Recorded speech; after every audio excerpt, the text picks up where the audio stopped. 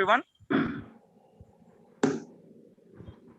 Yes, sir. Dignitaries, I'm asking to you, can we allow the participants in the room? Yes, yes. Yes, sir. Thank you, ma'am. Priya? Thank you. Yes, sir, sure, sir, I will. Sir, as has our inaugural guest, has he come in, sir? Yes, he will join. He will join. Shall we start, sir? Shall we start? Because our dignitaries are waiting. Shall we make a beginning, sir? Yes, ma'am. We'll start, ma'am. Okay, okay. Okay. Sir, can I admit all? Yes, Priya, please. Sure. Walter? Yes, ma'am. Yes, Walter. Am I audible, ma'am? Yes, you're audible. Knowledge of language is the doorway to wisdom. Every language learned is a new life lived and is a path to a new vision, a reflection of character and growth. A very good morning to one and all present here. On behalf of the Department of English and Other Foreign Languages, SRM Institute of Science and Technology, Ramapuram Campus, Chennai, and Bodhi International Journal of Research in Humanities, Arts and Sciences, it gives me immense pleasure to extend a very warm welcome to all the esteemed dignitaries, respected delegates, faculty members, researchers, students, colleagues and friends for the inauguration of the two-day Bodhi International Online Conference on Language, Literature and Linguistics.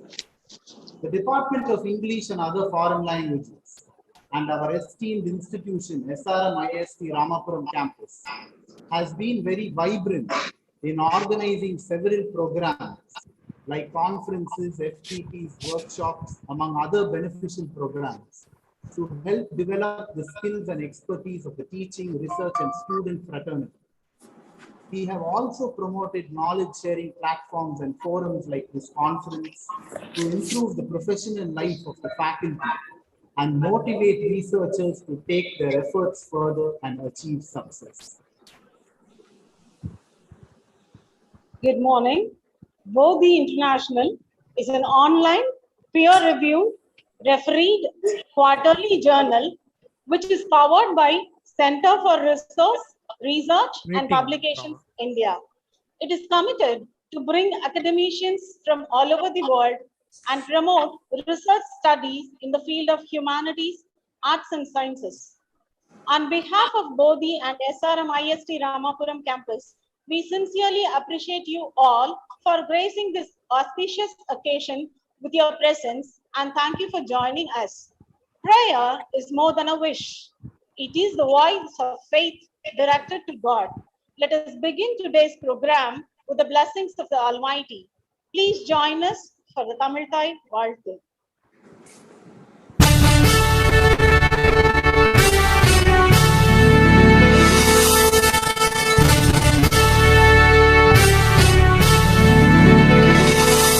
நீராறும் கடலுடுத்த நிலமடந்தை கெழிலொழுகும்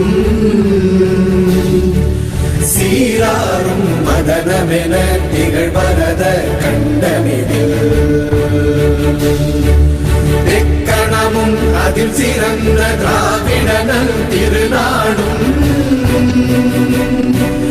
தக்க சிறு பிறை நுதலும் தரித்தனரும் திலகமுமே அத்திலக வாசனை போல் அனைத்துலகும் இன்பமுற எத்திசையும் புகழ் மணக்க இருந்த பெரும் தமிழனங்கே தமிழனங்கே உன் சீரிழமை திறம்பியந்து செய்ய மறந்து வாழ்த்துதுமே வாழ்த்துதுமே வாழ்த்துதுமே.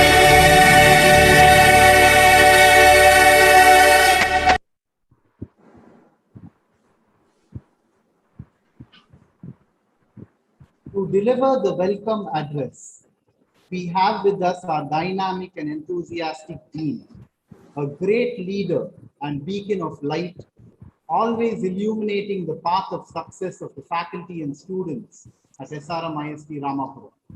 May I now invite and request our respected Dean, Faculty of Engineering and Technology, SRM ISC Ramapuram campus, to deliver the welcome address to the gathering.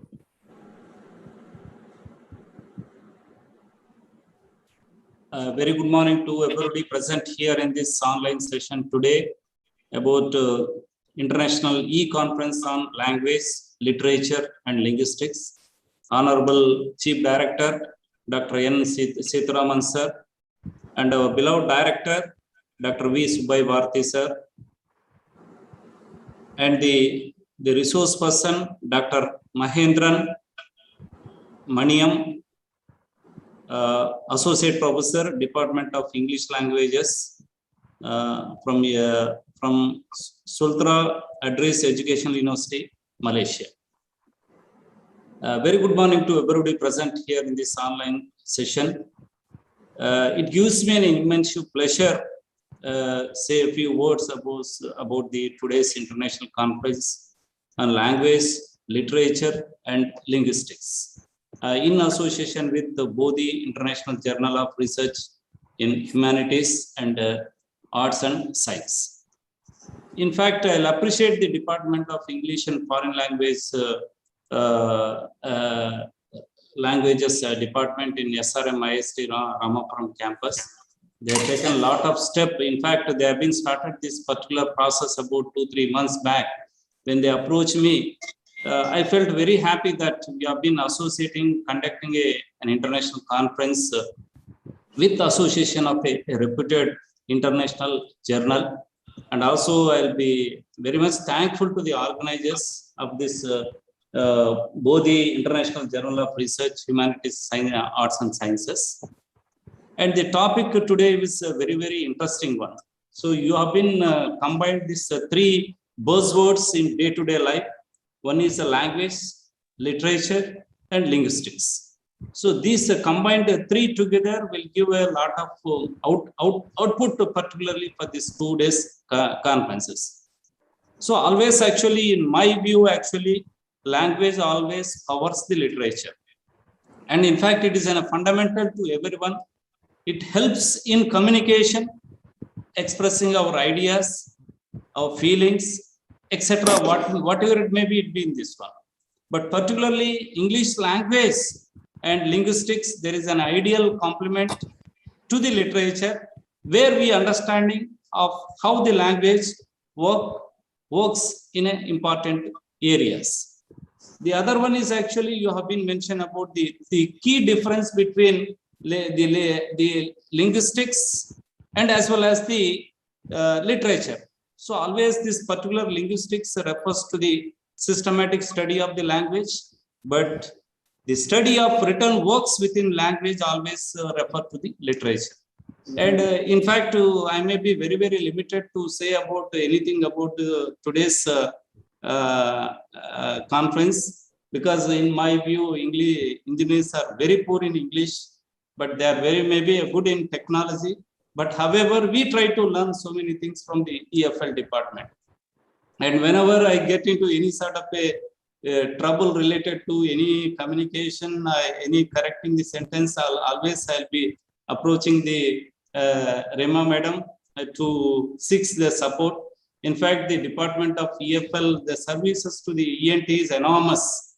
See, we never say that English is a very, very important. So without the English, without the communication, we cannot go there. Today, we are able to get so much of placements, the training, everywhere. Even then, the engineers may be good in technical, but they're supposed to deliver their content. They require some language. Language require communication. It includes, their body approach, their communication, the delivery, the fairness, everything they used to learn through only a communication, that too particularly English language. So their services not only to take an academics, and also they try to give a lot of, the exposures to the students. Those are actually going for a placement, because placement is of most important. See, when we join a student to an engineering institution, finally it is our responsibility to get it some employment. Employment requires communication. So in that context, I can give 100% marks to our EFL department for their services. And also I'm appreciating the department for being organizing.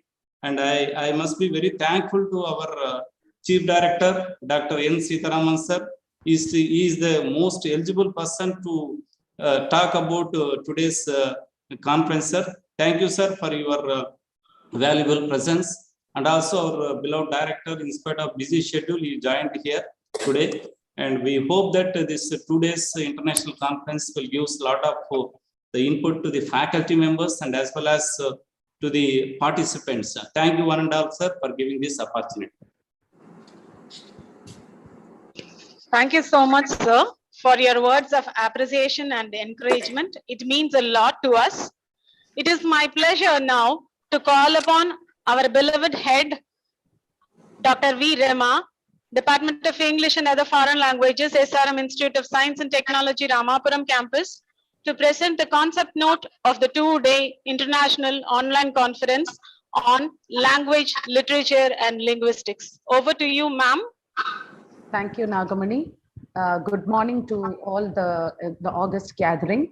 The distinguished chief guest of the conference, Dr. Mahindran Manim, Department of English Language, Sultan Idris Education University, Malaysia. Most respected Chief Director, sir. Respected Director, sir.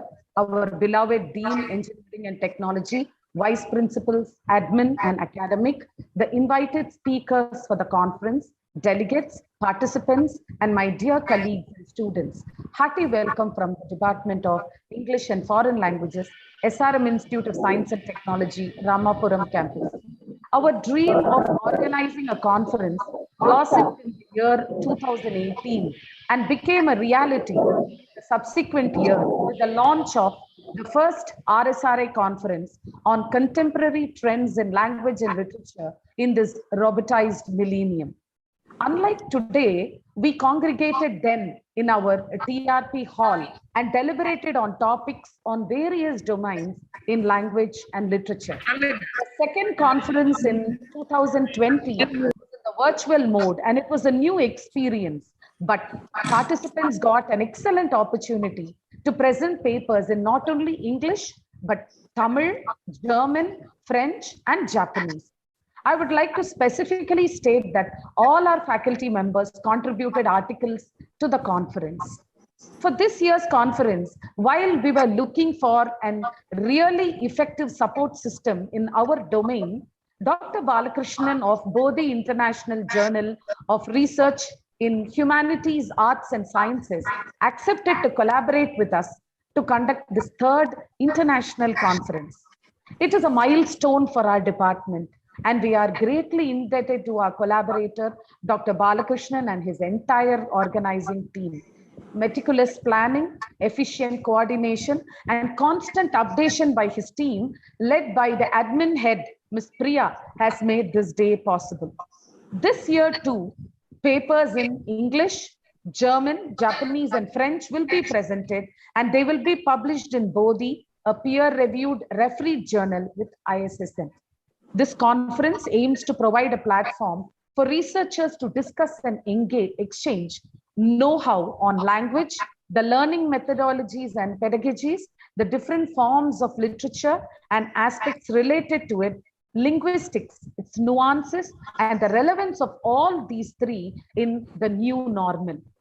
Collaborative efforts have yielded good results, and I'm happy to say that we have on board 122 papers in all the languages. We acknowledge the enthusiasm.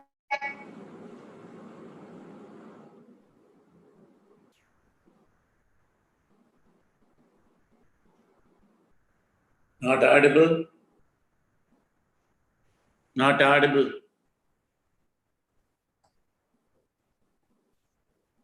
I think some connectivity problem, I think, sir. Hello.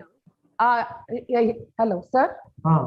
It has undoubtedly been the result of team effort and strong support from our magnanimous management and the esteemed heads of our institution that we have made it to this day. Thank you so much, sirs, for all your constant support and encouragement. I place on record my sincere thanks to every single person who made it possible. We look forward to a very healthy and insightful interaction. I thank you all. Thank you so much, Rama ma'am, for your motivating words. A ray of light is a ray of hope. As a mark of our tradition to invoke the Almighty, we start the inauguration today with the lighting of the Kuthavilakku. May the lamp be lit.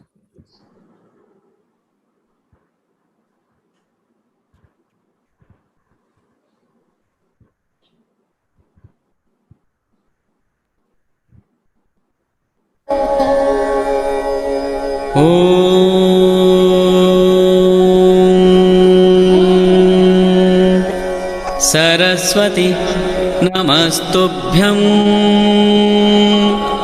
वरदे कामरूपिणि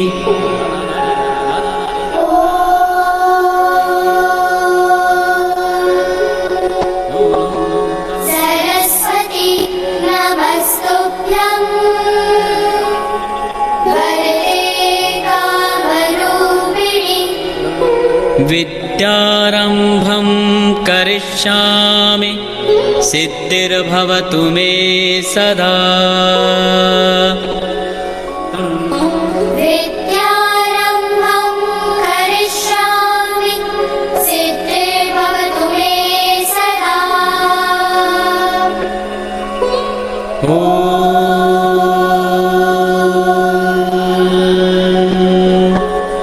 सरस्वती नमस्तुभ्यं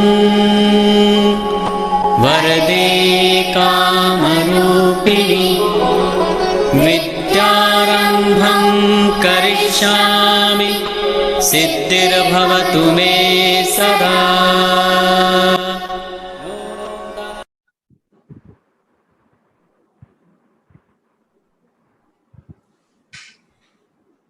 I'm extremely glad to invite our revered Vice Principal Academics, SRM IST Ramapuram, to present his felicitations. Over to you, sir.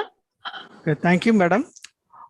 Respected Chief Director, Dr. Setharaman sir, our beloved Director, Dr. Subaya Bharati sir, distinguished Chief Guest of this inaugural program, Dr. Magendran Maniam from Malaysia, respected HODs and participants who have shown interest on various parts of the country for this international conference, and our respected Dean, and very good morning to one and all. Indeed, it gives me immense pleasure to be a part of this e-conference being organized by our English and Foreign Language Department, other Foreign Language Department, along with Bodhi International Journal of Research and Humanities, which is a reputed journal. It is very glad to know that jointly an e-conference is being organized today on 3 L's, that is language, literature, and linguistics. Every one of them, even though they are interrelated to each other, have a greater significance in effective communication, carrying out the history, all these things, especially research also. So I strongly believe that, happy to note that around 122 papers is going to be presented in this 2 days conference by the researchers across the country. It's a great thing. I appreciate the department for the efforts taken along with the Bodhi International in organizing this function in this e-conference. Once again, I wish this 2 days conference a grand success, and I thank the organizers given me an opportunity to felicitate this program once again, and thank you, madam. Thank you one and all. Thank you, sir, for your words of encouragement and your felicitations. To deliver the presidential address, we have with us an esteemed person of great repute and experience. A person who, despite his greatness, is a person of humility, a stalwart in the field of English language and literature, former registrar, SRM Institute of Science and Technology, and now currently Chief Director, SRM IST Ramapuram. I most respectfully welcome and invite our Chief Director, sir, to deliver the presidential address.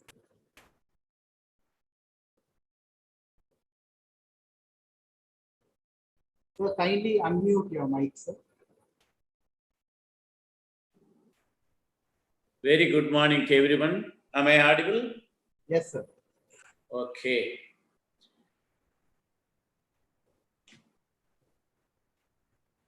Distinguished guest, Dr. Mahendram Manim, Professor Sultan Idris, Education University, Malaysia, my beloved Director, Dr. Subhaya Bodhi, Dean, Dr. Murali Krishna, Head of the Department of English and Foreign Language, Dr. Emma,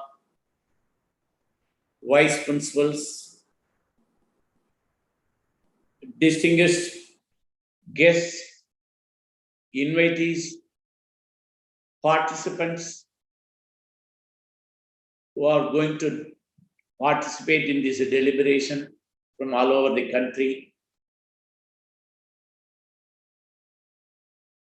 and others.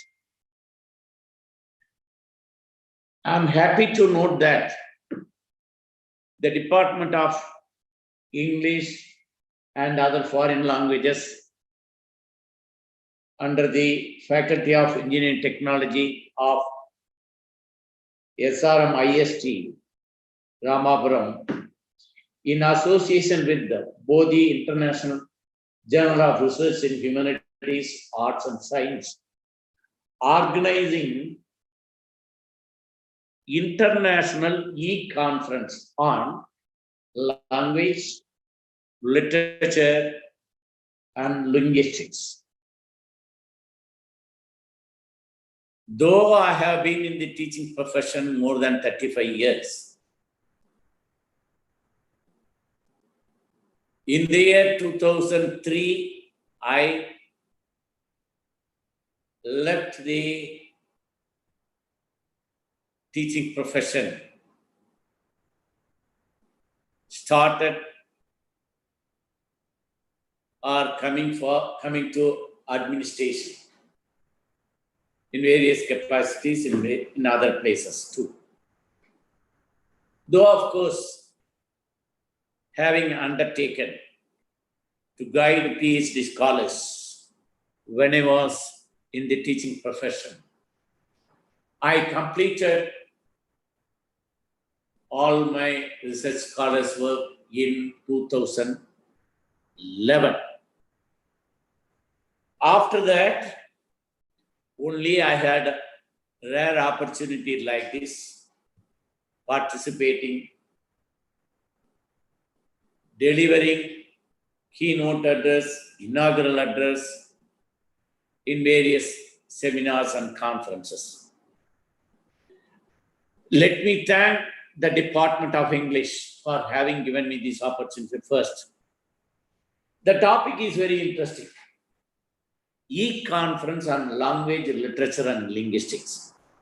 We all know that there was a debate whether there is an effective alternative to the traditional chalk and board method and the direct teaching of a teacher. There was a discussion, there was a debate, heated argument. Where there is a will, there is a way. This time, though we don't welcome this pandemic situation, but the reality is, this pandemic compulsorily made us explore various avenues. The changing scenario made us compulsorily to find out the ways and means to this traditional method. The changing scenario requires change in methodology of teaching and learning. Digital learning or e-learning has come as an effective alternative, nobody can deny that, offering uninterrupted journey of learning the very nature of this conference stands testimony to that. The fact that we are all meeting virtually, we are all discussing virtually, more than 100 participants from all over the country, they are going to make their presentation. Really, technology-based teaching is helping us to meet the challenges of imparting effective language teaching of English. But there exists a dichotomy between the teaching of language and literature, between the teaching of language and literature. The diversion between the two as disconnected pedagogies practice should disappear and make it an integrated approach. When I mean that, dichotomy, divergence, faculty who are in the arts and science college, they will claim that I teach literature. Faculty working in engineering technology, in Polytech or engineering college, we teach language skills. But we forget that both are going to reach, or both have the same purpose, same objective, same goal, communication. Whatever you have, whatever knowledge you have, even Dean also in his address talked about how the English language helps our students to get a placement. But that is not the only one. You should know the technology also. It will facilitate. So, whether you are a language teacher or literature teacher, communication is very important. So, we should forget this divergence and we should find out an alternative. We should have an integrated approach, language and literature. See, while teaching English literature, even now I could recollect in those days, Othello, Shakespeare plays Othello. Othello says, put out the light and then put out the light.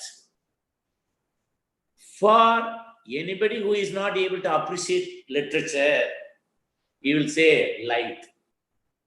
Yes, it's light. But what is the significance? He doubts about her fidelity. He is going to kill Desdemona. Put out the light, candle, and then put out the light, put an end to her life. See, connotative, denotative, suggestive meanings are there. We can enjoy. Even in Tamil literature also you can see. There are many, speakers. They speak on hours together on this. But that is not the be-all and end-all of everything in engineering colleges, where students need a language which will help them to communicate.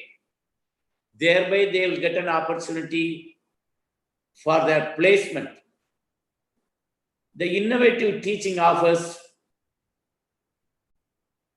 variety and flexibility, but it should be tailored to suit the different needs of our students. Anywhere, anytime, according to our convenience, we can use it. Anywhere, whether it is arts college or science college or engineering, we can use it. It can be recorded. It can be shared. The technology helps us. It can be shared. It can be used in so many ways. It can be used for future reference. It offers paperless learning, provides opportunity for independent learning, even without the without the presence of teacher, students can learn. That is the situation. It saves time. It saves money. It becomes cost effective. No need to come and stay in the hostel.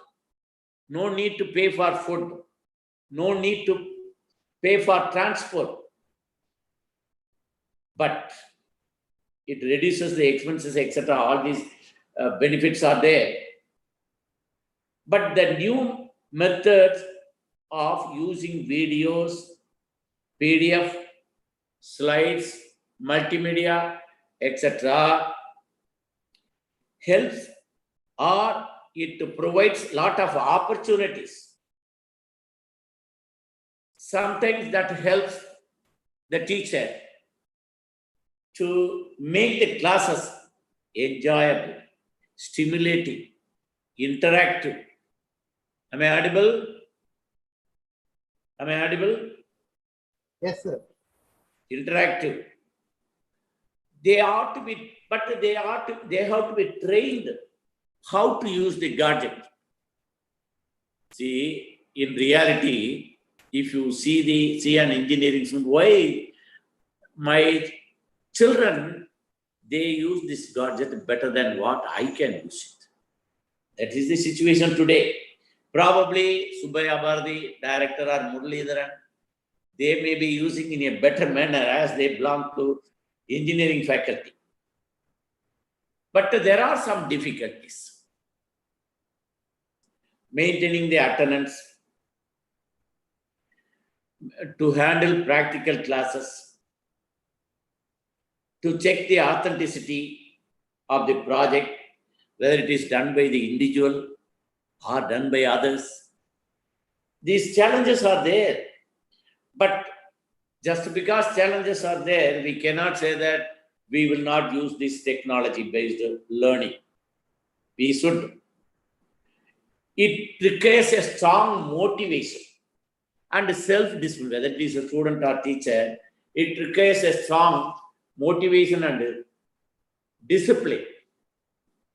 The impersonal learning creates another problem. It creates a sense of isolation. Particularly, now I am seeing my faculty, they are teaching the students 4 hours, 5 hours. They have to sit there, but not with the others, not with his classmates. They are sitting alone in an isolation mood. It may also lead to some health hazards also. But that does not mean that we should give up this system, this technology-based learning. We should develop, and we should help the students in such a manner that should improve their vocabulary, learn to use different apps. At the same time, not to get themselves trapped into using abbreviations and different emoticons. You might see now students are using, instead of YOU, you come to my place, they use you. A day will come, people will accept, but you can use it while sending message, while sending WhatsApp message or message. But when you write an article to a journal, or when you want to communicate to the government agency or any other organization, you cannot mess it up. Sometimes even you might have seen IELLC. It is used, but it cannot be. See, technology has helped us to improve. It's there, but at the same time, we cannot use it in all places. So our technology based should find out ways and means. So language, literature, linguistic, inseparable. It is complement to each other. I'm happy that you have organized this wonderful program. This digital e-learning helps us to meet all of you. Though he is in Malaysia, Professor, man is in Malaysia, we are able to meet as if he is sitting nearby. So I am happy that the department is organizing. You should organize many more such a program, give a lot of scope for students also to participate in this event. I thank the Department of English and Foreign Language for having given me this opportunity to share my views. Thank you. Thank you so much, sir, for gracing the day with your valuable presence and giving words of motivation and nostalgia out of your enriching and passionate experience. It shows your wisdom and keen observation. Thank you once again, sir. I take immense pleasure in inviting a man of concern and compassion, a person who has the capacity to turn wisdom into reality. I wholeheartedly welcome our Honorable and Dynamic Director, SRM IST Ramapuram Campus, to deliver the special address. Over to you, sir. Thank you, ma'am. Honorable Chief Director, respected guest, Professor Mahendran, HOD of EFL Department, faculty members, participants. Good morning to all of you. At the outset, I place on record my sincere appreciation to Department of EFL for this e-conference. 1 minute.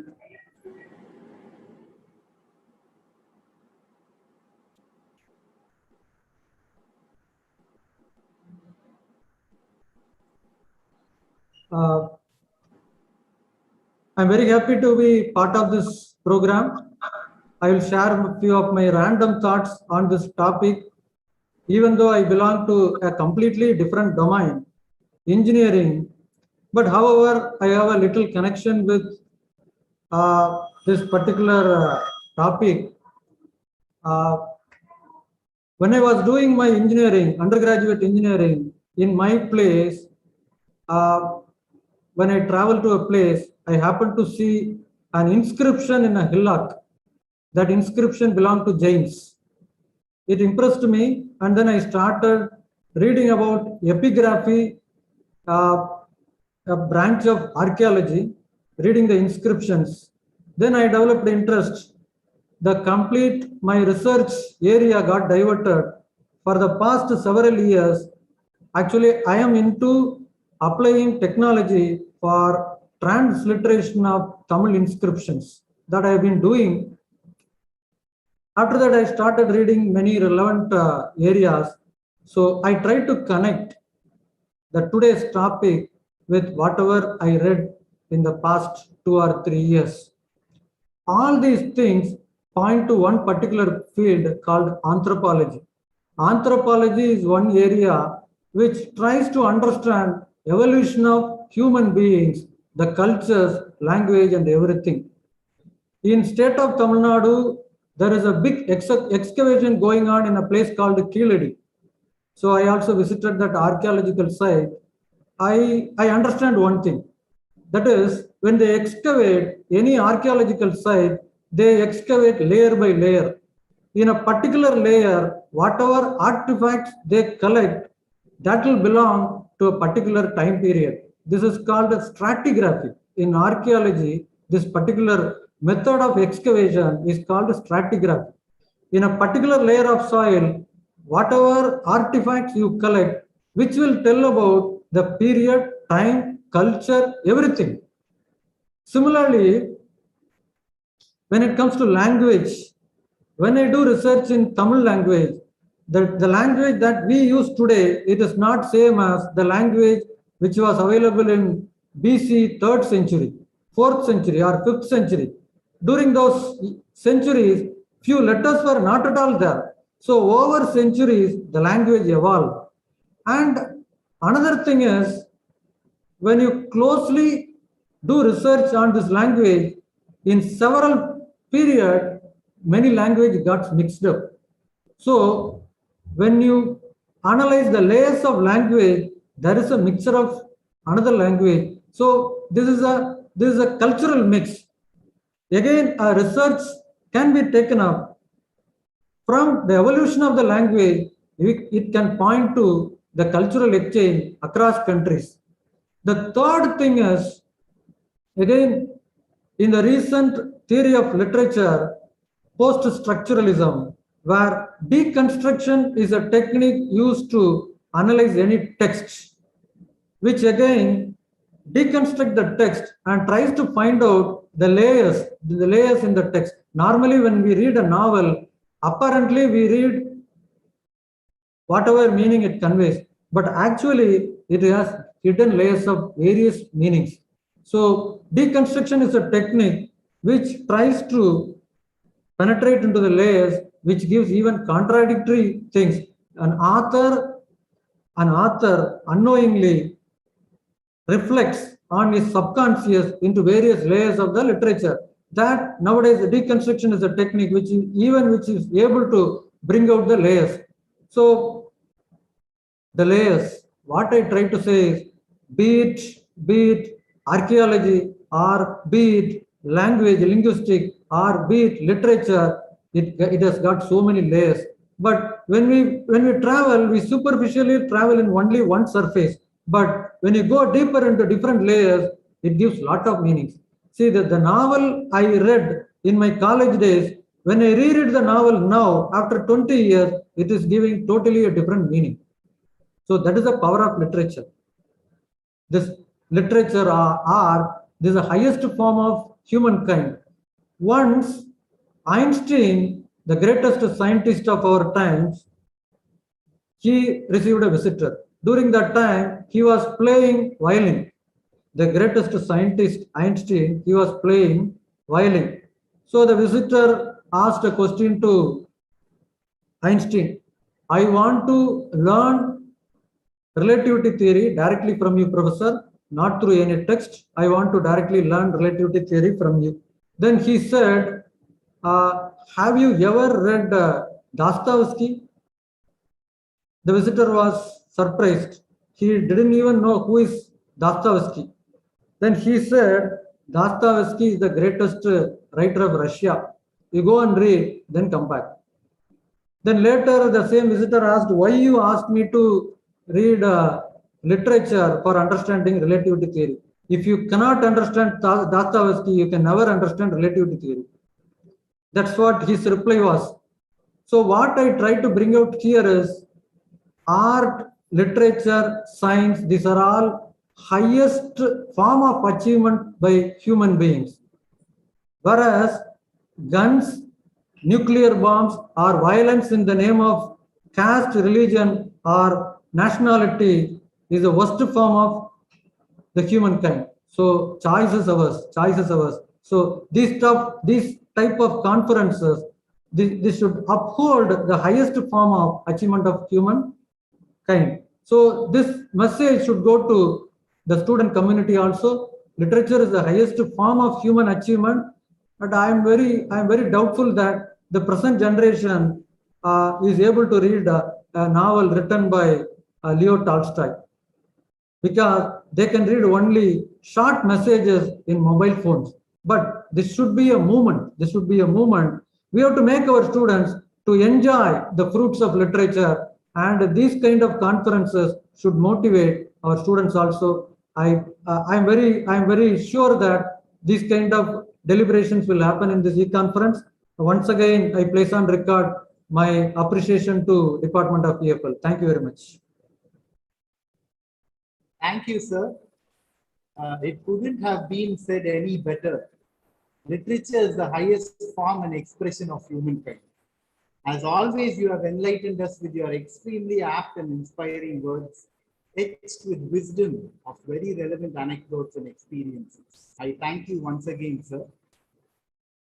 To deliver the inaugural address, we have with us an experienced and distinguished person in the field, Dr. Mahendran Mani, Associate Professor, Department of English, Faculty of Languages and Communication, Sultan Idris Education University, Malaysia. At this juncture, I welcome my colleague Dr. K. Nagamani to introduce our guest of honor to the virtual gathering. Over to you, ma'am. Thank you, Walter. It is my pride and privilege to introduce the chief guest of today's session, Dr. Mahendran, who has been magnanimous enough to join for this day. Professor Mahendran got his diploma in teaching from Penang Teachers Training College, Malaysia. He did his doctoral degree in International Islamic University in 2009. Presently working as Associate Professor in Sultan Idris Education University, his research interests include applied linguistics, second language acquisition. His profile that runs to many pages speaks of volumes of his versatility and his accolades in the field of teaching. Mentoring PG and PhD candidates, he is a member in MELTA, Malaysian English Language Teaching Association. He is also playing the role of a reviewer in many journals. He has actively participated in international conferences and has published papers, and he has to his credit a book entitled Advancing in English. He has shown his expertise in consultancy, funded projects, and whatnot. He has been a member in advisory boards of education. It is indeed an honor to have such an academic stalwart in our midst today. I humbly request him to deliver the inaugural address and keynote speech. Over to you, sir. Thank you, Madam Nagamani. Can you hear me? Am I audible? Yes, sir. Yes, sir, you're audible. Clear? Yes, sir. Okay, before I share my slides, just few introduction about me. First of all, I would like to introduce my university. It's University Pendidikan Sultan Idris. That means Sultan Idris Education University, the #1 education university in Malaysia. It's a big university, one of the oldest university, and I belong to the Faculty of Languages and Communication as an associate professor. I've been in the industry for more than 35 years. I think I am in the same boat with Dr. Rahman just now.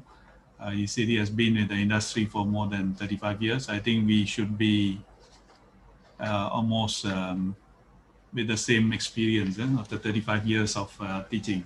So I developed myself from a school teacher, then I did my master's and PhD and diploma and so on. So until where I am today, okay? So again, it's a very good morning it's already afternoon here in Malaysia. It's almost like 1:30, and I think it's still morning in India. So very good morning to, my apologies, I don't remember all the names, to the MC, Dr. Walter, I see his name there, to all the directors, deans, HODs, paper presenters, and a special thanks to Dr. Bala from Bodhi International. My link with Tamil Nadu universities started with Dr. Bala. Okay, so that was about, I think, 5 years ago. So I'm currently a visiting professor in Bharat University, the English department. The Pro Vice Chancellor, Dr. Suresh, is a good friend of mine. He was in Malaysia for many years before he got his job there. So, I'm also PhD examiner for many universities in Tamil Nadu. I've lost track of the names. I think more than 10 universities. The last one I did was last week with Bharatiyar University. Okay, so if there are students or paper presenters from there, I'm one of your examiners, especially for PhD thesis.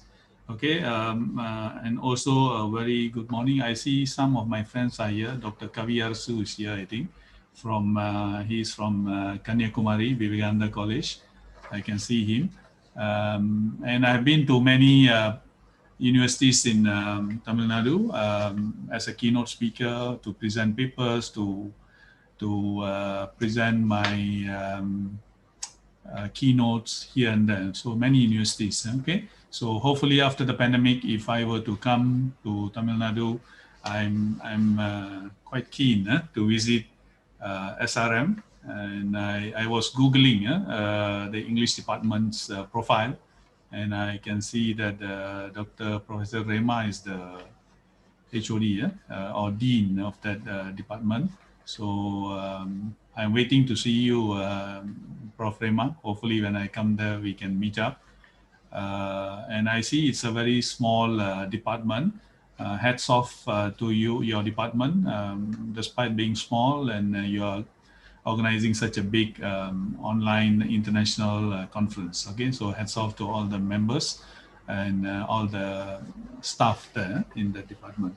Okay, so what I'm going to share today is more or less my experience, 35 years in, I'm not a literature guy. I'm more into ELT, English language teaching, but I also do check on literature thesis from India. And I wonder why, maybe Dr. Rema can answer me later. Many PhD scholars are more interested in doing literature thesis, research. Not many are interested in doing ELT. I do not know for what reason. Only, I think out of the 10 or 20 PhD thesis that I've evaluated, only 2 or 3 are related to ELT. Otherwise, everything is about literature. Okay, so I think literature is more popular than language teaching. But therefore, today I'm going to present something about what is trending in ELT. Okay, so because that's the subject I teach for postgraduates in my university. And recently, last year, I also released a book on, with the help of Dr. Bala, on what current issues in English language teaching. Okay, all right. I think I shall start to share my slides.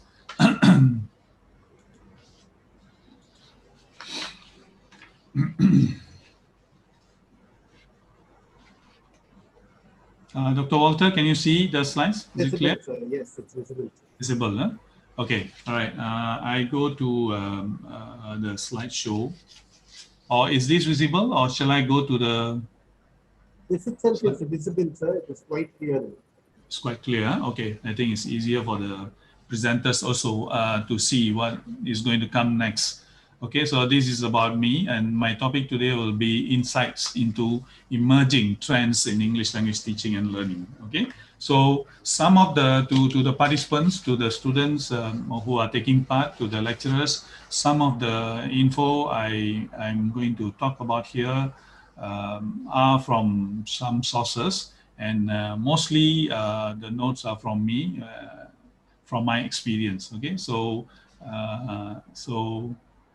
it is what I'm going to give you is 35 years of experience teaching English, being an English language teacher, then becoming a lecturer, and then until what I am today as an associate professor. Okay, so I'm going to talk about, today's talk is going to be what ELT is all about from the learner's perspective, and then from the instructor's perspective, and some issues on global issues on how ELT is being taught during this pandemic, pre and post pandemic.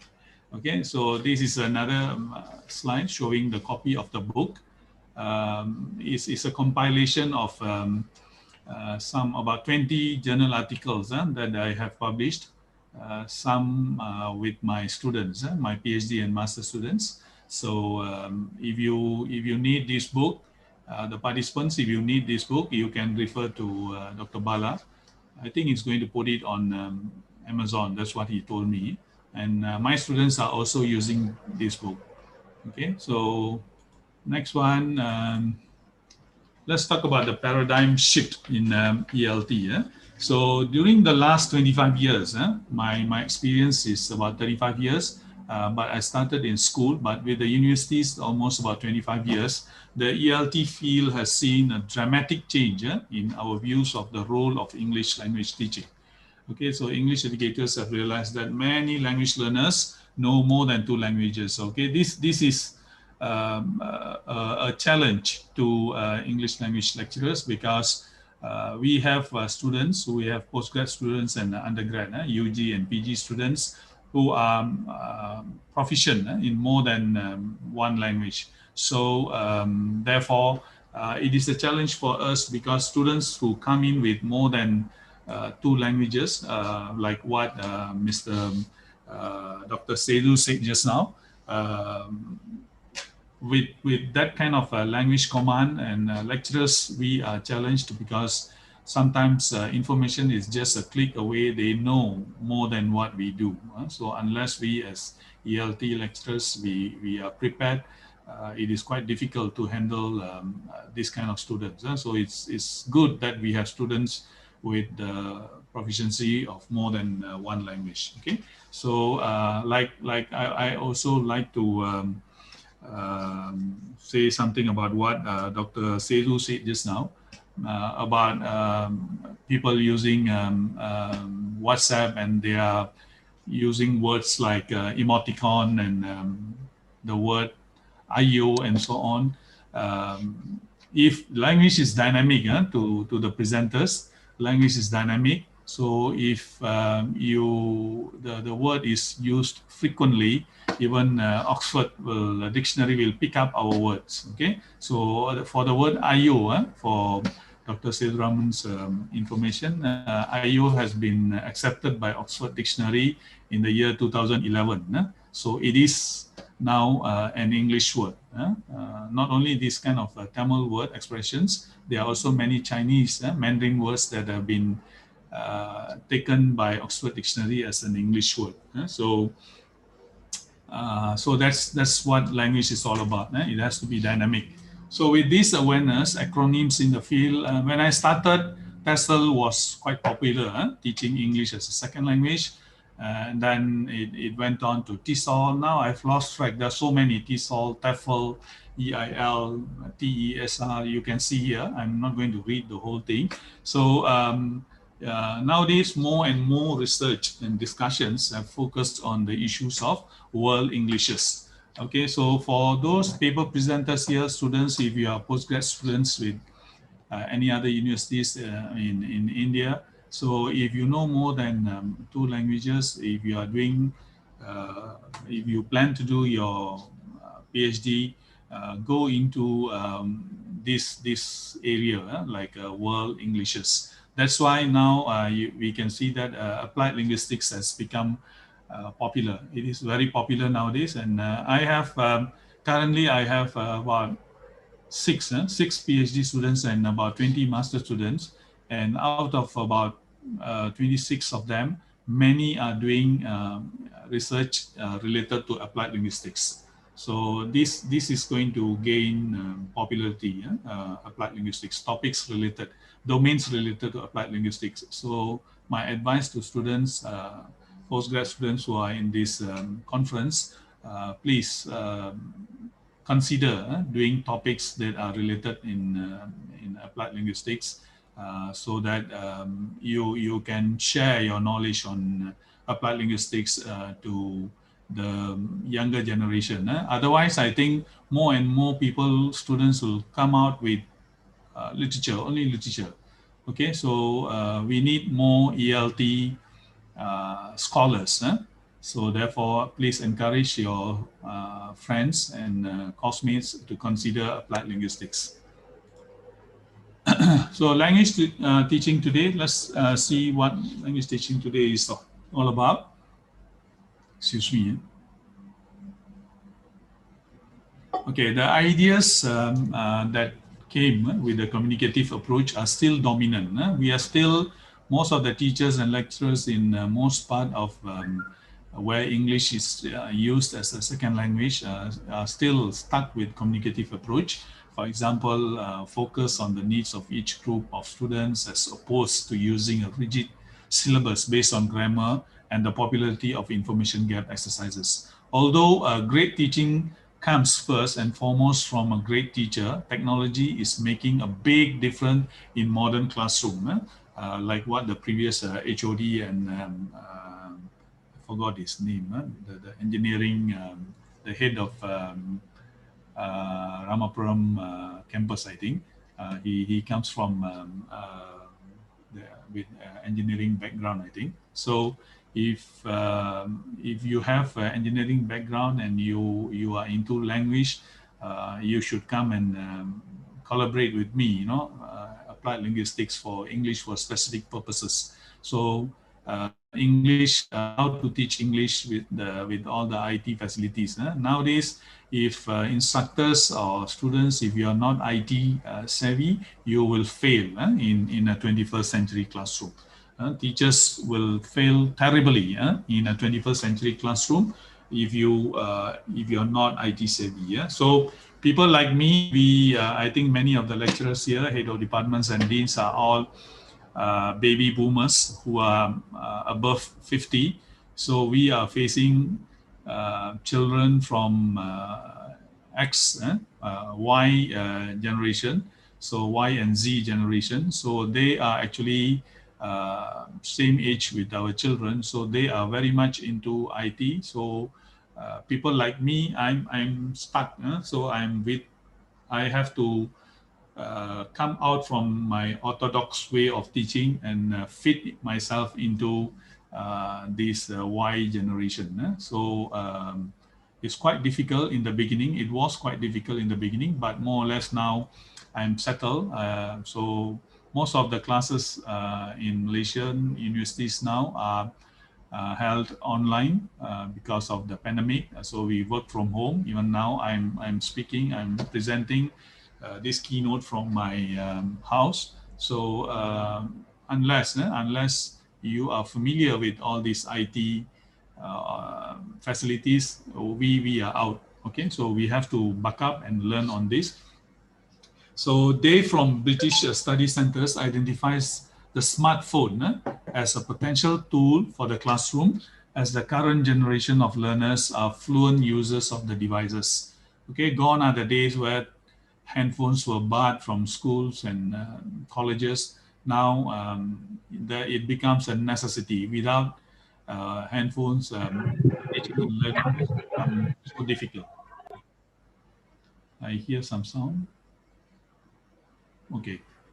All right. So apps like Memrise and Anki make the hard work of memorization into a game and can be an excellent additions to traditional classroom study. Okay. So those students and presenters, if you want to know more about Memrise and Anki, you can Google.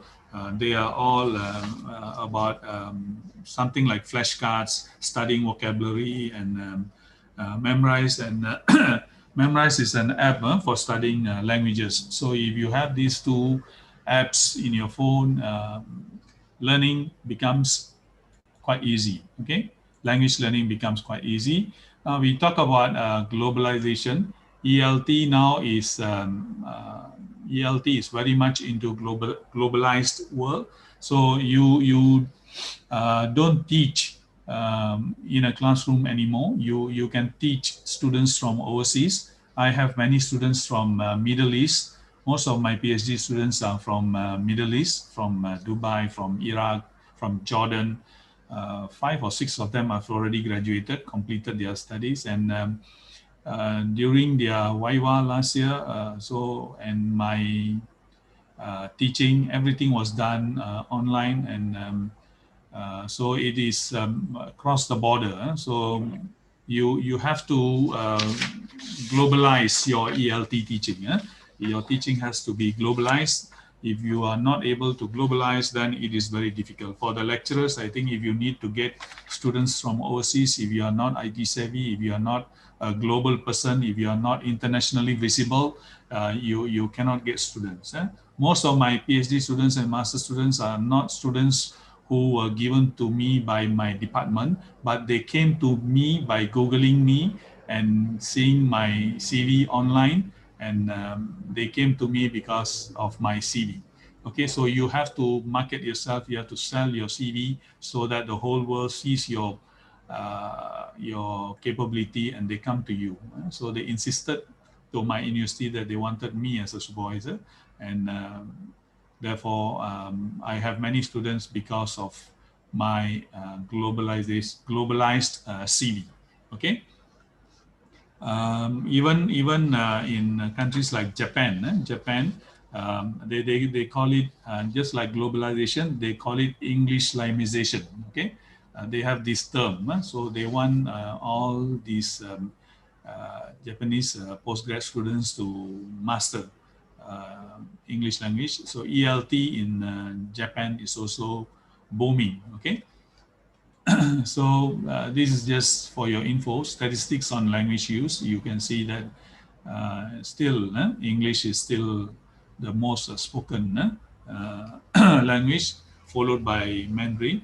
I would say that Mandarin is not that popular. This number is quite big because of the number of the big population in China. Because the population is big, when you include other countries like Taiwan, Hong Kong, Singapore, so the number becomes big. It's not that the language is that popular, but it is because the number of people who are using it in a certain country is quite big, especially in China. Okay, so another issue in ELT is we are going to talk about augmented reality. Okay, so knowledge retention improves drastically when learning involves audio, video, and visuals, which is lacking in traditional lectures.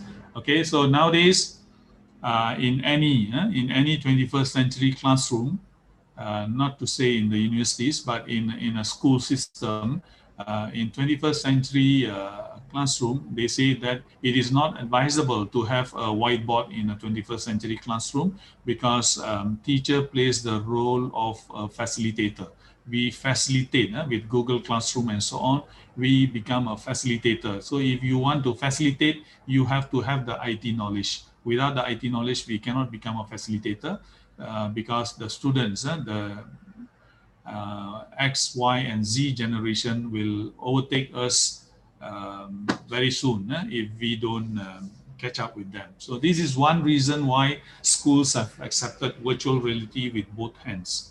Okay, in fact, in my university, even before the pandemic, the ruling for postgrad students, like especially the master students, they prefer us to conduct the classes, they call it blended learning. Blended learning means like 50% face-to-face lecture and another 50% is online. So we have a beautiful platform where we can post our slides, we can post our notes, and students can post their comments, and we have forums. That platform creates everything for us to work with the classroom. So virtually, the students are with you, and it is easy to, like what the HODs said earlier in this conference. Okay, so in fact, virtual reality is not only about seeing something, but about experiencing the subject, which helps students to learn with better understanding.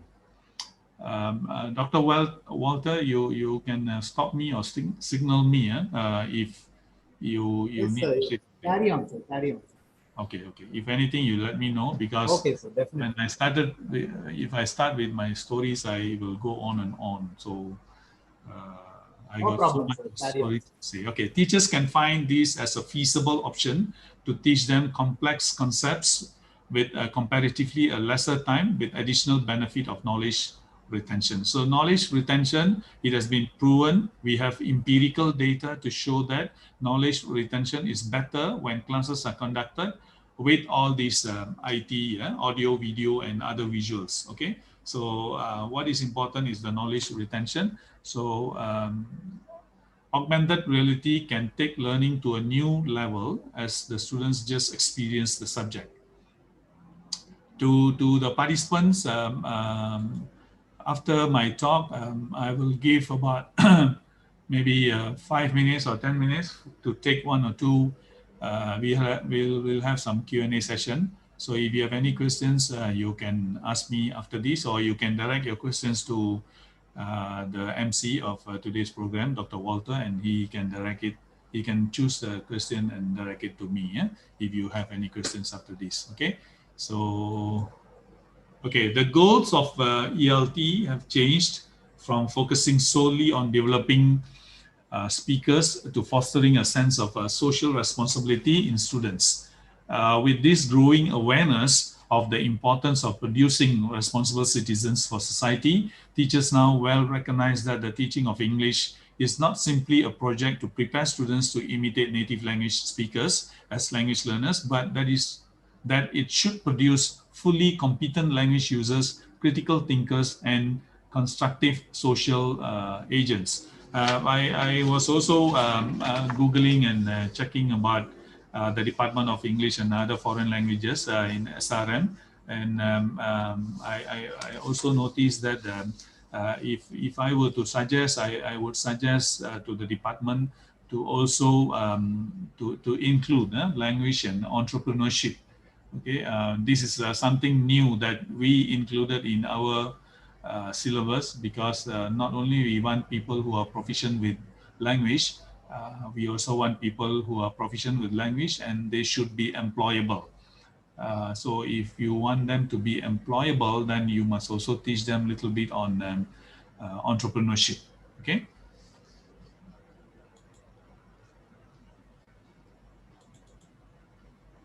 Okay, content and language integrated learning. Okay, CLIL. Okay, CLIL is an approach where the English teacher uses cross-curricular content, and so the student learn both the content and English. Okay, CLIL is an innovative methodological approach that aims to foster the integrated learning of languages and other curricular contents. Besides, it has been proved that CLIL benefits and bolsters learners' foreign language skills. For example, to the participants of this conference, I would like to say that for me, just sharing my experience, I'm multilingual. I'm equally good in my national language, which is called the Malay language, Bahasa Melayu, and I'm also quite proficient with my mother tongue, which is Tamil. Okay, so my PhD thesis is all about, you can Google and check my papers. So I do a lot of research on mother tongue interference. So in L1 interference in L2. So if you have that content and language knowledge, you can actually integrate. So if you are multilingual, like how I said in the beginning, this can become your PhD thesis, okay, on how mother tongue interferes and how mother tongue, whether you can talk about the pronunciation, you can talk about many things if you know more than 2 languages. So that can become your PhD thesis, okay? Now, according to COIL, 2016, a well-planned CLIL lesson should combine the 4 C's of the curriculum. That will be content, communication, cognition, and culture. So you can see here that it is not just about language. It has to have all of these in order to produce a good, proficient student with good language proficiency. Okay. 1 minute.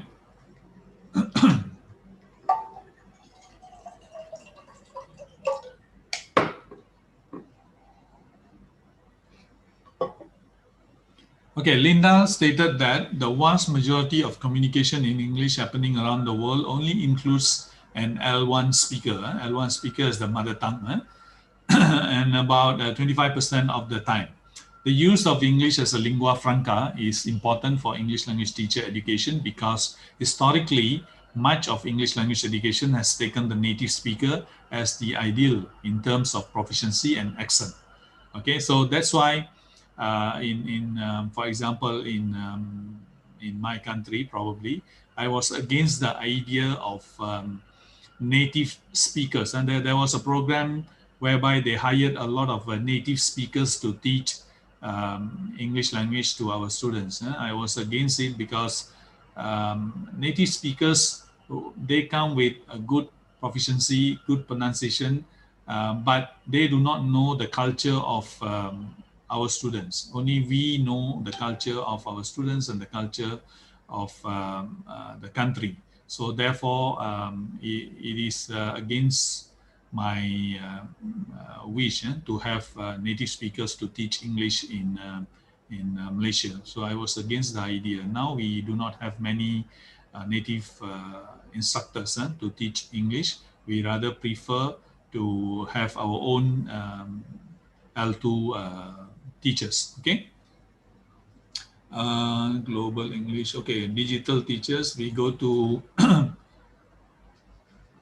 with the proliferation of tablets and smartphones, it is believed that textbooks will disappear in a few years. Okay. Furthermore, the access to knowledge in terms of flexibility and mobility has changed drastically. Okay. Burke in 2016 notes that when it comes to technological tools facilitating learning of grammar and language skills, the few very renowned and helpful ones are interactive whiteboard, classroom flipping, and classroom flipping. Many academic institutes have revolutionized using this approach. Okay, this is for instructors who are attached to the universities. Okay, for language learning tools, like I've already given, I will share the slides with the organizers. Maybe you can use these to see what are the tools that you can use, like a screencast, Lomatic, VoiceThread, Captivate, PowerPoint, Camtasia, and YouTube. With all these things, teaching has become so easy. Even Facebook and Instagram are used for teaching. Okay. Later, I will show you the article that was published by my student about teaching writing using Facebook as the highest number of citation for my Google Scholar citation reference. Okay. Let me go to global, in terms of global internet users. So as I've been stressing, ELT is all about being able to use internet nowadays. So you can see from 2012 to 2021, 2021, it has not ended, but it is already like so much higher. It will even go, the number of users in billions will even go bigger and bigger than this very soon, especially because of the pandemic. Okay, so what will be the next developments to come?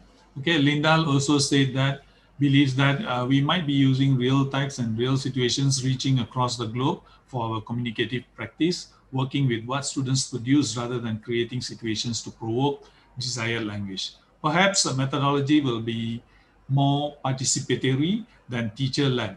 So participation of students is more important now. As I said earlier, teachers should only facilitate. Okay. These trends mark a move away from simple, certain, control and established ways of doing things towards complex, uncertain, less control and emergent ways of doing things. The trends, as Lindahl asserts, are towards an increasing valuing of participation in creation of knowledge, a greater voice for diversity. Okay, next one.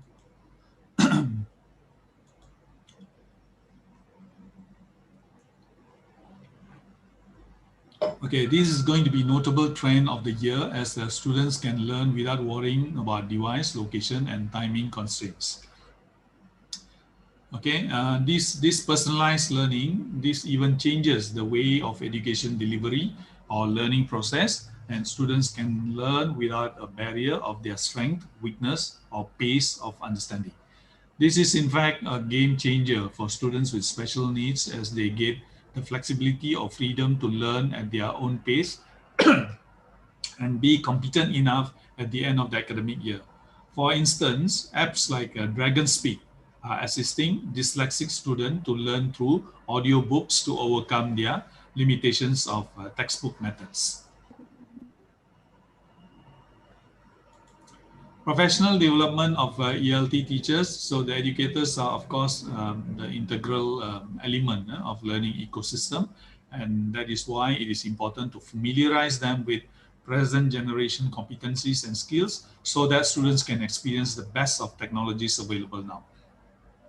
But ELT, language teacher's job is not to teach how to use internet. Okay, maybe the IT department will take care of that. We as ELT personnel we are more into showing them ways to get the content, okay, and to achieve the proficiency that is needed by the faculty.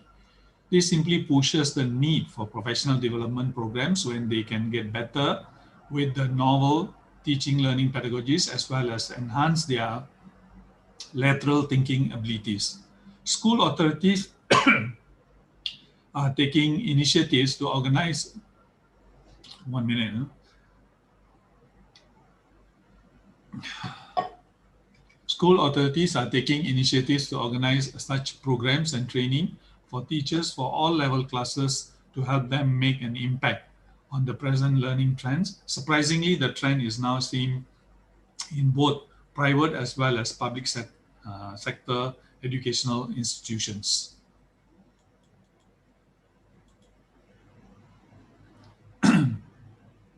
Now, what is also, this is also another ELT, and trending in ELT is bite-sized learning. That means short but highly focused content. You know, the Y generation, I call them a bunch of youngsters who are efficient but lazy. They want everything to be precise and concise. Okay, they want everything with a click of button. They want to learn everything. So this is the concept of Generation Y, the millennials. So we should be able to provide them with bite-sized learning to reduce the intensity and increase the effectiveness of learning. Okay, this trend is growing at a very fast pace. Internet of Things, I'm very sure with the widespread acceptance and influence. Sorry, I missed. Okay. This, in fact, is a much discussed area in the digital transformation trends in the field of education. Unlike just the energy efficiency, Internet of Things, like smartwatches, is putting forward options for teachers and school authorities to better organize the daily school activities. From my 35 years of teaching as a very orthodox kind of lecturer, to now we are coming into IT kind of teaching. One major issue will be on assessment. The integrity involved in assessment is the major problem. We find it quite difficult to assess students online because assessment is quite still. We find it quite difficult to fit into this online and blended teaching. And hopefully, sooner or later, we have better tools to assess our students. Otherwise, it is quite difficult to assess students who are in the school, but it's quite easy to assess students in the universities, especially postgrad students. Is quite easy because we give them open book assessment and so on. But when it comes to school level assessment, is a bit difficult because unless the students can prove some form of integrity, it's quite difficult to administer any kind of assessment. Okay, so teachers have to take note of this. Maybe very soon there will be an app where you can conduct online assessment with without any form of collaboration. I'm afraid that students might use some other gadgets like smartwatches and all these things to get the answers. So sometimes it's quite difficult to assess school students because they have all the tools to get the answers without our knowledge. Okay, this is what I was talking earlier. You can see that this is my Google citation. You can see that the highest number of cited paper is this paper, The Effectiveness of Facebook Group Discussion on Writing Performance, a study in a matriculation college. This was a paper done by my master student, and both of us published this paper. And among all the papers that I published, there are so many. This paper has the highest number of citation because many people are into research related to the use of all these platforms like Facebook and so on. Okay, so I copied this just to show to the students, participants of this conference, so that you can believe what I have to say. Okay, you can see that this topic has been cited more than 46 times. It is because of that Facebook. Okay. Okay, so the experts say what to include in ELT programs. When pursuing teaching education programs, different authors have suggested different types. Like D. Lela mentions that the different models articulate viewpoints on education, teaching, learning, and teacher training while describing the strategies and interactions that affect them.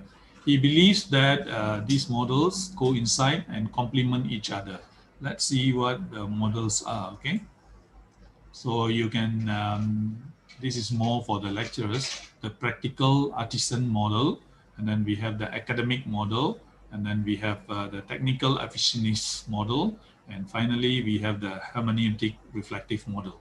So this is the latest models that have been suggested for ELT programs. Next one will be, okay. Now we come to the pre and post COVID ELT 21st century. Okay, with all these new trends, the role of today's teachers is also evolving, and our responsibilities have been increasing. In the 21st century classroom, teachers have multiple roles and responsibilities as facilitators of student learning and creators of a productive classroom environment in which students can develop the skills. More and more teachers are asked to use collaborative, content-based, project-based curriculum to help students develop higher order thinking skills, effective communication skills, and knowledge. ELT and online blended learning.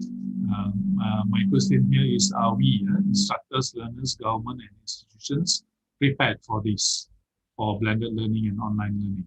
Okay, I also checked on one of the latest article published in one of the Indian journals. Some lecturers there, the researchers suggested that task-based activities, task-based activities is also lacking in they say lacking in India. So some lecturers and participants can take, if teachers are in this conference, you take note of that. Task-based activities are also quite useful nowadays. If you plan to do a research on that and see how you can implement that, it will be very useful. Okay. All right, I'm almost coming to an end. Another change noticed is that many teachers no longer teach in isolation. Teachers have the opportunities to co-teach, team teach, and collaborate with other teachers from other disciplines. It's more important than ever that teachers receive real institutional support, including funding and release time, to attend professional development activities and implement new ways of teaching and assessing learning. These are essential if we are to prepare our students to be effective users of English and responsible global citizens, and also prepare ourselves to be reflective practitioners and critical social agents in this world of globalized Englishes. Now, when it comes to assessment, this is what I was talking about just now. It's quite difficult to assess students when it comes to assessment. So if we are very much using online assessment, okay,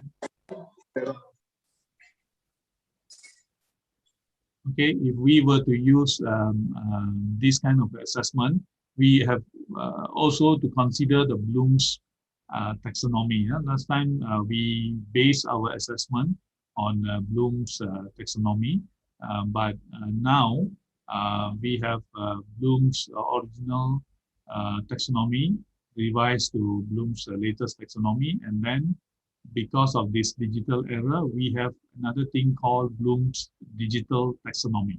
So please look into this if you are giving online assessment for ELT.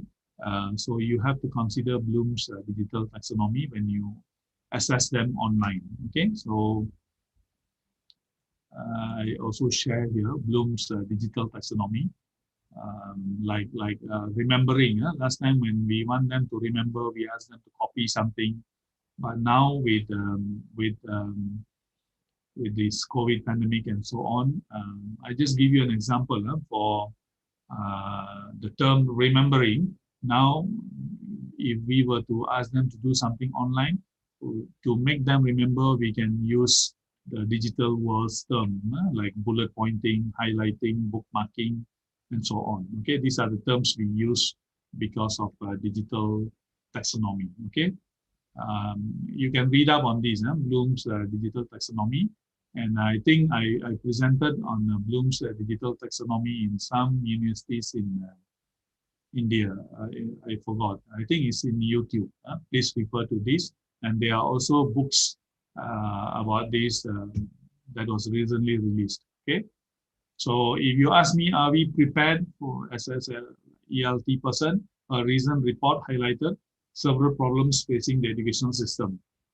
Especially now with the pandemic, has forced the immediate transfer of teaching to online modality without time to carry out authentic planning and modification. So because of the sudden change, we didn't expect this to happen, and most of the lecturers and teachers, ELT lecturers, are stuck because we are not prepared. So as I conclude today's talk, I see more online and blended learning, teaching and learning to be part of any 21st century language curriculum. Okay, so I end my presentation. As a mark of respect, I always put this photo towards the end of my presentation. She is a Prof. Susan Guest from Michigan State University, who's also my mentor. She is very much into applied linguistics and second language acquisition. So you can Google to see Prof. Susan Guest's article. She's a Professor Emeritus. Okay. If you have any questions or you need any form of collaborations, kindly drop me a mail. So stay safe. This is my email, or you can get in touch with me through Dr. Bala.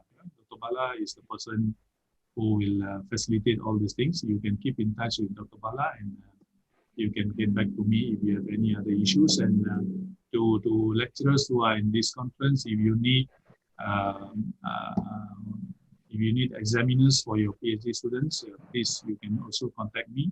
If you need any other form of collaboration, please contact Dr. Bala, and he will get in touch with me. Okay, so with that note, I would like to say thank you so much to the organizers, SRM, Ramapuram College, and to all the admin staff there. Thank you so much for the invite. Thank you, Dr. Bala, and thank you to all the participants. I wish you all the best. So in your presentation, if I have the time, definitely I will come in and join. I want to see what kind of topics you have in your presentation. I'm quite keen to see, because you have more than 120 papers, I said. I was told. So with that note, thank you so much. Dr. Walter, I think, are you open to Q&A? Thank you so much, sir, for your highly informative and insightful lecture presentation. We would be very happy to direct the feedback of the participants later to your email, sir, if you don't mind. Is there any questions that I need to answer? No, sir, not at the moment.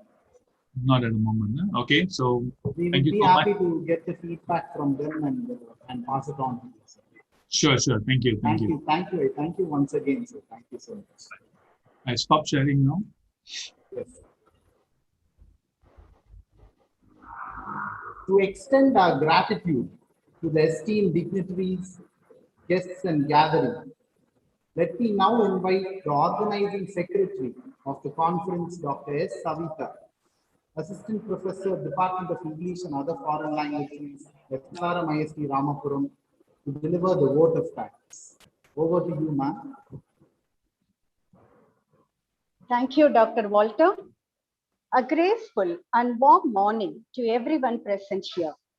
On behalf of the Department of English and Other Foreign Languages, SRM Institute of Science and Technology, Ramapuram campus, I take this opportunity to extend our most sincere thanks to all our guest invitees who have joined us from different destinations to extend their support and cooperation. The success of this conference depends on the efforts of many people. On behalf of our institute and the department, I would like to extend my generous gratitude to the Bodhi International Journal of Research in Humanities, Arts and Science for their enthusiasm and kind support, which have provided us a forum to come together with the exchange of knowledge. We profusely thank we can collect 500 more or 1,000 more for the institution. We profusely thank Dr. S. Balakrishnan, publisher and managing editor of Bodhi and joint convener of this international conference, and Ms. E.G. Priya, admin head of Bodhi, who worked tirelessly and coordinated with us in making this conference happen. We are extremely thankful to the Conference Advisory Committee, whose members have shared valuable insights that has helped shape the conference. I extend my hearty thanks to our Honorable Chairman, Sir, for his unstinting support, which helps the institution to uphold its vision and mission. The vibration of gratitude attracts more positive thoughts as we extend out thankfulness to our respected Chief Director for presiding over the inaugural function. Thank you so much, sir, for your noteworthy presidential address. I present my sincere thanks to our respected director for awakening in us the passion and desire to organize such conferences and enable us to engage meaningfully in all our endeavors. Your constant encouragement, blended with the incomparable motivation, always has a positive impact in every academic effort of the department. I sincerely thank you, sir, for presenting the special address. My sincere thanks to our respected Dean for his solid support and timely monitoring in every aspect as we move forward towards progress. It is your appreciation and word that enthuses us in all our efforts. Thanks to you, sir, for delivering the welcome address. I take this opportunity to extend my most sincere thanks to our Vice Principal Academic for his constant motivation and remarkable presence at all times. Thank you, sir, for your kind felicitation.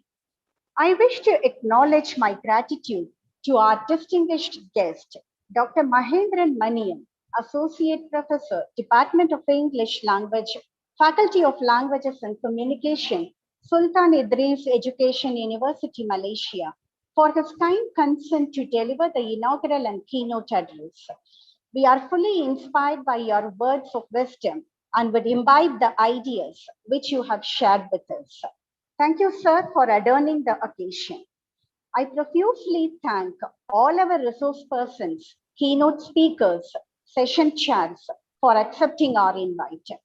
My sincere thanks and appreciations to Dr. V. Rama, Professor and Head of the Department and convener of this international conference, for her valuable suggestions, guidance, and moral support for the welfare of the department by all possible means. Sincere thanks to you, ma'am, for presenting the conference concept note. I am happy to express my sincere thanks to each and every one of my colleagues in the department for the contribution and enormous cooperation in organizing this conference. I must express a proficient sense of gratefulness to our joint organizing secretary, Dr. Kaviarasu, Assistant Professor of English from Vivekananda College, Kanyakumari, for the involvement shown and the willingness expressed to take on the completion of tasks beyond his comfort zone. This gathering brings together more than 100 participants from different countries, representing the areas of English, French, German, and Japanese languages, literature, and linguistics. As we bring on all of you together, we cannot even imagine the knowledge and the ideas that will be generated and the camaraderie that will be formed. Our hope is that this conference will not only break new ground in terms of content, but will also be witness to meaningful exchange knowledge. With profound love and reverence, I take this opportunity to extend my most sincere thanks to all the respected delegates for taking their valuable time out and ensuring their presence here. We believe that we got to learn a lot from this conference. Words would fall short to describe how much knowledge we could derive from this conference, and of course, the important networks we could create. I once again thank everyone for their sincere contribution. Thank you. Thank you so much, ma'am. Dr. Balakrishnan.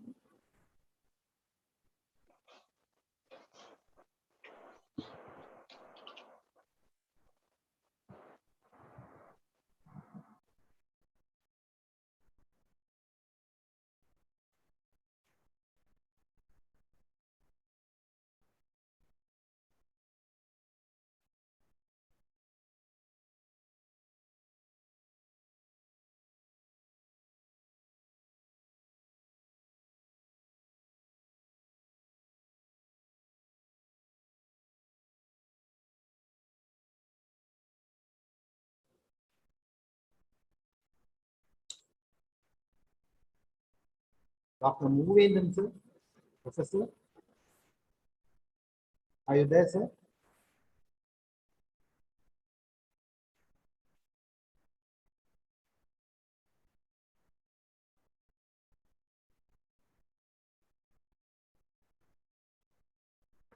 Walter, you continue, Walter. Okay, ma'am. We can move on to the sessions. Thank you, ma'am.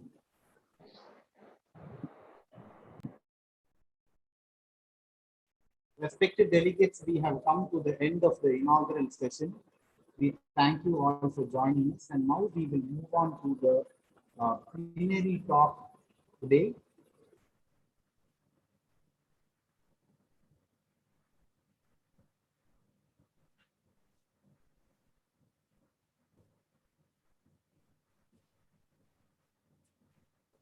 It is an honor and privilege for me to welcome and invite our chairperson for the plenary talk, Dr. N. Moovendran, currently head of the Department of English, Ayanadar Janaki Ammal College, Sivakasi, Tamil Nadu.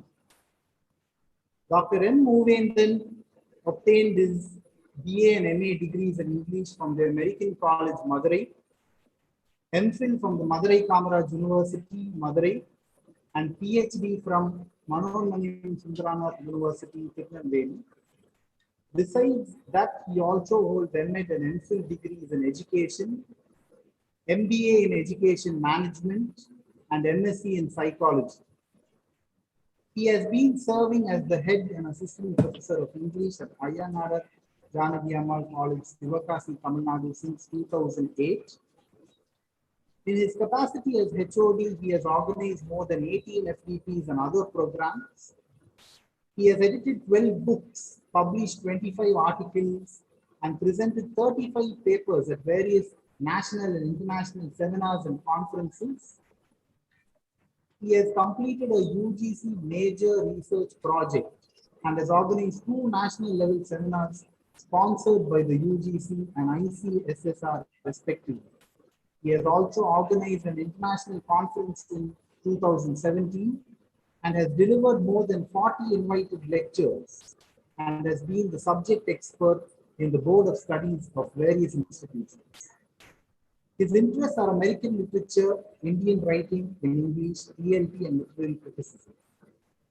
We are very honored to have a person of his repute among us. I welcome and invite you, sir, to introduce the resource person of the day. Over to you, sir. Thank you, Professor Dr. Walter. Am I audible? Is my voice loud and clear? Yes. Yes. Thank you, Dr. Walter. Very happy morning to everyone. I deem it a great pleasure and honor in addressing this online international conference. And at this juncture, it is my bounden duty to record my sincere gratitude to Dr. S. Balakrishnan, the founder and editor of the Bodhi Journal and Roots Journals. He has been a very good friend of mine, and as Dr. Walter has rightly said in his nice words of introduction, in 2017, Dr. S. Balakrishnan has been instrumental in bringing the resource person from University Putra, Malaysia. Thanks to you, sir. I take this platform to record my sincere thanks to you. And Dr.KK, shortly called as KK, Dr. Kaviarasu. He is also a very good brother. He is a friend, not only a friend and a brother to me. Thank you so much. Thanks to all the organizing team members of the SRM Institute of Science and Technology, Chennai. And let me take the privilege of introducing the keynote speaker for today's morning session, Dr. Prasenjit Panda, Assistant Professor, Department of English from Guru Ghasidas Vishwa Vidyalaya, Bilaspur, Chhattisgarh. Such a great personality is amidst us. And we are really privileged to have you here, sir. We are very eager to listen to your keynote address. Regarding, he has given a very lengthy profile. This is a voluminous profile which talks about his merits and scholarship. Such an eminent personality is amidst us today. So we are really privileged to have you, sir. And he has a wide research experience. His PhD was on the topic I.A. Richards, a study in his critical and aesthetic principles. He got his PhD in the year 2011 from Banaras Hindu University, and he has been a great teacher who has been handling UG, PG, MPhil and PhD classes in the Department of English and Foreign Languages from Guru Ghasidas Vishwa Vidyalaya since 2009. And he has also cleared UGC NET in June 2005, apart from his PhD in 2011. And his areas of specialization includes modern literary theories, cultural studies, and post-colonial literatures. He has published so many papers, and he has numerous papers are to his credit, and 17 papers are of international repute. And he has also published more than 5 book chapters on varieties of subjects.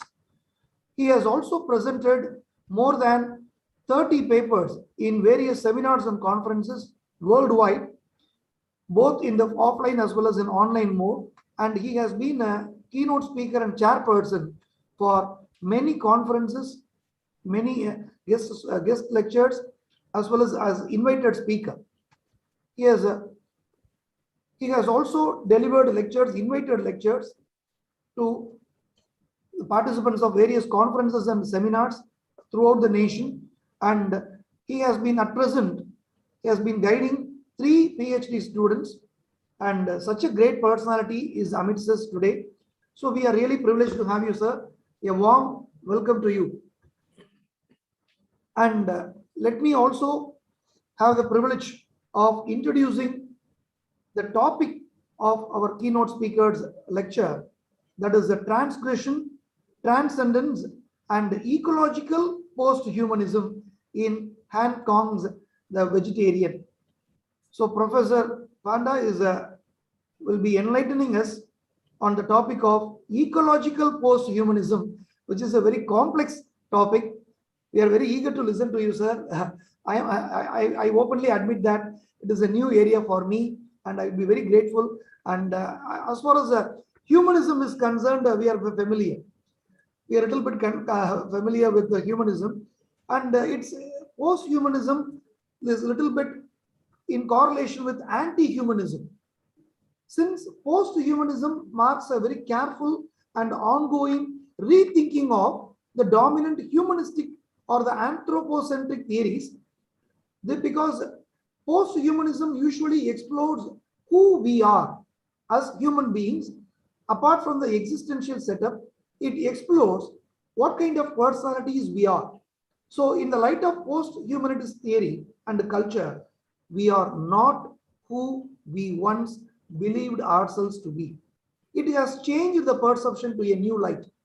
And post-humanism has taken humanism beyond the normal level, as beyond the existential level, because thanks to ICT, thanks to the explosion of ICT nowadays, especially in the pandemic times, it has been very visible. It is very evident in the modern times, right? So post-humanistic criticism has many things in common with anti-humanism, right? Especially when the works of theorists related to Louis Althusser, Michael Foucault, Lacan, and this post-humanism slightly differs from anti-humanism in the context that it tends to depart from the anti-humanistic discourse only in the main point that it comes to the matter of approaching the figure of man. Since anti-humanism eliminates the man element in the theories, post-humanism stresses on how humanism flourishes, right? It has not vanquished or it has not totally devoid.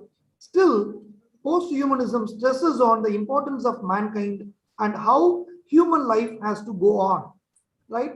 In the recent pandemic times, it is quite evident that we have made use of technology for the betterment of the student community, right? Pandemic has not given a lockdown for learning.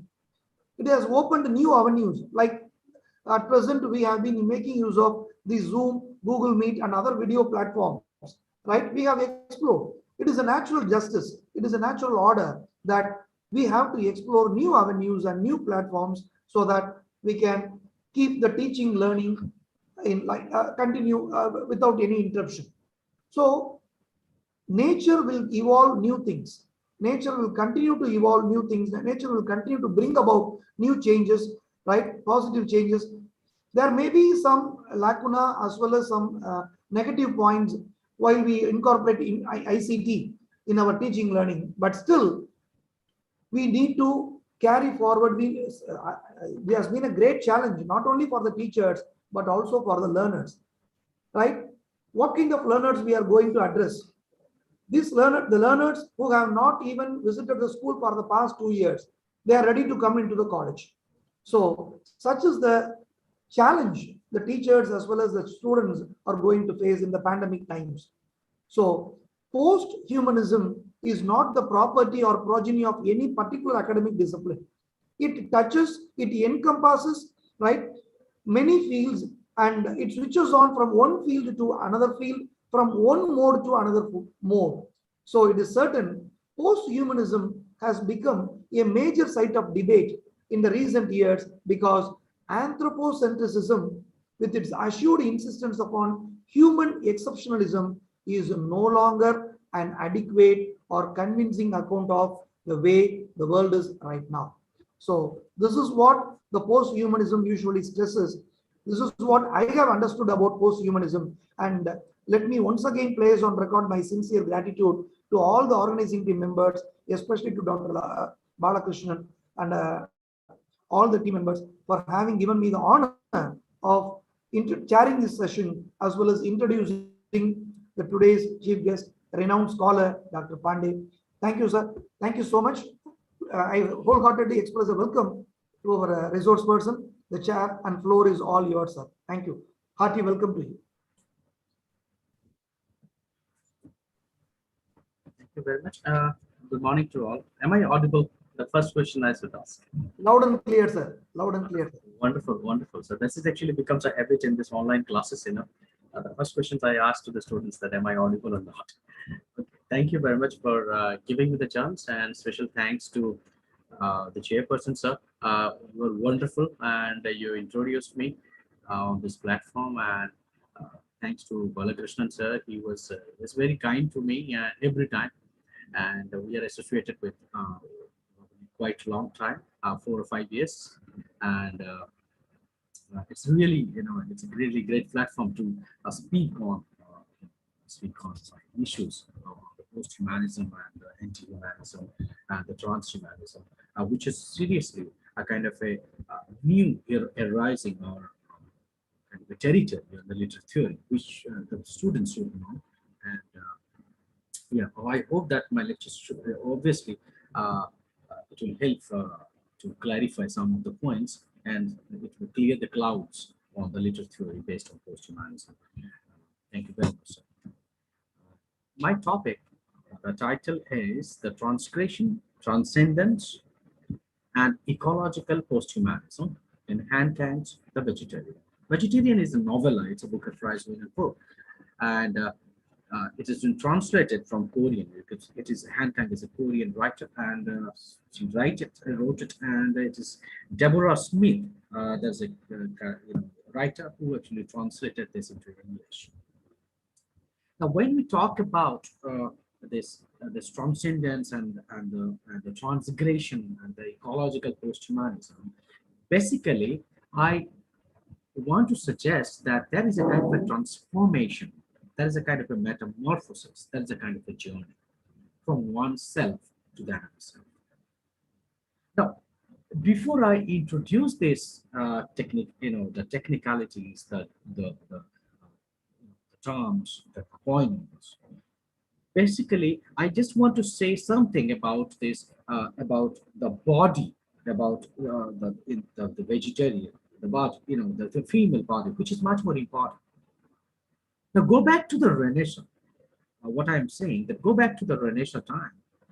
Since God cannot come to the world and physically, and that's why it's the Testament says that's why He has created the rational mind. That is the man, but not the woman. So He has created the man, quote and unquote, and He has given the rationality, the quality, the rational thinking, the rationality, as a boon, as a blessing to the man. And then man becomes the center of the universe. And all the Renaissance literature, they have been written, all the philosophy, all the other subjects, they were written, they were analyzed, they were discovered, they were named, renamed, performed, modified by creating or by thinking the man should be in the center of the universe. And that's why the Renaissance comes in. And that's why the tragedy comes in. Each and every Shakespearean tragedy, the man becomes the center of the universe. Be it Hamlet, be it Macbeth, be it Julius Caesar, be it Prospero, everywhere, be it Faustus by Marlowe, Barabbas by Gio Malta, everywhere there is a man who is in the center, because man has got the rational mind. And that makes man a kind of an egoist. And the Pope says, Alexander Pope says, the proper study of mankind is man. I'm not against the man. I'm not against the mankind, but I'm against the egoistic mankind. The man becomes the center of this universe. What happens next? The man actually stops sharing his consciousness with the other other object, which is also created by the God. Man is not sharing his consciousness with the woman. Man is not sharing his consciousness with the environment. Man is not sharing his consciousness with the other subjects of this universe, and thereby he was thinking that they are nothing but the object. And who is the subject then? The man is the subject. And throughout all the literature has been written, the man becomes the center. And man is not going to reside in the periphery. The periphery is made for the female, periphery is made for the animal, periphery is made for the insect, periphery is made for the food, the trees, the plants, the woods. So there is a kind of a difference in that. So man, this is what the humanism means, the mankind coming to the center, the tropocentric idea. Now, and because of that, man started thinking, or man started by analyzing and by man started stereotyping the female body. I'm not talking about the female, I'm talking about the body of a female. I'm not talking about the feminism as a whole, but I'm talking about the gender studies. So female study has been seen as a metaphor of weakness and feminine quality by the world of dominating patriarchal world. So this suppressing phallogocentrism, the phallus comes into the front as a Lacanian phallus. All the other objects, they started feeling the lack. As my chairperson, sir, rightly say that there is there should be coming the information of Lacan, Foucault, and all, the Althusser. Yes, they are saying, they are coming. So this female body is wiped out. I'm talking about the wiped out, this quote and unquote, from that territory, from that center where the man is actually is occupying. Man started thinking that it's only the body. I have both the mind and the body, which is governing the center, but the female doesn't have the brain, only having the body. That's why she should be thrown out of this world. And that's why the plants, the environmental world, also thrown from this world. Because man actually stopped sharing his consciousness with them.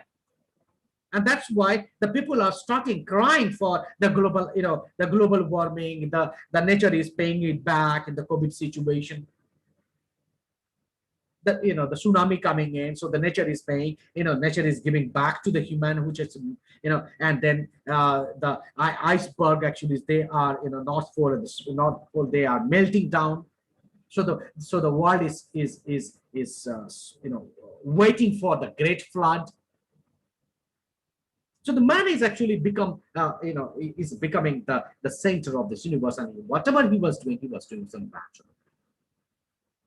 So the body, I'm relating the body of a female and the body of the environment, the plant is the same. Both are stereotyped. Both are stereotyped with what? Or stamped with otherness. Both are nothing but the weakest section. Both are, the Achilles heel for them.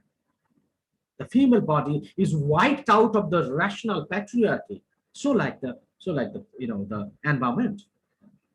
Amitabh Ghosh is writing in Hungry Tide and the Guns Island and the other trilogies, the Ibis trilogies, they are writing. From the north, the Son of the Thundercloud by Ernestina Kire, she was also writing to save this environment, to create a consciousness about the environment, for the protection, the preservation of the environment among the masses. But is it so? Is it happening? Probably not. It's not happening. Now, Han Kang's this vegetarian, there's a character. There's a character named Young Hai. Young Hai is married to a husband and who actually believed her as a typical patriarchy, and he is only loving the body of Young Hai, and he doesn't like the body if she doesn't have that the physical appearance, the sex appeal. Since she was losing the sex appeal, she was not wearing the inner garments. That's what her husband is not liking, because her husband's idea of beauty lies in the physical attractiveness, the physical sexuality. And that's why, this Han Kang is presenting a kind of probably you can say that it's a kind of revolting, how the body of a female is revolting against the stereotypical presentation of the patriarchy, of the masculinity. And that's why this post-humanism is much more important. In the later part of my lecture, I'll be coming to say that how it becomes. Now, you will be amazed to see this Young Hai, the character. She doesn't have the voice. She narrates in her dreams, whereas the other character, they do have their voices, they do have the sentences, they do have the paragraphs after paragraphs. But the Young Hai, the main character, she is so subdued, she is so suppressed that she doesn't have any sentence of her own. She was speaking in a kind of a reverie. She was speaking in her memories. She was speaking, in the dreams. So one day, she rejected eating the meat. And I must tell you, this food plays an essential role in vegetarian. Food actually celebrates the culture of any time, anything, anywhere. Food is becoming kind of into the part of us. As Sartre says that first of all, we should create our essence and then we will be creating our existence.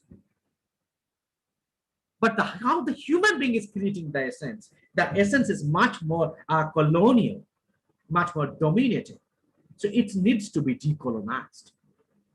And this post-humanism, which I'm going to start, or probably to tell, it is actually a kind of a way of metamorphosing or way of changing the scenario of the humanism.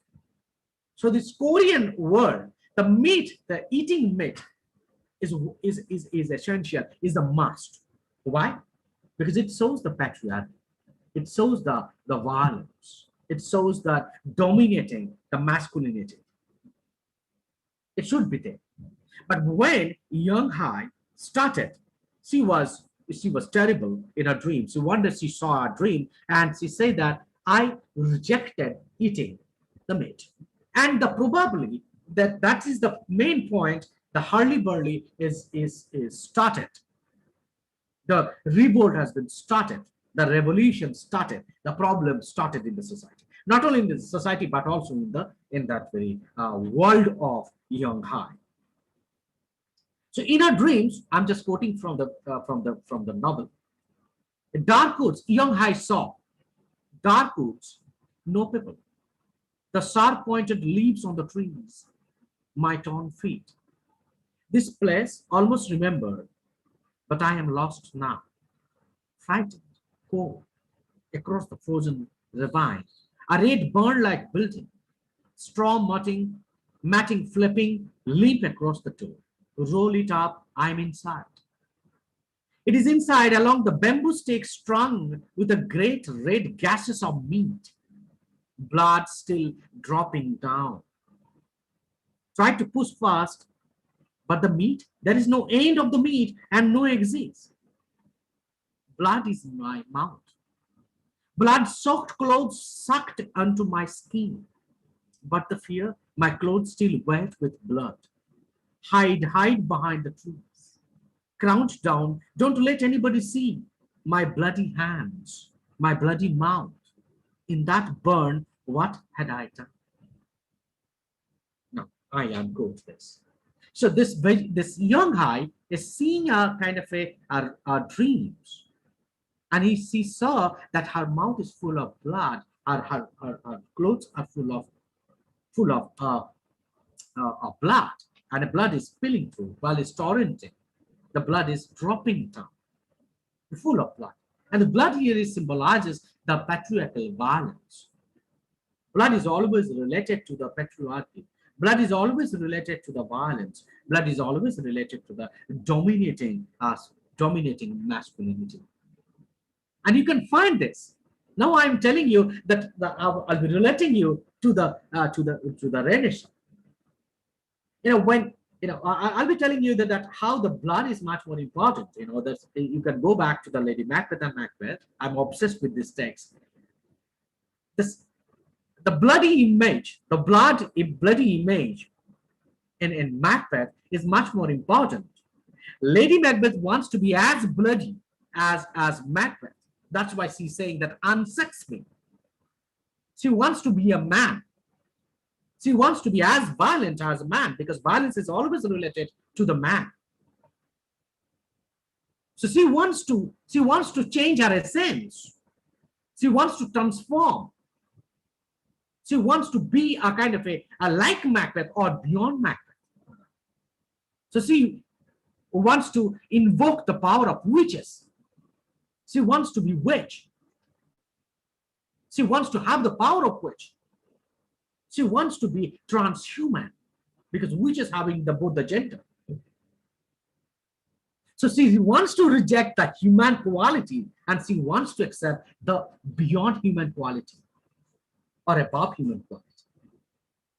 She wants to be a much more than that man, what is defined by Macbeth. She wants to be a kind of a creature that actually what you call a post-human. Now, this young Hai is also wants to change this meat to eating this meat. Why? Because she doesn't, this meat is always related to the masculine, the patriarchy, the violence. And she wants to change this scenario. She wants to revolt against this. Now, another problem arises. She wants to change the sexuality. Young Hai is not giving any space for voice of her own perspective. Young Hai staged madness, so she turned to be a madness, as Lady Macbeth is turned to be a mad woman. She was put into the asylum. She was having the hallucination.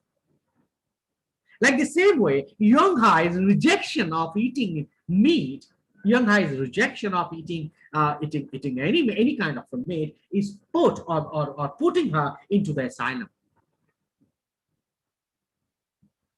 Now there is another theory is that she becomes mad. And you know that Foucault, Mad in Civilization, when you become a mad, you are totally different from the mainstream rational mind of a man.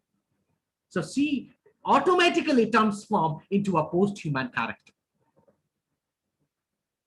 So she turns to be a mad, so post-human character. She turns to be, a kind of a, she turns to be a vegetarian. And this is why the vegetarian are probably this young Hai is portrayed in this vegetarian in this novel. Now, how her body is transformed. Now, before we come to the post-human area, we should come back to that why she was transforming to a kind of to a post-human character. Now, how her body was being objectified. She was gazed. She was gazed by not only by the husband. Her husband was telling her that you should be wearing this type of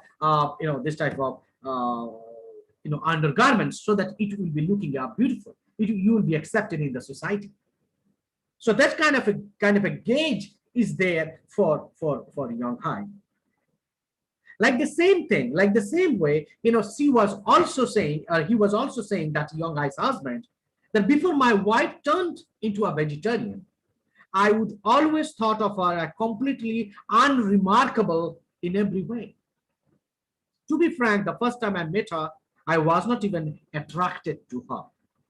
Midnight height, hobbed with her hair, neither long nor short, jaundiced, sickly looking skin, somewhat prominent cheekbones, her timid, sallow aspect told Mill I needed to know the passive personality of a woman in whom I detect neither freshness nor charm or anything specially refined or suited me down to the ground.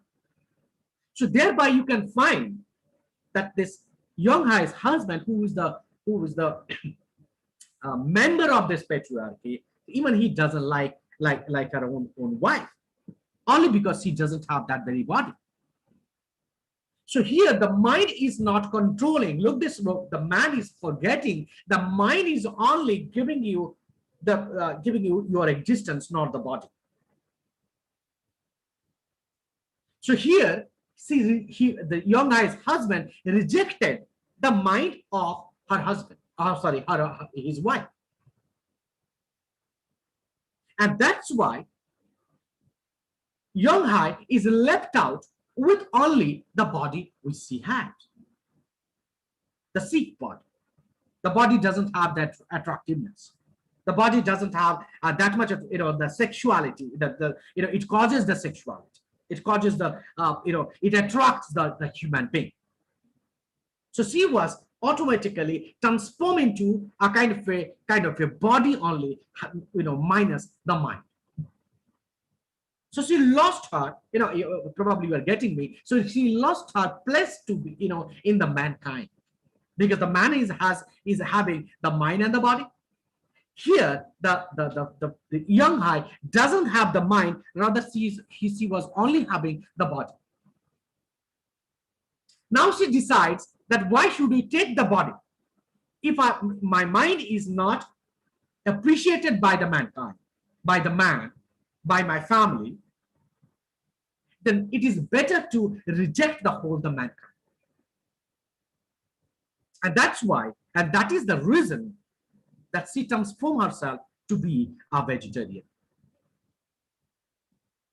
So being a vegetarian, people will be saying that's it's not a big deal. Yeah, it's a big deal for a Korean society. Being a vegetarian, it's something like you are revolting against the rationality, the intellectualism, the practical wisdom, the knowledge, the episteme, the epistemology. So everything which is governing the society, which the philosophy which is governing the the society, not only the society but the country, not only the country but the tradition, the convention, the food habits, everything she was revolting against by only choosing to be vegetarian. So vegetarian is not at all a very much small thing. It's a big deal. So being so her husband also passing a judgment that she is inferior to us, as Lacan says this, as Freud says it. The Lacan says that the female is always having the lack, the penis, always female is having the Freud says that always having the penis envy. Lacan says that the female is always having that lack of what? Lack of what? Sometimes lack is considered to be a penis. Lack is considered to be the brain which we have. So young high, without telling anything, she says that because her voice is why she was telling her dreams, why she was expressing her dreams, because she was not allowed to speak. That's why she was speaking the dreams. Now she was also going back to the primordial stage. There are Lacanian concept. There are three stages are there. One is the primordial stage. Another is the mirror stage. Another, the third is not the list, is a symbolic stage. So she was in the patriarchal symbolic stage. Now she was as I tell you, the transcendence, as I tell you, transgression. So this is what I mean to say, that she was moving not forward, but she was also coming back. She was coming back from the symbolic stage to the primordial age, where there is no gender, where there is no sex. Because only when the gender and sex is accomplished, when the gender and sex is established, when people understanding, when the female and the male are understanding that they are different sex orientation is having. And that's why, they are, one is to be dominated and one is to be dominating. And the female are always to be dominated. They are the object to be dominated. They are the object to be stereotyped. They are the object to be gauged. They don't have the gauge back. So this young high has to come back to the primordial state where there is no gender. There is only a baby. And that's why she rejected. She rejected the language. The language gives us the consciousness. The language gives us the existence, the essence of us. And that language is occupied by man, the man sessions. So how she was becoming post-human? She was probably anti-human. Not an anti-human, I should not say, but it's a kind of a transhuman. She was changing. She was not becoming machine, as she was not becoming machine, because since in ecology, so I'll be trying to put down my feet on that ecology, but she was not transforming into a superhero. She was not transforming into a machine like Transformer, Spider-Man, or the robot, or the Sophia, the robot which the Arab has produced. So she was not transforming like that, but she was transforming a kind of a different way, She was transforming a vegetarian. She was transforming a plant. She was transforming herself as a tree. So she was going back to the mother. Because we cannot revive the mother language, can we? No. So we are male, so we are very much good at accepting the fatherly language, and it is our own language. But the female are forced to come to the symbolic stage, as the Laka says. She doesn't have the language. She forgets the language which the mother actually taught. We forget intentionally, but she has to forget. She has to forget because she has to come back to the symbolic stage. That is the father, the world of the father. Now this young guy is coming back. It's a backward journey. She was coming back to the mother language, and when she got it, she doesn't find. So she must revive. So this language of the dreams is a language of the mother, the language of the soul, the language of her own essence, her own existence. And that's why when she was saying that, it's all about, what she was rejecting the sexuality. She was rejecting the human being, because as long as I'm a human, people will term me as a male and a female. As long as I remain as a human, people will obviously term me as a male or a female. And then there will be a kind of a stereotypical presentation. The male should be dominating and the female should be dominated. So she was rejecting this binary oppositions altogether. She was rejecting this human being. She was rejecting this humankind. She was rejecting the anthropocentric idea. She was rejecting the humanism altogether. I find sometimes a kind of a connection with the Lady Macbeth, or I may call it Medusa. The Medusa, this lap of the Medusa you have gone through probably. So the Medusa rejected. Medusa becomes a snake. Her hair becomes the snakes. Is it okay? So she was her face is like a human being, and her hair like a snake's, and her whole body is becoming a snake. So she was a kind of a hybrid presentation. Probably we call it nowadays is a genetically modified species. Genetically modified species. That is the post-humanism. Here, this vegetarian, becoming a vegetarian is nothing but a kind of a wearing a kind of a new essence, a new existence, and a new knowledge, a new ontology, a new philosophical meaning. Because that is much more important. So you can find that this young guy is maybe comparable, or is to be compared with the Medusa, with the Lady Macbeth, because both of them are transforming themselves. They are transforming themselves. Mad Woman in the Attic. Antoniote by John Rees. Mad Woman. You have gone through that. John Rees's a White Circus of Sea, that Antoniette. Antoniette is a Jane Eyre, it's an adaptation version of the Jane Eyre. So you can find that how this Antoniette is who was very much dominated in the Jane Eyre, but now in White Circus of Sea, she was though she is retaining the same characteristic because she is mad, but her madness is giving her a kind of her own existence, probably is different from the man, different from the mankind, different from the humanism. What do you mean by humanism when we do not appreciate the other human being? What do you mean by the humanism when you do not share our consciousness with other? What do you mean by humanism when you do not pose threat to the other species? What do you mean by humanism when we do not recognize the other species? What do you mean by humanism when you do not give the place even in the periphery to the other species? The Renaissance heroes, the rejected, the Macbeth, he rejected, he says the Barnum will never move to Dunsinane. So I am free. So he rejected the environment. He rejected that how the tree cannot move. But what Malcolm actually does, Malcolm actually cut the branches of the trees and put into their head, and they started walking. And Macbeth sees that it is as if the trees are moving. It is the tree is moving. So the soldiers become the post-human, the ecological post-human. They transform themselves into a tree, symbolically. They transform themselves into a tree. Macbeth doesn't understand that. So it's a kind of a war between the ecology against ecology, between ecology and the mankind.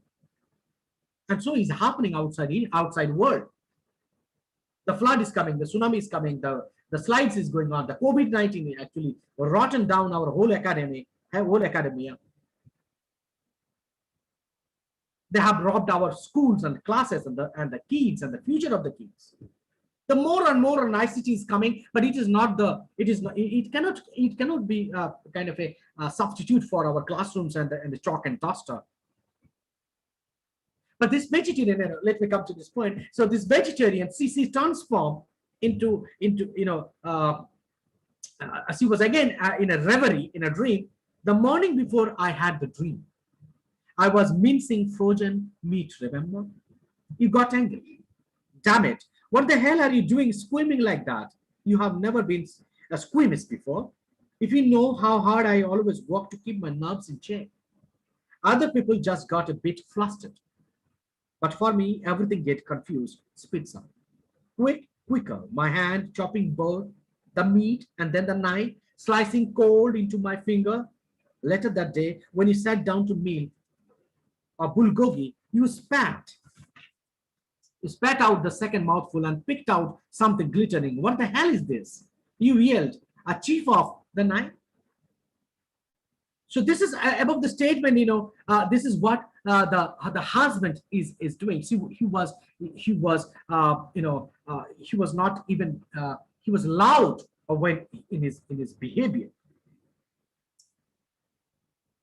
There's another quote I'm just quoting. This is very much relevant. I sometimes told myself that even though the woman I was living with was a little odd, nothing particularly bad would come it. I thought I would get perfectly well, just thinking of her as a stranger, or no, as a sister, or even a maid, or someone who puts food on the table and keeps the house in a good order. Look, this is how the husband is thinking about the wife. But it was not easy thing for a man in a prime in his life, for whom married life had always gone entirely without a hitch, to have his physical needs to go unsatisfied for such a long period of time. So yes, one night when I turned home late, grabbed hold my wife and pushed her into the floor, pinning down the struggling arms and tugging off her trousers, she put up a surprisingly strong resistance, spitting out vulgar curses all the while. It took me 3 attempts before I managed to insert myself successfully. So you can find that this how the violence is much more. He was authenticating it. He was sanctioning, the authenticating or the sanctioning that physical violence, even the rape. Because of what? Because of the food. So food is not only a kind of a cultural metaphor. Food is not only a kind of a cultural existence. Food is not only a kind of a sexual metaphor. Because when he was eating the meat, when she was eating the meat, it was okay.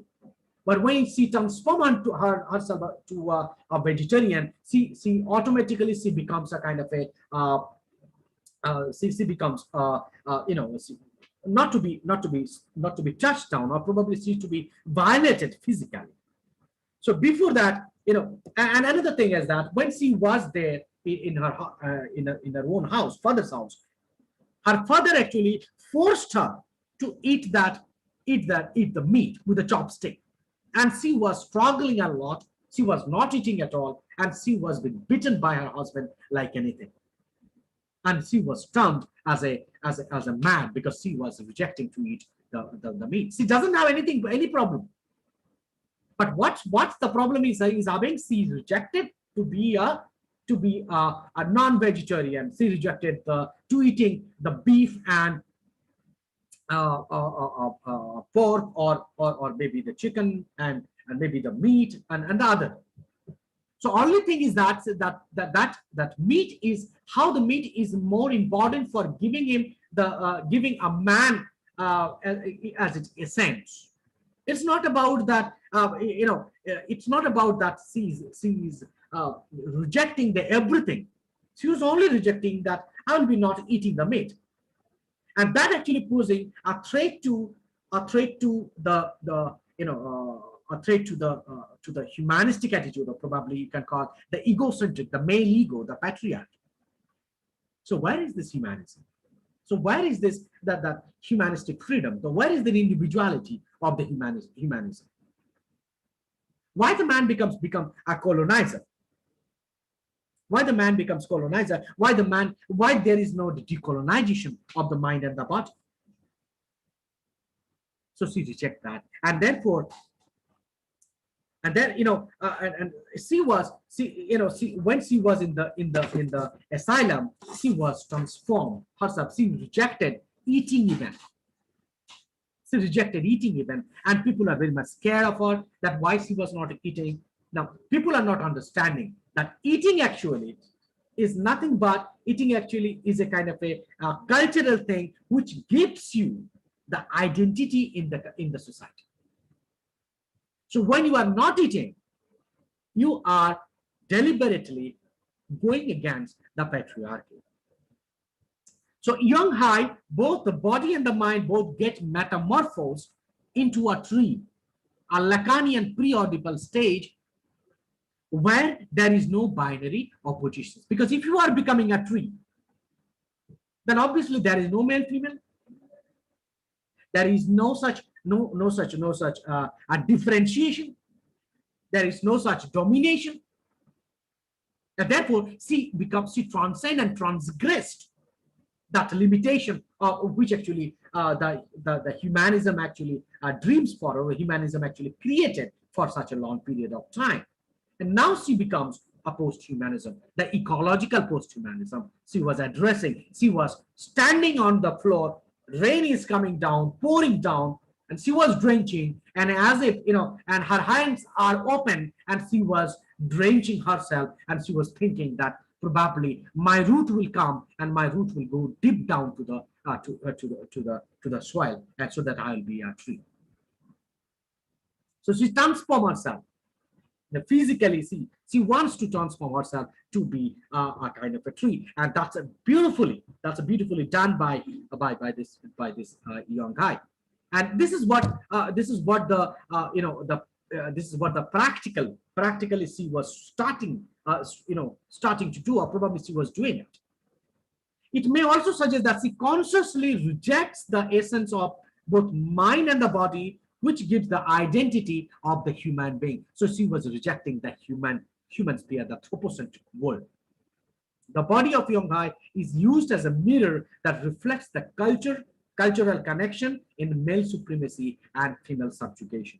The verbal and sexual assaults by Yonghai's husband and the physical violence by her husband, by her father, symbolize the male-centric world that has caused the victimization of the woman. Now there's a beautiful quote that how she transformed into, or probably you can call it that as Kafka she becomes transform herself into a metamorphosis. I'm quoting that she transformed herself a kind of a insect. Likewise, it will be also she is also transforming herself into a tree. I don't see. You see, I thought trees stood up straight. I only found out just now. They actually stand by with arms in the earth, all of them. Look over here. Are not you surprised? Young guy sprang up and pointed to the window. All of them, they are all standing on their heads. Do you know how I found out? Well, I was in a dream and I was standing on my head upside down. So I dug down the earth on and on. I wanted flowers to bloom from my skirts, to spread my legs. I spread them wide. I need to water my body. I don't need the kind of food, sister. I need water. I don't need eat now. I can live without it. All I need is sunlight. What are you talking about? Do you really think that you have turned into a tree? How could a plant talk? How can you think these things? You are right. Soon now, the words and thought will all disappear soon. Look, this beautiful, beautiful, a beautiful presentation, or probably beautiful lines which actually Young Hai is telling to her sister, that sooner or later my words will be all gone and I'll be transforming myself to be a tree. So this differentiation, this different,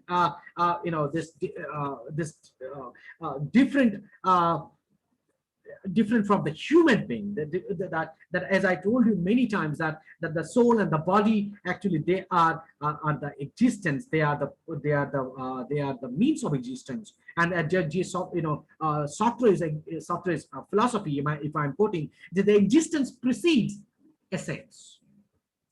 That means is a central concept of him. The first a human exists, then he creates her essence, emotionally segregating herself. So she delegates herself into something that exists without meaning, like a plant or animal, or in doing so, she ignores the norms of the society that requires suppression of the primordial self. Young Hai is not only marring her desire, but she also defined the humanity at large. So Young Hai finds herself like Artwoods, Marian eggplant, unable to live without the precincts of the society. Like Marian, she does not choose the remonstration, rather her body does it for her. So what she was doing, she was celebrating her body. She was not only celebrating her body, she was destroying the limitation of her body. You understand? So she was not thinking that as long as she will be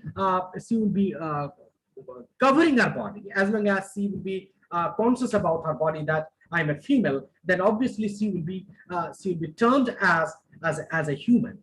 But only to go away from the human, only to go away from the humanism, only to transform herself to be humanism, to a species which is as I told you, which is totally you may call it genetically modified, but here not genetically modified, but it's a kind of a symbolically she was becoming a tree, not not practically. It cannot happen. But she was thinking herself, her thought, her essence, her body, her soul, they are all transforming into our body, into a tree. And therefore she doesn't need any food, because food is essentially a cultural product, and that gives you a kind of a male, you may call it as a male culture, or probably is a stereotypical culture that actually occupying the male-centric world. And that is why she was transforming into a tree, and she becomes a now she was not only a vegetarian because she will be only taking the sunlight and the oxygen, the photosynthesis. She was thinking that I'll be having that and I'll be living all together. And she was rejecting the words. Why words? Because words are nothing but it creates a kind of a violence activity. As her husband actually abuses her, as her father actually abuses her. So she thinks that these words, this language, these are not mine. These are not mine. So she was shading or shy away from everything which is giving definition to the human being or to the anthropocentric idea. But she was only now she was only not only exposing the evil of masculine, but also defiantly renounces or destabilizes and deconstructs the male-dominated ideology through the language of the heroine's body. So this is I may call it the heroine, because she was not only she was really she has got a guts to discard the body and obviously the food, because food is here is as I told you that it's a humanistic ideology. It's a metaphor for becoming a human being. Is it okay? What I mean to say.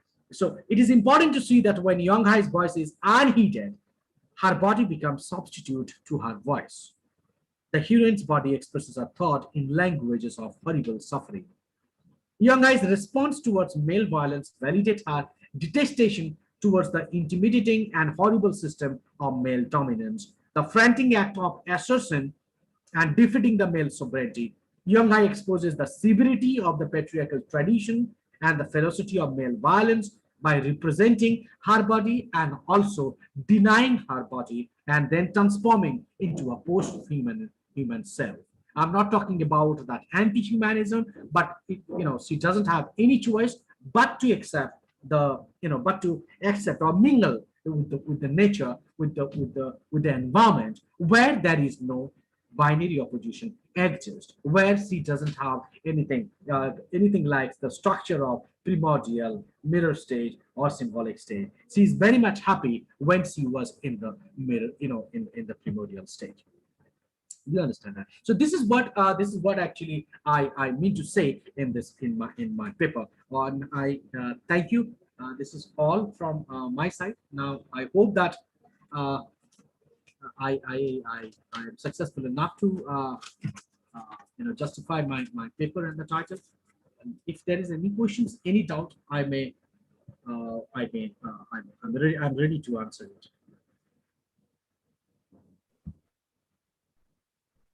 Professor Moviendan.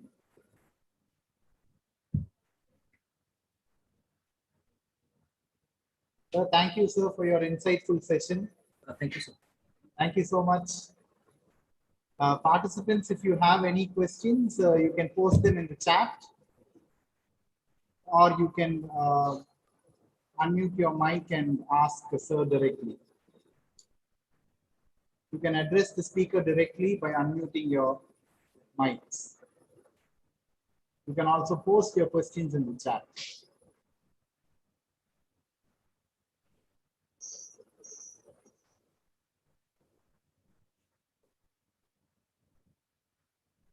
Professor Moviendan, would you like to add something to that, sir? Sir, thank you, sir. Thank you. Yes, sir. Professor, Professor, am I audible? Yes, sir. Yes, sir. You are. Yes, Professor, today's guest speaker has really enlightened all of us regarding a new area, which is a post-human, combining ecological aspects with post-humanistic concerns.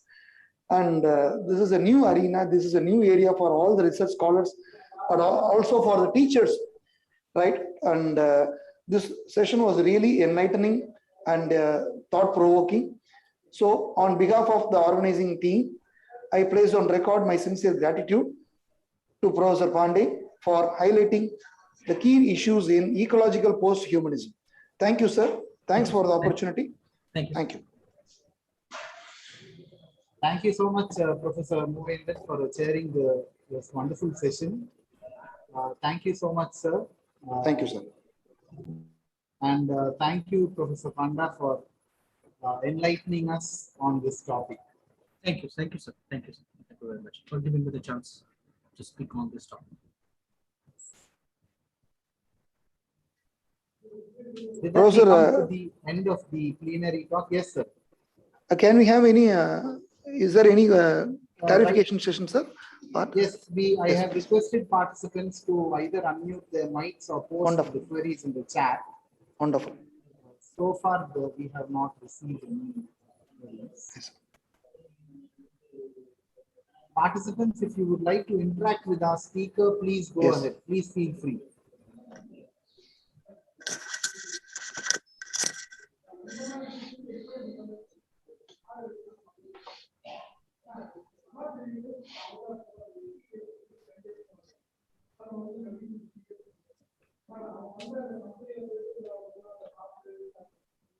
We have received some appreciation from Professor Sumati and other for the guest speaker.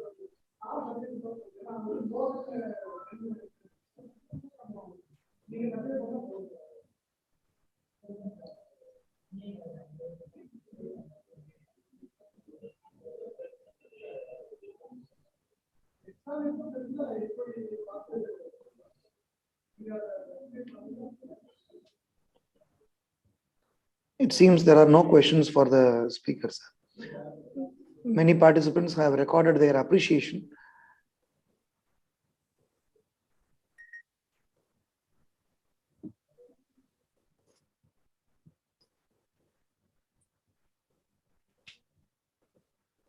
Okay, thank you, Professor Movendran.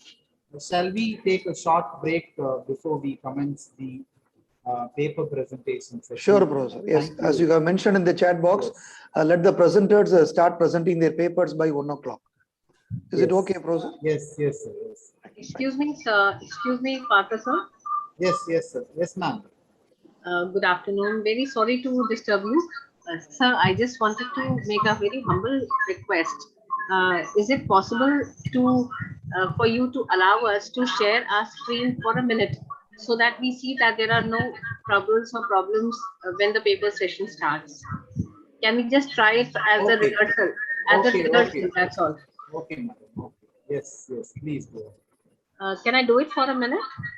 Yes, yes, ma'am. Thank you so much. Just for the rehearsal, sir. Okay, okay, okay.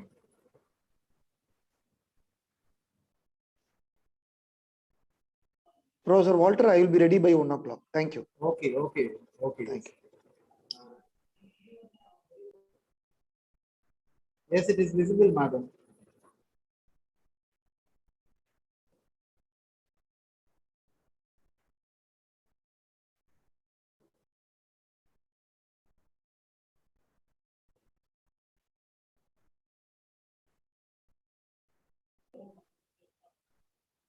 Our presentation is visible, madam.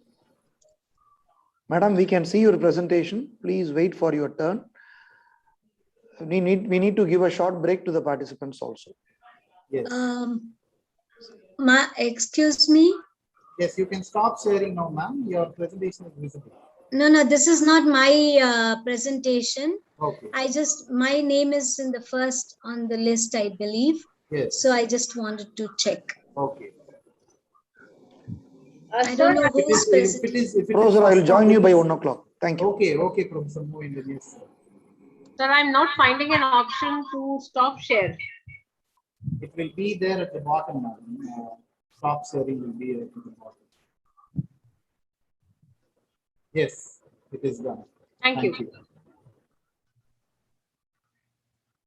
I think you can see, isn't it, sir?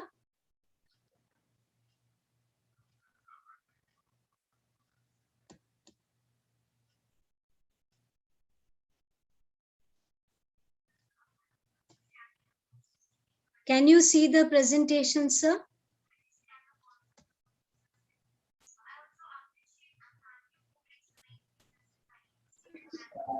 Yes, ma'am, your screen is visible, ma'am. Okay, thank you. Thank you. Yeah, we can meet at 1 o'clock, ma'am. Okay, all right, all right, all right.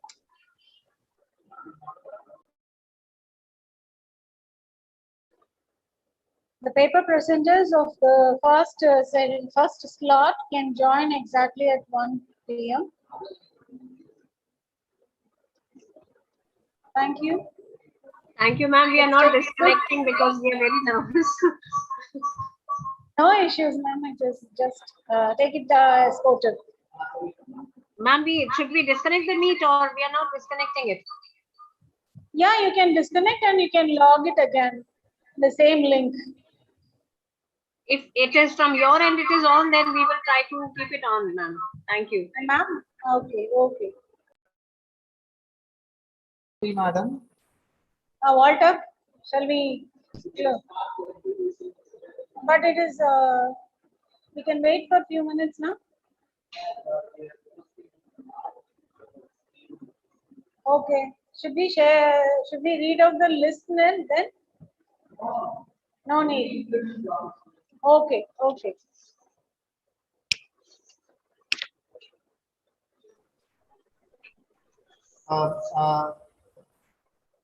The participant who is sharing screen, can you stop sharing now? It is visible because we are moving on to the paper presentation session.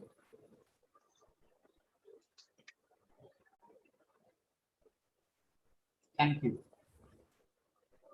I request my colleague Dr. K. Nagamani, Assistant Professor, Department of English and Other Foreign Languages, SRM IST Ramapuram, to introduce the chairperson of the paper presentation session. Over to you, ma'am. Thank you, Walter. I think someone has to stop sharing the screen. Kindly, can the participants kindly stop sharing your screen?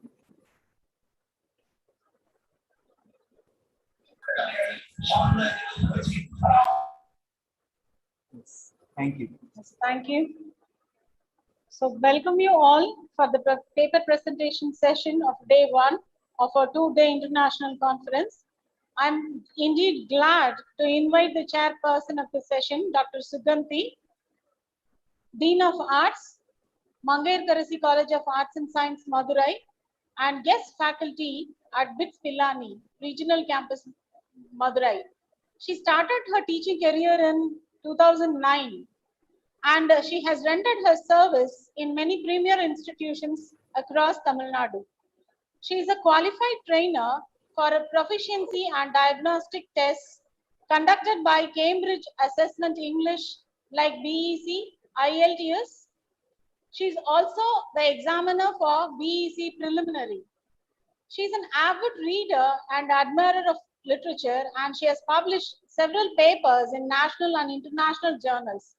As part of her academic responsibilities, Dr. Suganti has so far organized a plethora of seminars, FDPs, and workshops.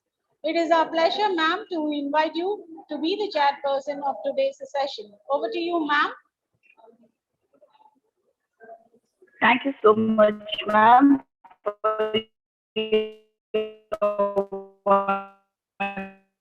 Suganti, ma'am, there is a little break in your voice. Yes, yes. Can you hear me properly now? Yes? Yes, ma'am. Participants, please stop sharing your screen. It is a kind of a disturbance. Yes, I'll join, ma'am. 1 second. Yes.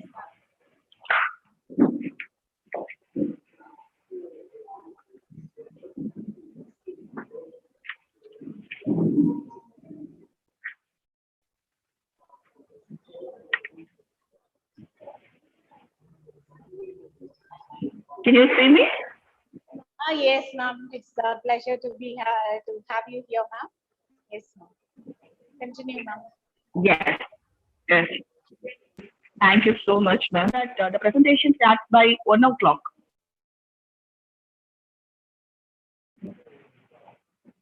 Ma'am, kindly turn on your audio. It's not. I'm not. Yes, hearing. yes. Yes. Yes. Shall we start now, or shall we wait for 1 o'clock? Wait till 1 o'clock. We can begin, ma'am. They are saying that we can begin the. Okay. So it gives me massive pleasure to be a part of this 2-day international conference on language, literature, and linguistics, jointly organized by SRM Institute of Science and Technology and Bodhi International Journal. And before commencing the paper presentation, I'd like to tell a few details to the participants, or you can take it as suggestion. The presenter can present for 4 minutes. Let the 5th minute be given to others for question session. I repeat, the presentation should be for 5 minutes, or we can give a grace period of 1 more minute. The presentation should not exceed 6 minutes. So keep that in mind before starting your presentation.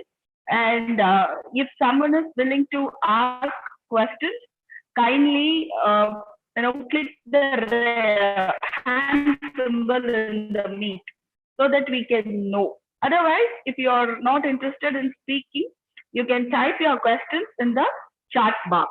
So shall we start with the first presenter, Mr. Nagaraja Nanjangut Gopal Krishna. Sir, are you there? Sir, it's not sir, it's a lady. My name is Naga Kala. Nagakala. It says. Yeah. Oh, I'm sorry. It's a mistake. It's a mistake. I'm Okay, sorry. okay. I'm sorry, No problem. Okay. Nagakala, Nanjangood. This one you can see me, my video. Yes, I can very much see your video, ma'am. You Okay. can share your. Okay. My Let me share. sincere apologies. Sorry. No, that's okay. That's okay. That's okay. Okay. Okay, no. You proceed. Can you give me permission to share my screen? Yes, ma'am. Yes, they will give. The organizing committee will give. You can share yours. Yeah.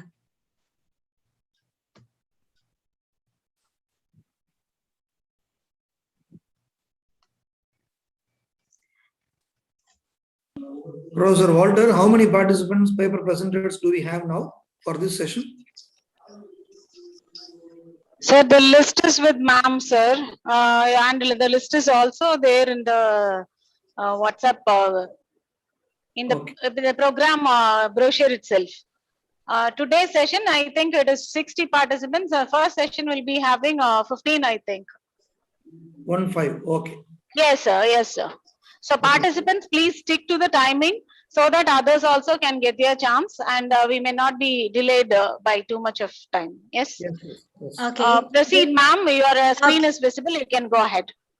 Okay. Good morning. Good afternoon to everybody. I am Nagakala Nanjangood Gopal Krishna. I am working in Saudi Arabia at presently, and my topic today for this two-day international online conference is Literature is a Mirror of Life. That is the heading I have given to my topic.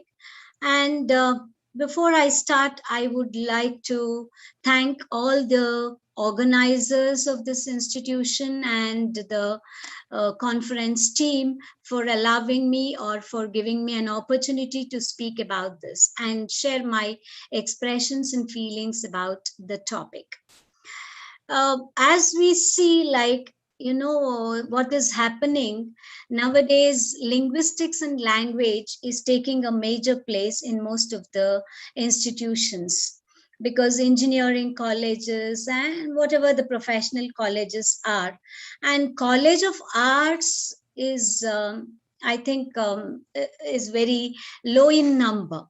So what I thought is I would throw a little light upon literature, English literature, which is, of course, without language, literature is not there, and literature without language, language without literature is not possible. So I have divided my presentation in three parts. First part is talk about literature, language, and power. This comes under the power and language of the literature. The second part, like literature and themes. And the third part is literature and philosophy. How do I connect this is, whatever we are seeing today in this 21st century was also had also prevailed in the previous years. And when I say literature is a mirror of life, what we are seeing today in every part of the country or of the world is happening, or what had happened earlier too. So the language has a strong power to show how literature prevails, how literature, you know, opens up. Actually, what is the meaning of literature? Any piece of writing, it can be a scientific writing, it can be a pharmaceutical you know, what you say, the medicinal description or anything. Any piece of writing will be called as literature. But let us know, how did this come like? Actually, the word literature, as all of us know, if we go into the meaning of it, it is derived from a Latin word literatura, that is literatura, like that, learning, or it means a writing grammar. Originally, writing formed with letters, means from litera, when you can pronounce it as single T or double T, which means letters. So that is how the form of literature came into existence into English language. Now, when I talk about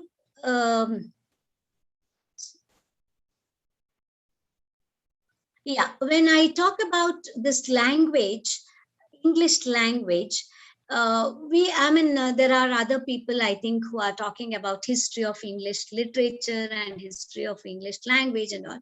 So I wouldn't be focusing much on that.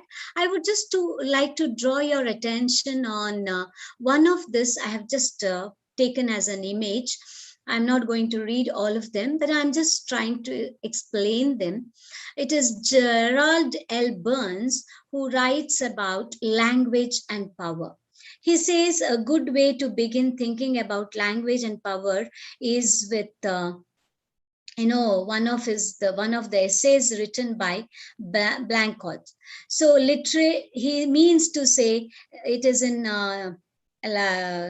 French language.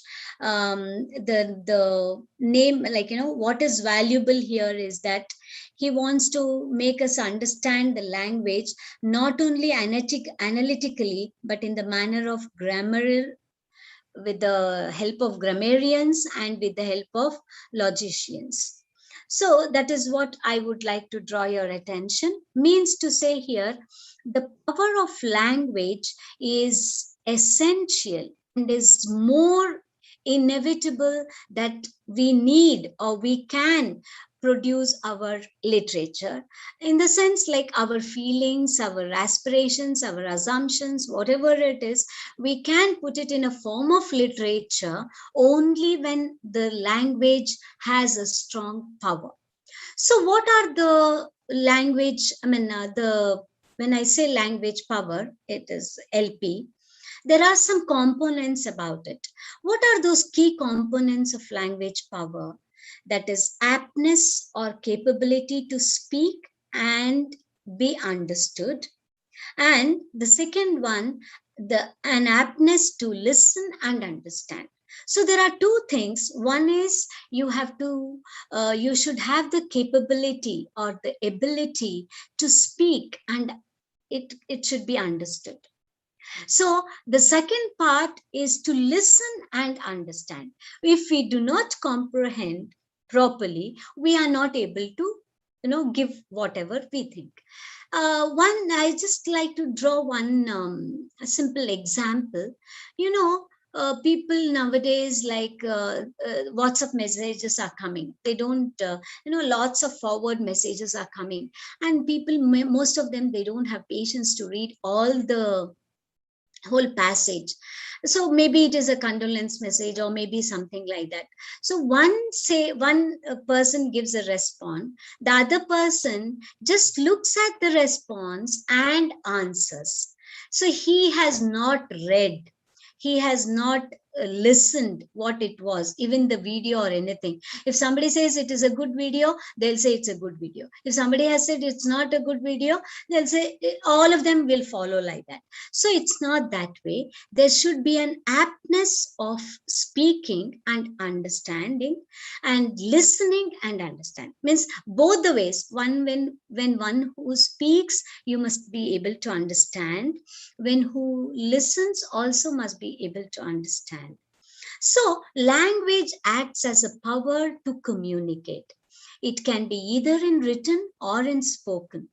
Any country's culture, traditions, social status, political positions, and other significant aspects is proved only through the language. That only then we can understand better of a country which we do not know anything about it. So now when we talk about language, there's some arbitrary reflections on what it could be. It could be like democracy, it could be humility, it could be challenge, fear, protest, dominance, identity, assumptions, compliance, stereotype, diversity, and freedom. Any of these you can take and you can prove your self as a good literate. You can produce a good literature taking any one of these topic and using your power of language and making a very good literature. So now there are different, literature in the sense when we talk about different things like. So I would just like to draw, the old languages, Greek, Latin, Sanskrit, Arabic, and all these.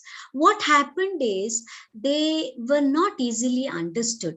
So now this English language, English literature made us to like open a window, open a door to these language, their traditions and their way of their storytelling or whatever it could be. We can understand better because now English has become a global language, and we say it is a window language, or whatever you can describe as it is. So now when coming to the part of literature, when I say literature, what is literature? I have already told you the meaning. So it can be a short story, it can be a play, it can be a comedy, it can be a poem or a collection of poetry, it can be a drama, whatever it is. There are different genres of that. So any story is not complete without a few essential elements in the form of literature. Ma'am, sorry to interrupt you. Please try to focus on the key aspects of your paper instead of giving definitions. Kindly focus on any novel methods you adopt to teach literature. That will be better in the conference. Yes, ma'am. Okay. Madam? Most 10 minutes, ma'am. That's why. Please. Sorry to interrupt you, ma'am. It's been 10 minutes. I thought it would be inappropriate to, interrupt you half the way. But in the very beginning of the session, I wanted the participants to, finish off their presentation within 5 minutes. So we need to give time to all the participants, ma'am. We have got like more than 60 participants. Kindly understand. Sorry about it. I'll just complete it. Okay. No issues. Okay. So now when I come exactly to literature, then the greatest name is William Shakespeare, who belongs to the Elizabethan period and the 16th century. So Robert Greene, he gives a quote about Shakespeare. There is an upstairs crow beautified with other feathers, that with his tires, heart wrapped in a player's hide, suppose he is all well able to bombast the blank verse at the best of you. And being an absolute Johnsonian's factotum is his own conceit in the only shakes seen in a country. Now, of course, like from Chaucerian period till the modern English literature, we have Indian English literature, we have all types of literature. So what my focus is on, like the themes and the philosophy in the literature is a mirror of life. Like, for example, we can take about even when we see Shakespearean plays, even to this day, we can see all the themes there. It could be love, it could be redemption, it could be hatred, it could be anything like that. In the same way, we can see some of the modern literature, like the present scenario, what is happening in the society, we can see it in the Dalit literature.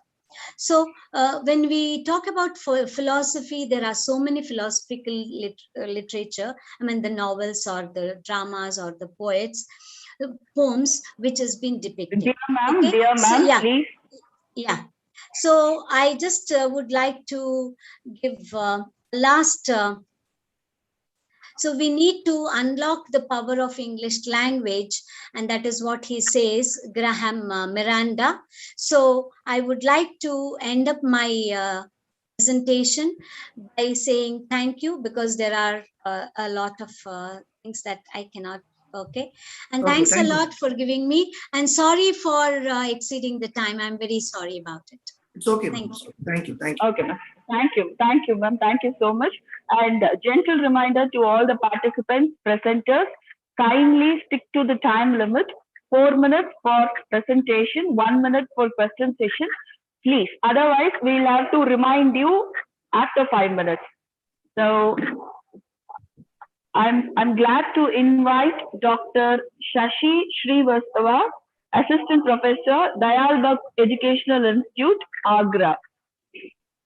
Over to you. A very good afternoon. Dr. Shashi Srivastava. A very good afternoon to all of you, honorable chairpersons. Would you like to share your screen? Yes, ma'am. I'm surely doing that. If you kindly permit. I'm sorry, ma'am. I couldn't get you. Are you sharing your screen? Yes, ma'am. If you kindly Yes. permit.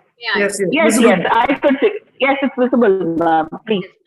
A very Go good ahead. afternoon to all of you. Today we all have gathered here, as we know, on the occasion of two-day Bodhi International Conference on Language, Literature and Linguistics that is being held on August 27th and 28th, 2021. This is being organized by the Department of English and Other Foreign Languages, SRM Institute of Science and Technology, Ramapuram, Chennai, and Bodhi International Journal of Research in Humanities, Arts and Science, India. Myself, Dr. Shashi Srivastava, from the city of Taj. I am an assistant professor in the Garden of the Merciful Dayal Educational Institute. Today I'm going to speak on the topic, Mirza's A Place for Us, a mellifluous aid memoir of the ache for whom lives in all of us by Maya Angelou. Our roots give us our identity. Away from the roots, ancestors, relatives, and family is like getting disconnected or uprooted. A mixture of feelings comprising insecurity, alienation, loneliness, disconnectivity, isolation, nostalgia, uncertainty, fear, disappointment, and anxiety encircle us. It becomes more painful when we have only a handful of people of our nation around us in the alien place we are residing. Whether we label it as diaspora or give it any other name, it has the same impact on our mind, heart, and psyche. It is rightly said, and as ma'am who was presenting before me has already spoken on it, life is literature and literature is life. Literature, which is supposed to mirror the represents all the vibrant colors and shades of life it strategizes. Thus, we are enriched with a bouquet of diverse literary genres that convey these universal feelings, emotions, and ideas. The universal feelings, emotions, and ideas are presented by these creative writers in a catching, novel, and fantabulous form. So the reader, listener, or the audience feels engrossed in its riveting endeavor. We have novels from the Indian writings in English that reflect the pain of being away from the roots. We have Indian diasporic writings, to name a few: Anita Desai's Fasting Feasting, Bharti Mukherjee's Jasmine, Jhumpa Lahiri's The Namesake, and Rohitan Mistri's Such a Long Journey. Diaspora means the scattering of people from their original country to other places, as defined by the Cambridge English Dictionary. The themes on which these diasporic largely focus on are homeland, dislocation, displacement, a feeling of loss, alienation, and cultural identity and ethnicity. The most recurring element in each of these Indian diasporic books is the element of Indianness. The success of the novel introduced a unique gem to the literary scenario. The creative output of this became the bestseller according to the New York Times. Fatima Farheen Mirza's A Place for Us, published in 2018, is a debut novel and is the first literary work acquired by award-winning actress and producer Sarah Jessica Parker as editorial director of a newly launched imprint SJ Okay. This is a novel, and Sarah Jessica Parker has said, I quote, "To be taken hostage by Fatima Mirza's heart-rending and timely story is a cutting pleasure. She captures your mind and heart with an urgency that defies you to stop reading. I guarantee you will be different when you close the book," unquote.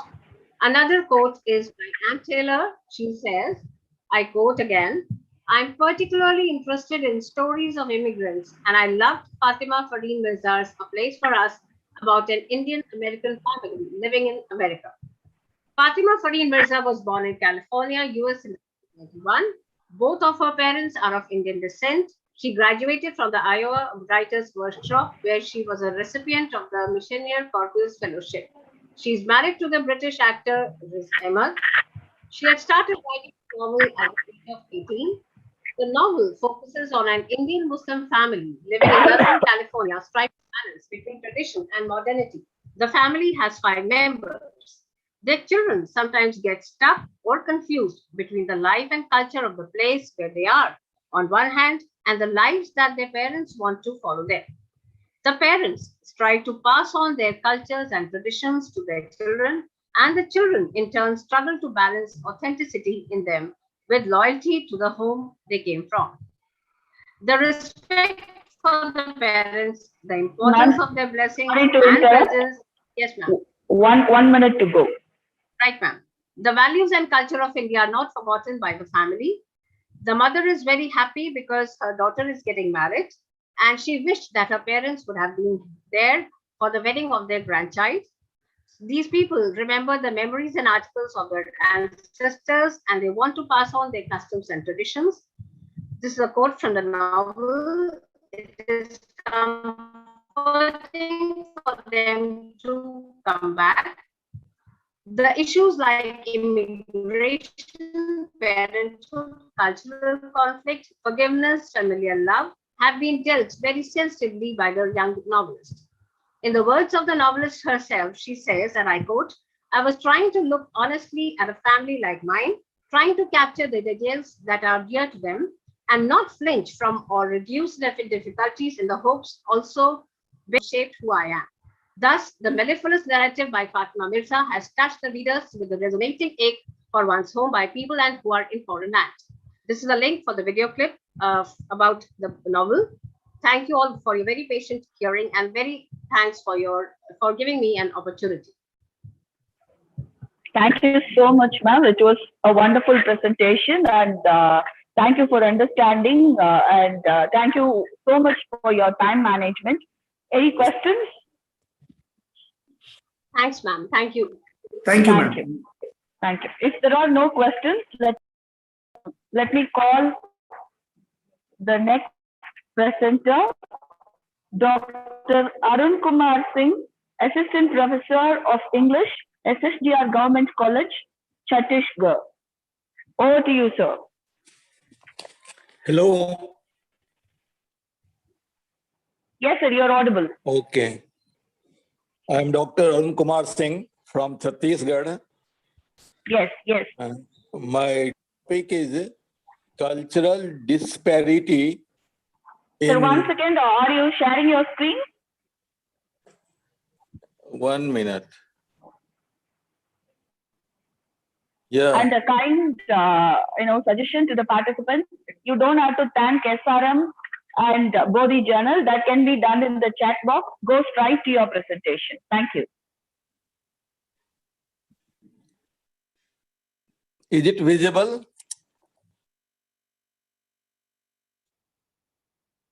Hello, ma'am. Is it visible? No, sir, it is not visible for me. Anyone, can you see the screen? No, ma'am. Not visible. Not visible. No, sir, it's not visible.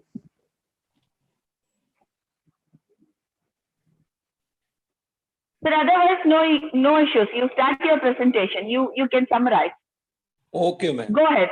Okay, sir. Thank you. It's 1:20. Finish it off. Okay. The namesake is the first novel written by Jhumpa Lahiri. It was published in the New Yorker And in this novel, Jhumpa Lahiri portrays the experience of Indian women migrated to America and their American-born children. The American-born children are generally referred to as ABCDs, American-born confused desis. In this novel, the namesake, the novelist examines and defines the conditions of the diasporic women in this novel. She tries to bring out cultural and personal isolations felt by the diasporic women through her characters. These characters are unable to accommodate their Indian identity with American identity, resulting in personal isolation. Jhumpa Lahiri does not belong to the category of first-generation migrants. Others, and kindly turn off your mic, please. And thus she did not face the challenges or loneliness experienced by the first generation, nor the longingness of the world left behind by the diaspora. But like many second generation immigrants, she also had the pressure to remain loyal to the world left by her parents and also to follow the new world. She was torn between the hyphenated identities of Indian American. The novel depicts the portrait of Ashima. As the story opens, we find Ashima Ganguly, a young bride of Indian origin. She is about to give birth to her first child in a hospital in USA. Ashok is her husband. She is the student of an engineering college, MIT. He had journeyed to Calcutta to find a spouse. As it is usual tradition in India, those from traditional background do not have any say in such matters. Ashima is no exception. As she is ready to give birth, she becomes conscious that she is very much isolated in this alien land. If she had been in her native in India, she would have delivered at home in the midst of all women family members who would conduct all ceremonies of Bengal and give her proper instructions. But Sir, in one more America, minute to go. 1 minute to go. But in America, she fights hard with the hurdles of language and ethnicity and her own fears as she gives birth to her child. The protagonist oscillates between Indian identity and American identity. She is not able to forget her roots, her identity, her tradition, her culture, her custom. And she is not able to adjust with the new culture, American culture. So cultural disparity is the main theme of my research paper. And she keeps oscillating between the two cultures throughout the novel. But it is Sir, not the case. Gentle reminder, kindly conclude. Okay. 1 minute to go. Yes. Ashima is the lady of first generation. That's why she is not able to adjust to American culture. But her children belong to the second generation. So they are able to adjust with the American culture. So cultural disparity is not visible in the lives of our children, but cultural disparity is very much visible in the life of Ashima. Thank you very much, all of you. Thank you, sir. Thank you so much. I believe there are no questions. Now, I request Dr. Nidhi Mishra to start the presentation. Dr. Nidhi Mishra, Assistant Professor of English, Govind Sarat Government Law College, Chhattisgarh. Over to you, Professor.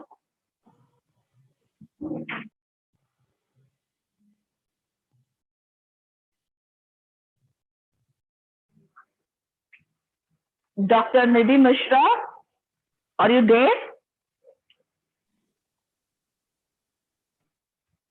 Am I audible? If Dr. Nidhi Mishra is not there, shall we move on to the next presenter? Yes, ma'am, we can skip the participant and then we can move on to the next one. Okay. So, Dr. K. Kanipnath Malhari, Assistant Professor, Ballareddy University, Hyderabad. Yes, good morning, good afternoon, madam.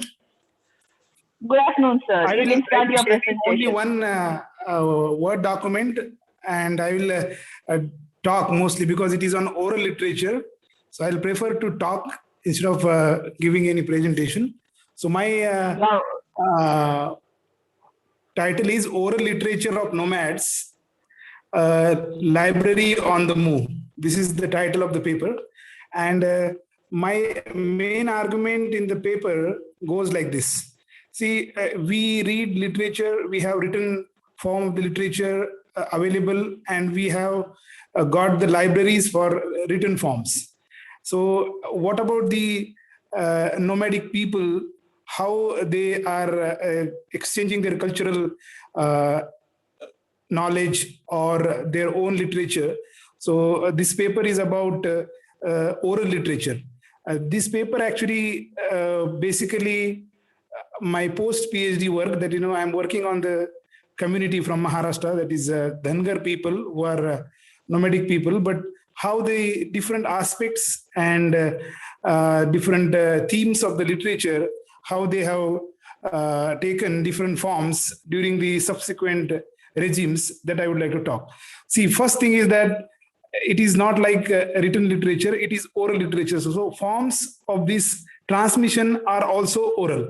So this paper grapples with the complexity of Maharashtra Dhangar socio-cultural and cultural history. So if you analyze this folklore praxis of this community, we understand that, this, whatever they have to, or they have experienced about themselves is not written anywhere. The government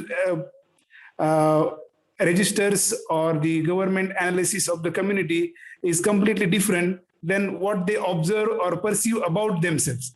So this history has been distorted by mainstream grand narratives. Like, if something is discussed on that particular community is not matching with their own experiences and what they have to offer to the society, other society, that there is a complete disparity.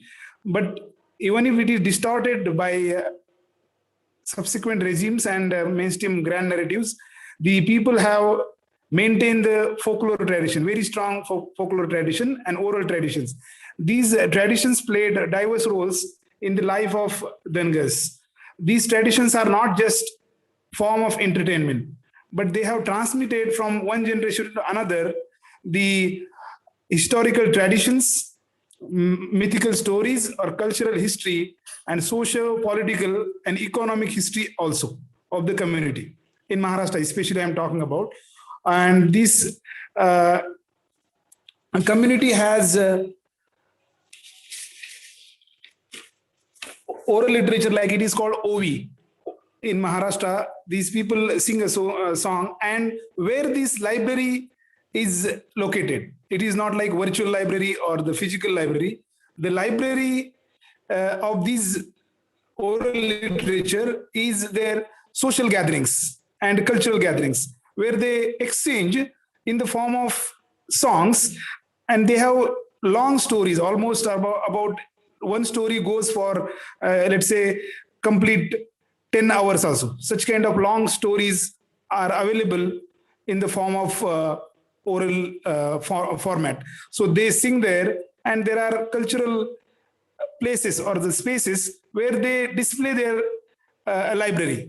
So they have this unique kind of exchange where they transfer the knowledge of their own community from one generation to another.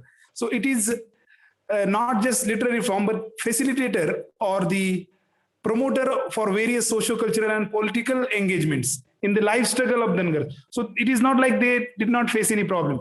They had faced problem and they have been facing. So it is definitely visible, and if analysis is done, it is visible in their folklore.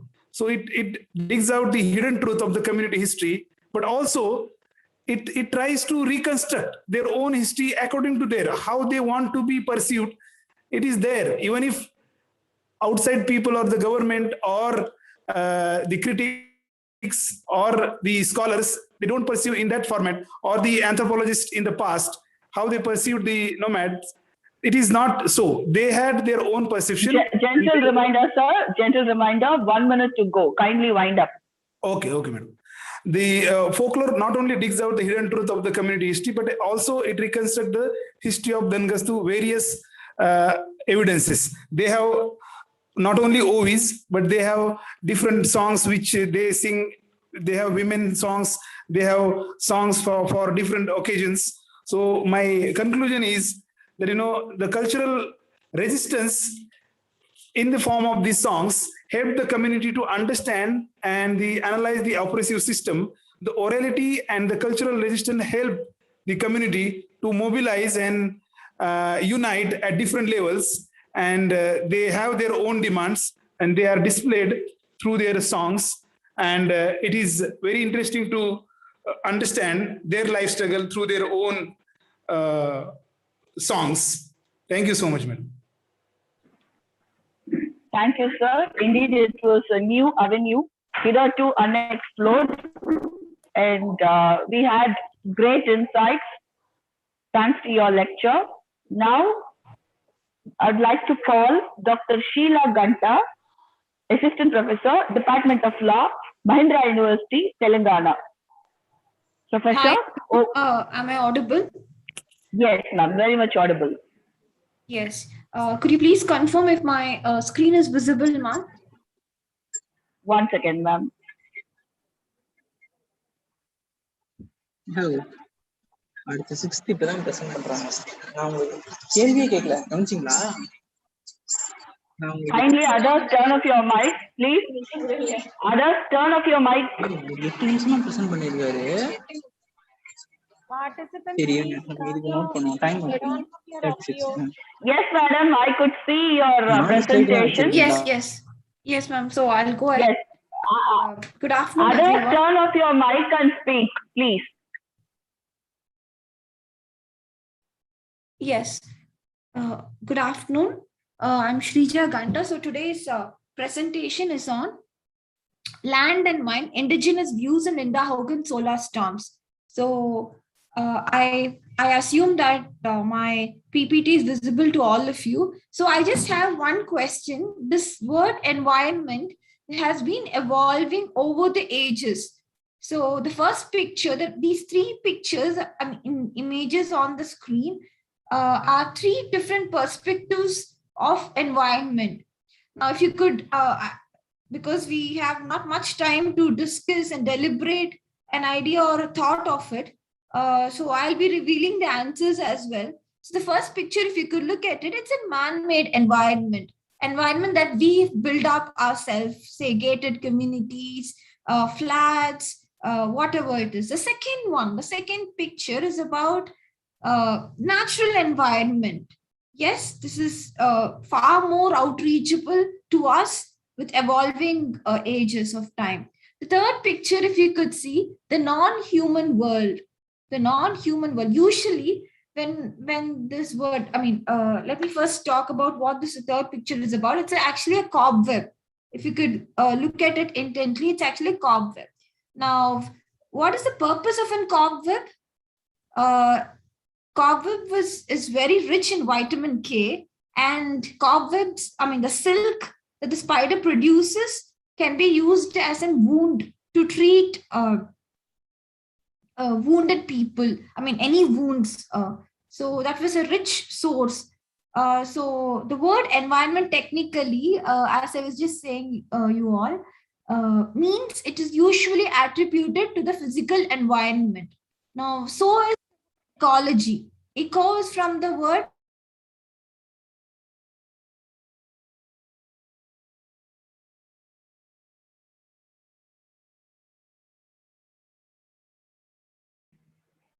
it's a home. It's a home for all living organisms. Now, when I say living organisms, it's not just the human. We have the non-human world, the fauna, the flora. Fauna means all of the animals.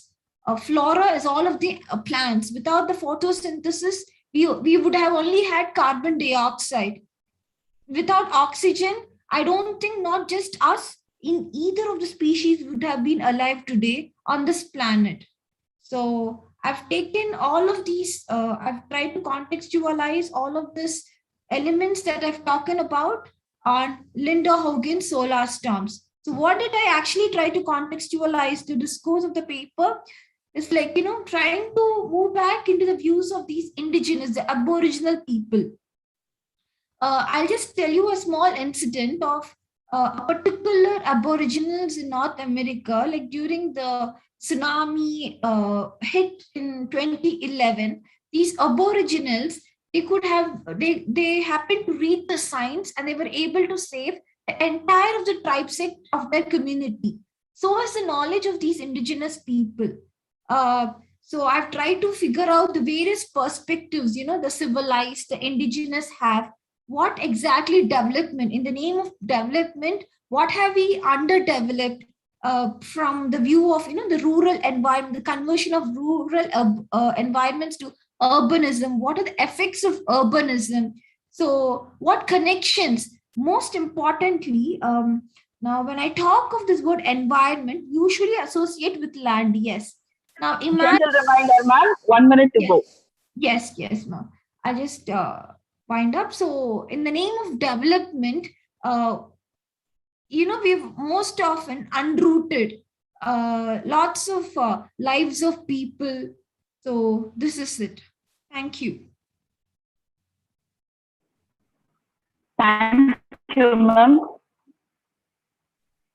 Next, I'd like to call Madam Kavita, Principal, Arunodaya College, Karnataka. Yeah, good afternoon, ma'am. Good afternoon, ma'am. Yeah, good afternoon. I'm not sharing any PPT. I'll just orally presenting my paper. Okay, ma'am. Could you please tell us the title of your paper? Yeah, the title of the paper is Women, a Bonsai Plant, within a bracket, Dwarfing the Women Personality. Yeah, I'll just start with the quote from Salman Rushdie. Repression is a seamless garment, a society which is authoritarian in its social and sexual codes, which crushes its women beneath the intolerable burden of honor and property, breeds repressions of other kinds as well. And also I would like to quote from Simone de Beauvoir, girls are weighed down by restriction, boys with the demands. Two equally harmful discipline. So in Simone de Beauvoir's quote, I can just happy to say that here Simone de Beauvoir referred both women as well as man. Both are weighed down because society expecting something from woman as well as from the boy. See here, I'm using a bonsai plant as a metaphor because most of us know in urbanization, we're using bonsai plant to decor our house and we feel proud to have that one as a matter of prestige, having a bonsai plant. The same metaphor has been used with a women character.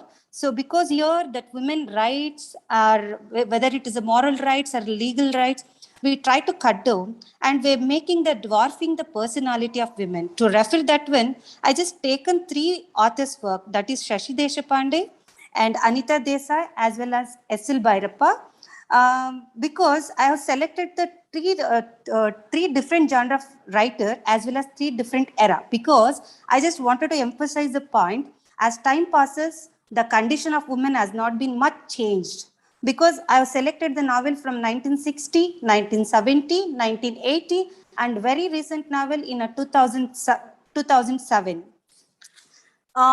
For example, in most of all the novels, the women character has been dwarfed because of her parents as well as marital condition, and also most of the time their marriages is free choice of a women, though they are again shackled by the traditions. Even though when they are selecting her husband, they are selected with the love and with the assessment of after long time. But once they got into the marriage, even the husband, in most of the marriage, I can't say in all the marriages, most of the marriage, men has been changed into husband, not as their earlier lovers. Because of that, when here Navil Kishore has quoted, the authoritative and dominating male has not only suppressed the female voice, but also brought silence, dullness, repulsion to the houses women live in. But out of study of my all these 4 or 6 novels, I just found, especially I have selected novel by S.L. Bhairappa. In that one, Lakshmi alias Razia got inter-religion marriage. But the same condition who got married within a religion, out of the religion, all the conditions are same. And finally, I'm just presenting my findings. In most of the above said characters, parents in the name of social customs have constructed fallacies and made marriages involves in annihilating something, the growth of one's personality. So I'm just telling, from their childhood, that has been almost psychologically, their growth has been dwarfed, because they have given their own, their own customs and religion restrictions. Once they got into the marriage, that has been more dwarfed, and it became so miniature creature in psychologically personality.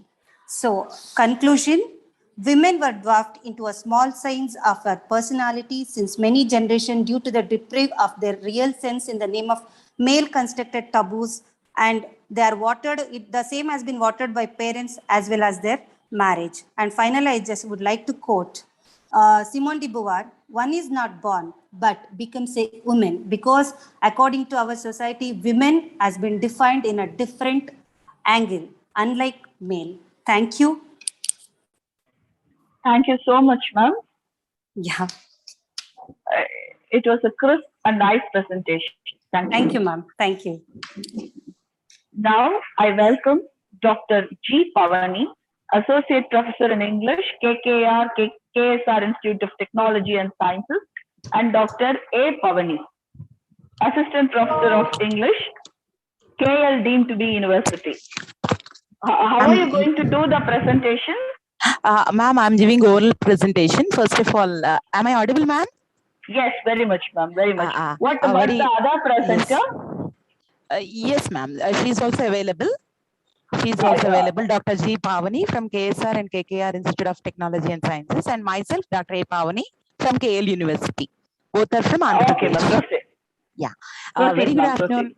Very good afternoon to the organizing committee members, panel members, as well as my co-participants. As I have introduced myself, I am Dr. Pavani, and our topic is igniting minds with blended and integrated methods of teaching in language learning. This is a pragmatic analysis actually. So the main focus is on the select group of learners that is from KL University, and the aim of this study is to explore with innovative teaching methods such as blended method, as it is a buzzword nowadays because of COVID pandemic situation. The buzzword is of course virtual learning as well as the blending mode of learning. So here the integrated methods of teaching in language learning to higher education students. From now hereafter, I will term the higher education as HE, keeping in view of the time. And now the importance of this information communication technologies, especially ICT, is increasing day by day. Of course, we stepped upon it long back, but this COVID pandemic has made it as a challenge to the traditional teaching patterns. So this blending pattern of this teaching methods in English language particularly, this is like a challenge to English teachers. Hence, our paper deals with the pragmatic analysis, how the English language teaching is possible with blending methods. So the questionnaires as well as the experimental group members were taken from the BTech of all branches like CSE, ECE, mechanical, civil, and petroleum. And apart from the BTech students, we have taken an analysis from MHS group students also, that is non-technical background students. Moreover, the students who are from non-technical, like non-BTech students, they are not much familiar with the technology. Even though they are not familiar with the technology, this COVID pandemic made them prepare well and thorough with the technical knowledge. Hence, our paper has emphasized how the language classes can be implemented through the technical way of, using of this technical support. And the significance of the study is, of course, it is known that Jordanian Ministry of Education in 2003 told that it is worthwhile to find various modern teaching methods that help students to learn in an appropriate way in order to produce graduates with the skills and competencies required to the modern world. So, of course, now we have seen the COVID pandemic. Next, there may be some which is like a COVID. So that's why we have incorporated such skills in our classes to the students with flipped class teaching. And we have given a questionnaire to the students. For the reference, I'm going to give the questions here. The first question we have given in such a manner like ICT, that is information and communication technology, is the right place in learning for self-exploration. Then 83.3% of the students agreed to this question. Yes, absolutely, we agree. 16% of the students partially we agree, they said. And 0.5%, no, we don't agree. Information technology, we don't agree. Only 0.5. 16% partially agree. 83% of the students, they totally agreed, and they were in a position to adopt the system to the technology while learning English language.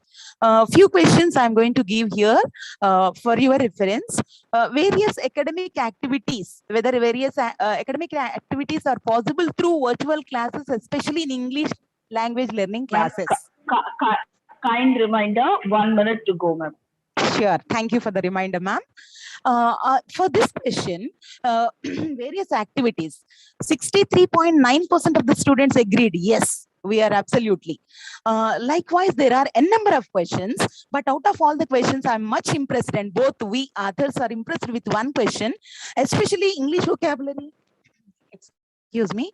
English vocabulary and English learning.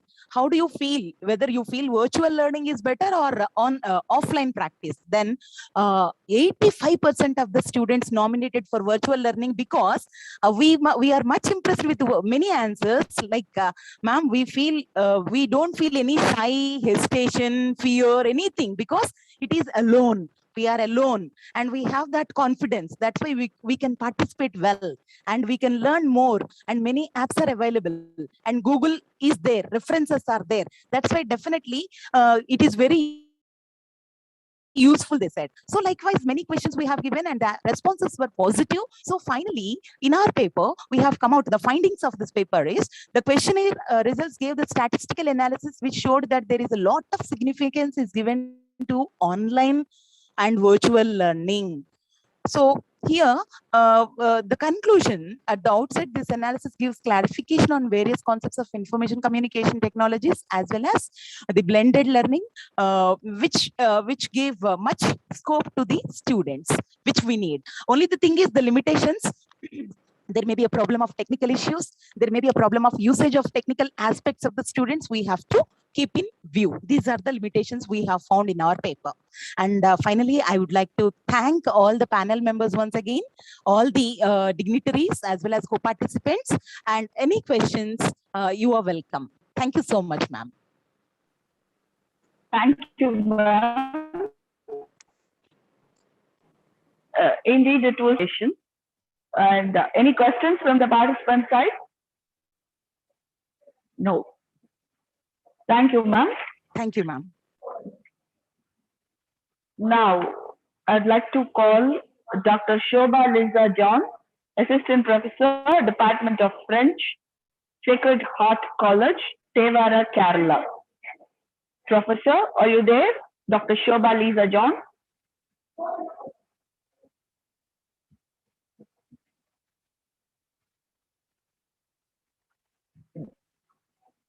I repeat, Dr. Shobha Lisa John. Okay. Shall we move on to the next candidate, sir? Yes, ma'am, please. Please move on to the next participant, please. Yes. Okay. Dr. S. Farhad, Associate Professor, Koneru Lakshmaya Education Foundation, Guntur, Andhra Pradesh. Dr. S. Farhad. Sir, are you in the meeting? Dr. S. Farhad, Professor.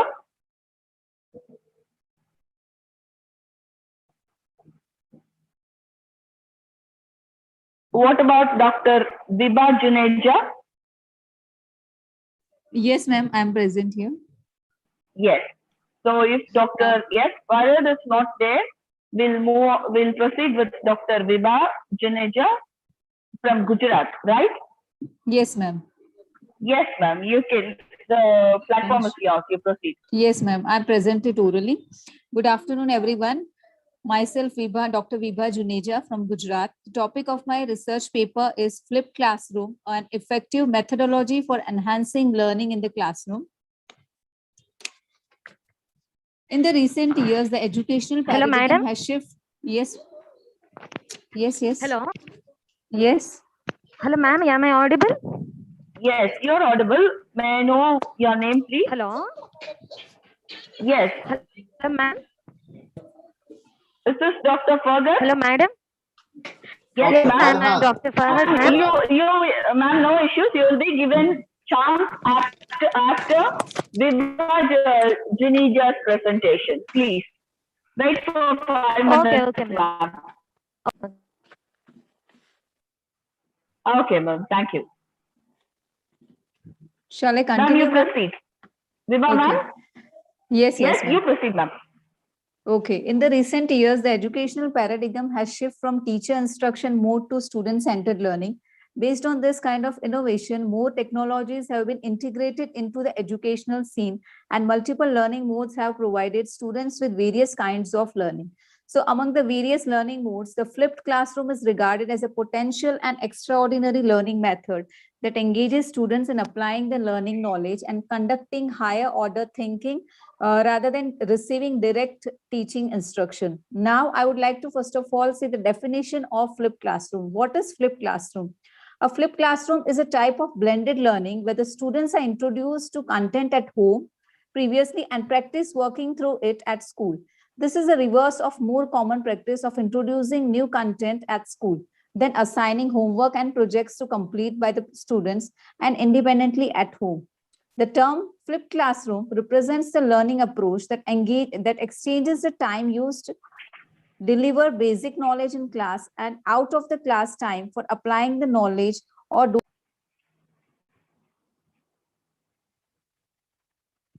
teachers are able to engage students in more learning activities for applying the knowledge they have already learned through practicing, doing projects, discussion, solving problems in the class.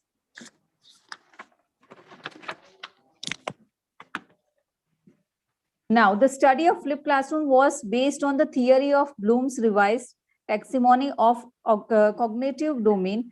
This taxonomy provides 6 levels of learning. First is remembering, second, understanding, third, applying, fourth, analyzing, fifth, evaluating, and sixth, creating. So here in this Bloom's taxonomy, it illustrates the level of students learning and flipped learning according to the Bloom's revised taxonomy. With the flipped model, lower levels are presented before class through recorded lectures and videos, so that in-class time can be spent working on higher levels of learning from application to evaluation. Moving on to the benefits of flipped classroom, there are various benefits attributed to flipped classroom approach, including the flipped classroom is extremely convenient, especially for students that face difficulties in traveling to the physical classroom. So such students still have the foundational information of the course at hand online. Next is, rather than learning in a traditional classroom setting, the flipped classroom uses a more application-based approach for students. Communication is greatly emphasized in a flipped classroom setting, essentially referring to student-student and student-teacher interactions. The flipped classroom uses a student-centered teaching model to ensure that the course is primarily aimed at contributing to the students' overall success in obtaining a proper, effective education. And the last is, it avoids overarching idea of cramming for exams and forgetting the information post-examination, as it encourages students to understand the underlying rationale behind the information being provided to them. So now moving on to the tools for flipped classroom. There are many tools for flipped classroom that can be used to help an instructor tackle this concept. First is Khan Academy. It is a great tool for video lectures. Next is Neopod. It allows teachers to engage with interactive lessons. Some examples include polls, UR field trips, open-ended questions, and quiz. Next is PlayPoist. It is an interactive video tool that focuses on seamless workflow, learner engagement, easy authorship, and tracking performance. Next is BrainPop. It is an animated educational site for students. It can be used to help to teach a variety of subjects with fun, entertaining, and animated movies.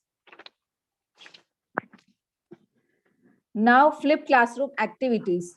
First is ACE for assessment. One secret to success for flipped model is to make students come to class with the background information they need.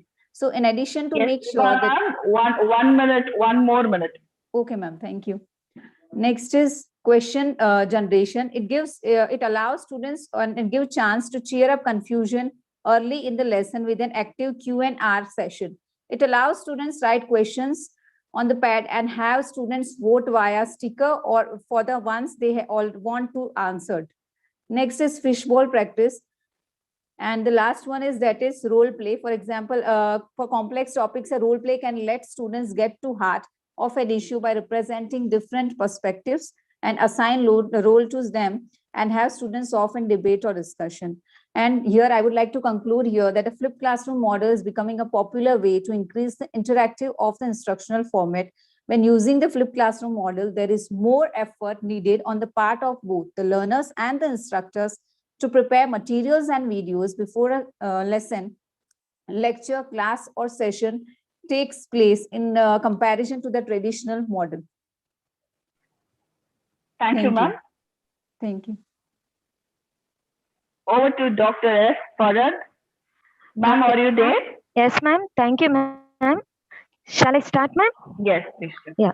Yes, So, please, good afternoon, everybody. My topic is deciphering the incarcerated literature in Indian context, a polemical study. What is incarcerated literature?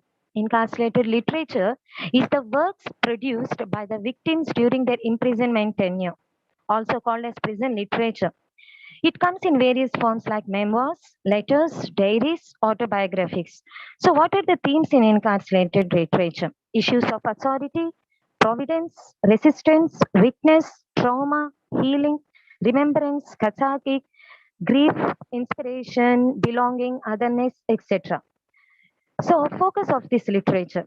So it cannot be taken, it should be taken as coherent body of literature, not just the works of criminals and prisoners. Second, this literature documents the contemporary social culture inside and outside the prison. My article introduces all the parameters in the study of incarceration that have been rejiggered according to the writer's experience in the prison. So next, according to me, I have taken 2 levels in this incarcerated literature. At first level, the writer, as we all know. So because we have this form of literature being read from since our childhood. For instance, Bal Gangadhar Tilak penned out the entire script with his pencil in his masterly book, the Bhagavad Gita. We have our father of the nation, Gandhiji, writing his autobiography, Experiments of Truth, in his jail days. Similarly, we have Jawaharlal Nehru writing glimpses of world history and autobiography. And a step forward, he has written letters to his daughter. So, guiding her and inspiring her in his absence during his prison. So, I here want to take the second level, which is the most significant and contemporary phenomena, because this situation of the prisoners inside the prison is the treatment they receive from the jail authorities or the jail inmates, often incredibly touching the testimony of the resilience of human spirit. To write is to resist, and the conditions is to subvert them. Whether the writer is a prisoner of the conscience or the prisoner of war, victim of bigotry or victim of religious dissent, though physically caged, he remains a free person spiritually and intellectually, regarding his experiences in the so-called incarcerated literature. So what is the polemical study according to this second level?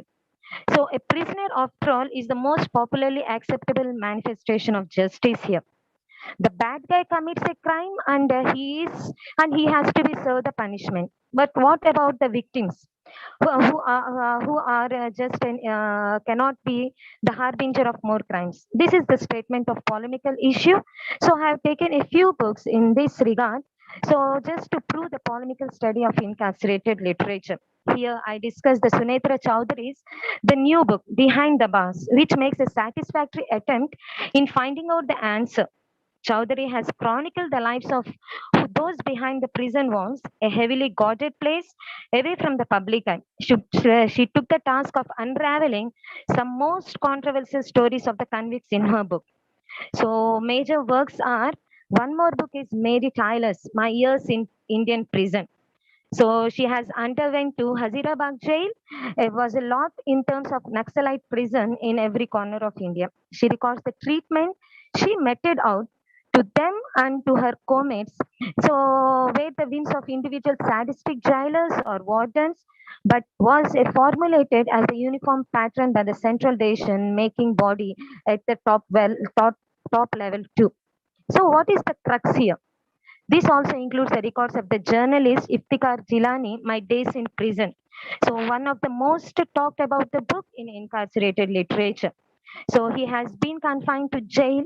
So on terms of violating the official secrets acts, but though he was out in 2003 because of the media intrusion of the media.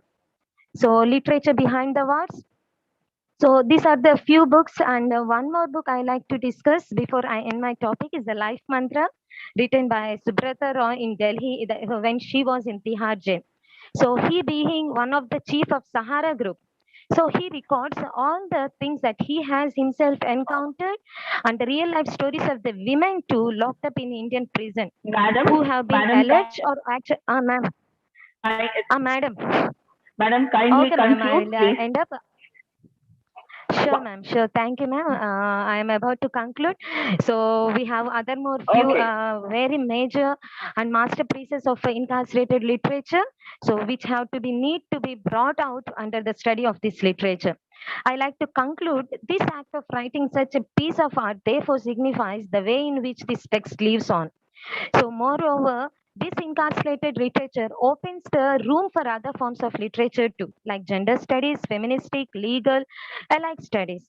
So here I like to thank the team, the chair of this session, first of all, the team of Bodhi and SRM University. Thank you very much for giving me this opportunity. Thank you, ma'am. Thank you, ma'am. Thank you so much. I'm pleased to invite Dr. S. Sujarita, Assistant Professor of English, Pondicherry University Community College, Puducherry. Are you there in the meet, Professor? Dr. S. Sujarita. I repeat, Dr. S. Sujarita.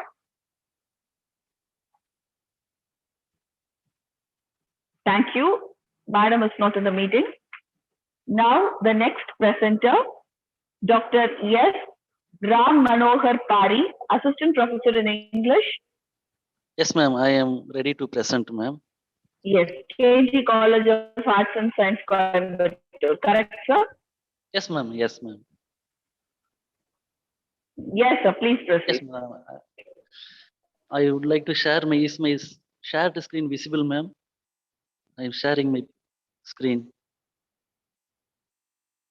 Is it visible, ma'am? Yes, it's visible, sir. Okay, sir.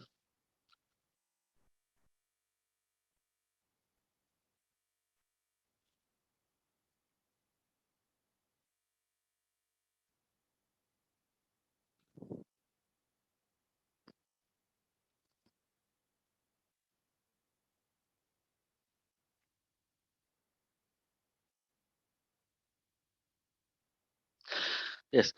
Good afternoon to everyone. I am Dr. S. Ramanohar Pari, Assistant Professor in English, KG College of Arts and Science, Coimbatore. In this conference, I am going to present my paper titled The Resemblance of Left-Wing Ideology Through the Character of Iqbal Singh in Train to Pakistan. The novel Train to Pakistan has been written by Khushwant Singh. He is a novelist, journalist, diplomat, and lawyer.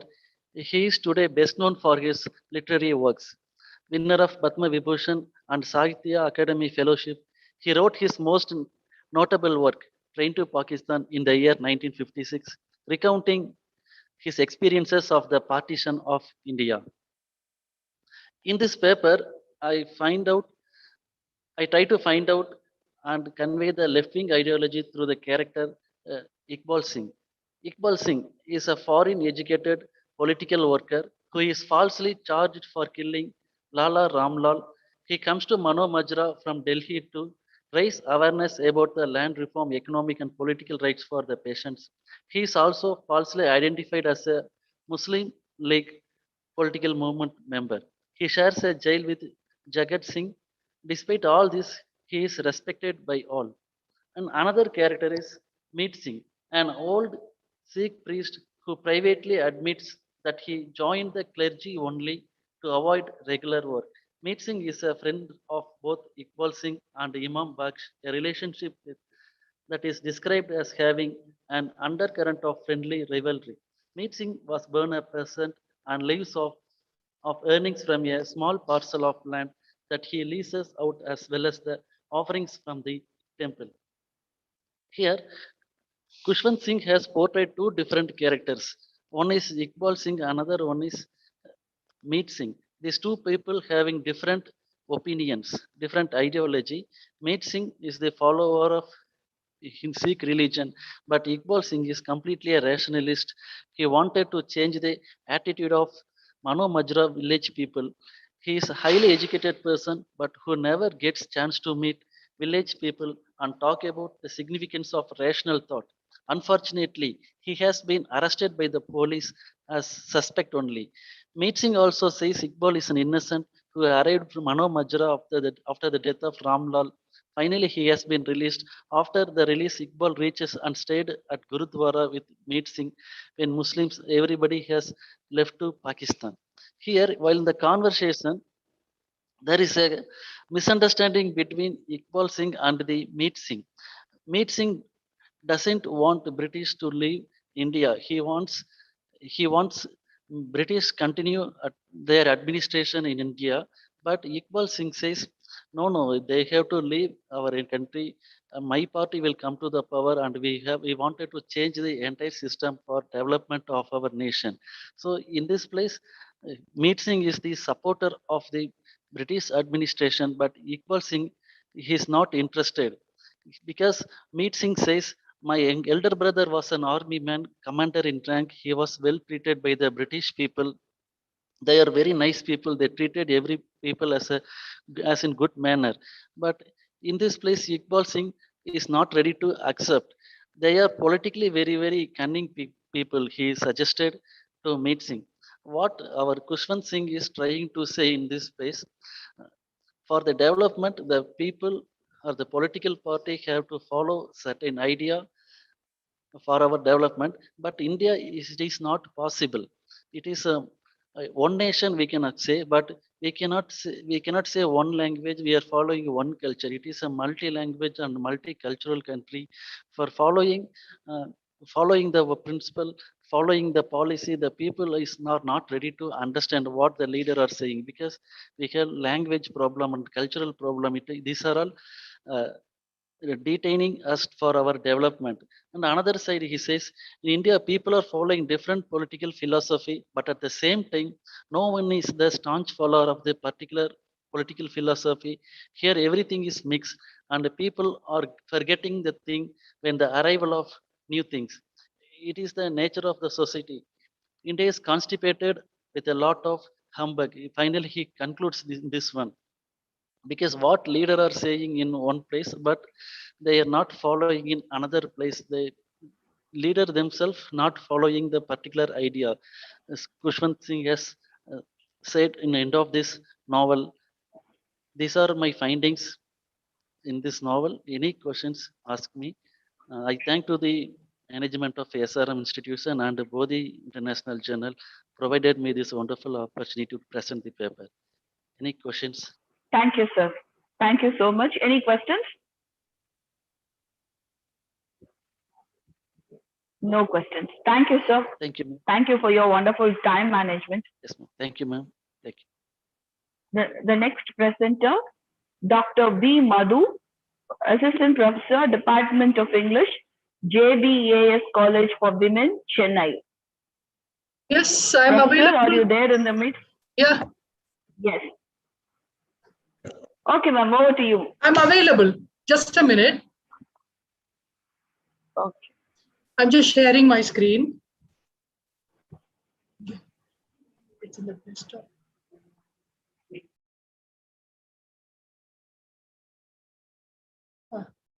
Can you see my screen? Yes, ma'am. Yes. Okay. Language is power in the select poems of Adrian Rich. Yes, okay.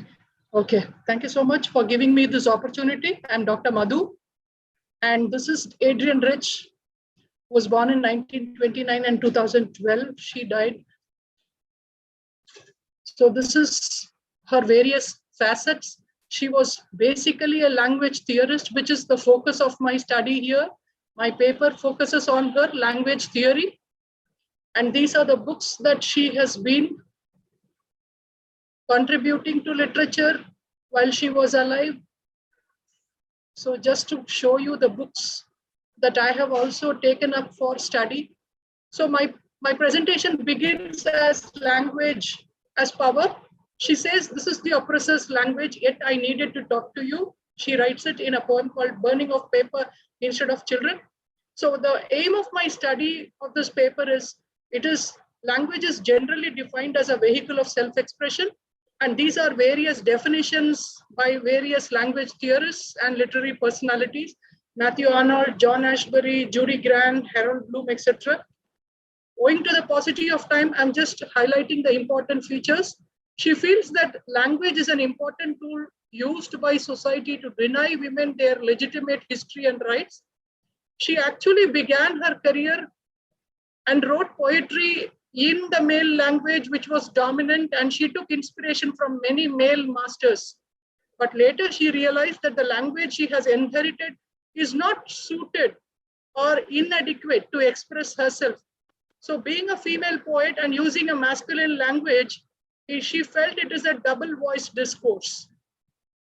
So in her poetry collections, she writes, a poet cannot refuse language, choose another medium, but a poet can refuse the language given to him or her and turn it into an instrument for connection instead of dominance and apartheid. I quote from the Facts of a Door Frame. So she believes that language is a woman's unsaid word, withheld speech, transformed utterance, inadequate tool, and she considers language used by men as misunderstood and a predator. So she would like to reclaim or repossess words which are male dominant. Alicia Ostriker, one of the critics of Adrienne Rich says she is a female Prometheus who wanted to steal the language from men. So she has also referred to many theorists like Ellen Showalter, Helen Sixsue, Mary Daly, Megan Morse, and others. So all of them share a common agenda to identify that patriarchal language is the root cause for female oppression, and to declare that patriarchal language as a double voice discourse, and to create a common language to express their feelings, to find whether women can create a language which is different from the male dominant discourse, and to also use the model of gynocriticism that men cannot understand. So these are some of the lines that are taken from her predominant work called Diving into the Wreck. This is the lines. And these lines explores the hidden and unarticulated world of women's language, which has been damaged by masculine expression. So she is trying to find an instrument for identifying a new language and an identity for women. She says on Lies, Secrets, and Silence, poetry is above all a concentration of power of language, and we need to have new configuration, new setting, and new dimension to see and hear words. So she actually wanted to change the language, not with new words, but through the new perceptions, and make visible the world of women. Thank you so much for the opportunity.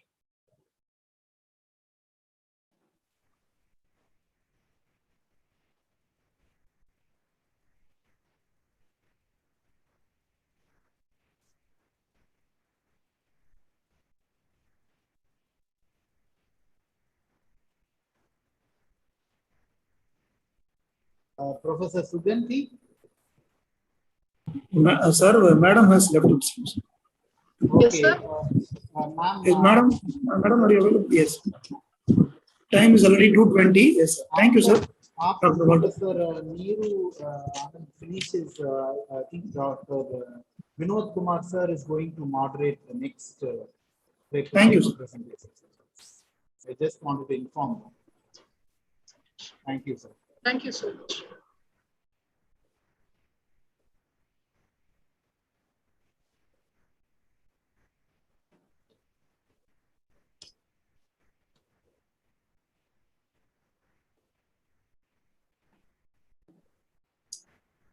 Dr. S. Suganti, shall I begin as I am the next participant? I think you can go ahead, ma'am, please. Okay. Good afternoon to all. I'm going to speak on Rohinton Mistry's Such a Long Journey. I've titled my paper, A Common Man's World, Rohinton Mistry's Such a Long Journey. And I begin with a quote by W.B. Yeats. This is from his poem, He Wishes for the Cloths of Heaven. The poet says, but I, being poor, have only my dreams. Tread softly, because you tread on my dreams. At a point in the novel, Such a Long Journey, Gustave Nobel admonishes his son, Sohrab, for taking newspaper reports at face value, and I quote, whatever you read in the paper, first divide by 2 for the salt and the pepper. From what's left, take off 10% ginger and garlic, and sometimes, depending on the journalist, another 5% for chili powder. Then and only then will you get to the truth free of masala and propaganda. This warning is included deliberately in the text because Rohinton Mistry, in his first novel, offers us the other side of certain blitzing headlines that hit the front pages of the newspapers during the 70s. Tarun Tejpal, reviewing Mistry's book in India Today, elaborates, and I quote, in May 1971, the chief cashier of the Parliament Street branch of the State Bank of India in New Delhi received a telephone call, ostensibly from Prime Minister Mrs. Indira Gandhi, instructing him to hand over rupees 60 lakhs, which were urgently needed to fund a secret operation in Bangladesh, to a courier, Sohrab Nagarwala. The chief cashier complied, but in a chain of events which still defies any satisfactory explanation, Nagarwala was arrested, tried in a highly dubious fashion, and sentenced to 4 years in prison, where he died the following year. Though Jimmy Billy Moria, Mystery's fictional counterpart of Nagarwala, does recount his version of the above-mentioned incident, indictment of corruption in high places is just one of the many issues that Mystery raises in his novel, which achieves a fine balance among problems particular to the Parsis, general problems of the Indians, and wide-ranging universal problems. Against the backdrop of volatile politics of the subcontinent, Mystery's characters led by Gustave Nobel enact their private lives and strive to achieve their dreams. What gives the novel its strength is the sheer ordinariness of the dreams. Gustave is a man who wants to protect his family from the vicissitudes of fate, so much so that he refuses to take off the black paper covering on the window panes. Unable to realize his own ambitions, Gustave's hopes are pinned on his elder son Sohrab, and I quote from the text, how he, that is Sohrab, would live in the student hostel at Powai and come home at the weekends, or they would visit him with a picnic lunch. The college was so close to the lake, and the scenery was so beautiful. And after he had finished IIT, he would go to an engineering college in America, maybe MIT. Such a dream is something that each and every Indian family is pretty familiar with. The importance given to science subjects over those of humanities, the entry into a prestigious institution like the IIT, seen as a passport to going abroad, the coming of foreign currency and products into the house, and subsequently an improvement in the family fortunes. Middle-class India lives and sleeps this dream, and Mystery himself is no exception to it. And I quote, this is from an interview that he gave, after finishing college in Bombay or elsewhere in India, one had to go abroad for higher studies. If possible, one had to find a job after finishing a master's or PhD in the States or in England, find a job and settle in the country. That's how success is defined by Indians. So that's why I say that coming to Canada was in some ways decided for me. Now to go back to the text, however, fate in the form of politics and the adolescent rebellion of his son shatters Gustave's dreams. Further, General Yahya's decision of not allowing Sheikh Mujibur Rahman to form a democratically elected government in East Pakistan leads to a war, a partition, and the birth of a new nation. Such headlines obliterate the fact that with the refugees pouring into India, the prices escalate, that a refugee relief tax further burdens an already fragile economy, and that under the strange circumstances, Gustave has to sell his camera, Dil Nawaz her gold bangles, and that caught in a conspiracy, Billy Moria dies an ignoble death. According to critic T.R. Hen, from the beginning, and this is a quote, from the beginning, tragedy has concerned itself with considerations that may be called broadly political. In Mystery's novel, we see the state as an abstract antagonist, the grand narrative of which hides the small, sorrowful narratives of the common men, people who have no say in the political decisions taken by the state, yet have to abide by those decisions which may cause havoc and crush their dreams. To conclude then, Mystery brings to the forefront the sufferings of the ordinary people whose problems and tragedies are pushed to the margins. By giving space and voice to these tragedies through the residents of Khodadad building, Mystery weaves an engrossing tale of treachery and fortitude. Thank you very much for giving me a patient hearing. My thanks to the organizers who have given me this platform to put forth my views on one of my favorite novels. Thank you so much. I hope I was audible. Yes, you were audible. Thank you, Professor. Thank you so much. Professor Vinod Kumar. Dr. Vinod Kumar. Are you there, sir?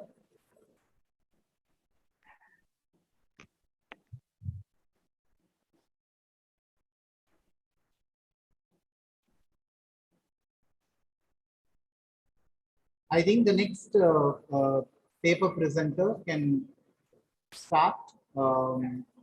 Professor Anjad Deshpande, faculty member, head in charge, Department of French, Ram Narayan Ruia College, Mumbai.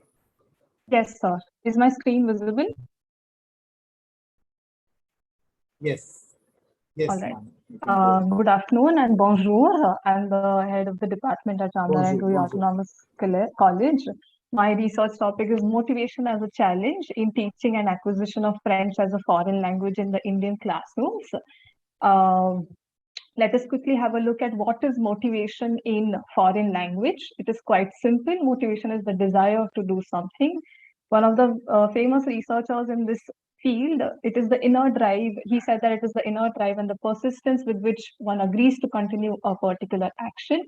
It is the motivation that plants seeds of self-confidence and helps students to successfully reach the desired goal. The historical trajectory of motivational theories has been evolving since the 60s. First is the socio-psychological period, which talks about the social context of learning. Gardner and Lombard, the first theorists, proved and proposed that integrative and instrumental motivations concerns the desire to interact with the community. The second one was the cognitive situated period. It talks about the attitude of learners towards target language speakers. The third being process-oriented period. It was the motivational stages before, during, and after the learning process. And the current period, which is also the last period, which is the socio-dynamic period, focuses on the learner identity. Let us now quickly have a look at the two main aspects of teaching and learning. First is the teacher. So what are the factors that influences teacher motivation? It is the intrinsic motivation, that is teacher being passionate about learning, social value of teaching in the Indian society. Thirdly, the family time, and lastly, the vacation time. What are the demotivational factors? What are the factors that affect teacher motivation? Firstly, the lack of resources, which is lack of resources, which is whiteboard, audiovisual settings. Next being the administrative work. Some teachers have also complained that they have more of administrative work especially during exams and seminars. Unchanging syllabus has added to the misery of teaching. And additionally, as mentioned by Sipu Raman sir this morning, he said that health hazards, that is sitting in one place for long hours, has proven challenging. But what does that mean? Shall we stop teaching? Is the question that we must ask here ourselves. And what about learner motivation?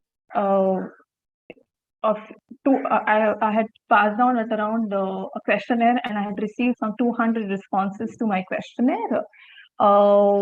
Most learners have said that outdated syllabus, classroom environment, teaching method, age, learner-teacher relationship, and learning goal were a few factors that affected their learning. This is the initial data analysis. I received around 200 responses, like I mentioned earlier. There were 51% of my learners who fell in the age group of 18 to 22. And the next question was, what was the reasons to learn French?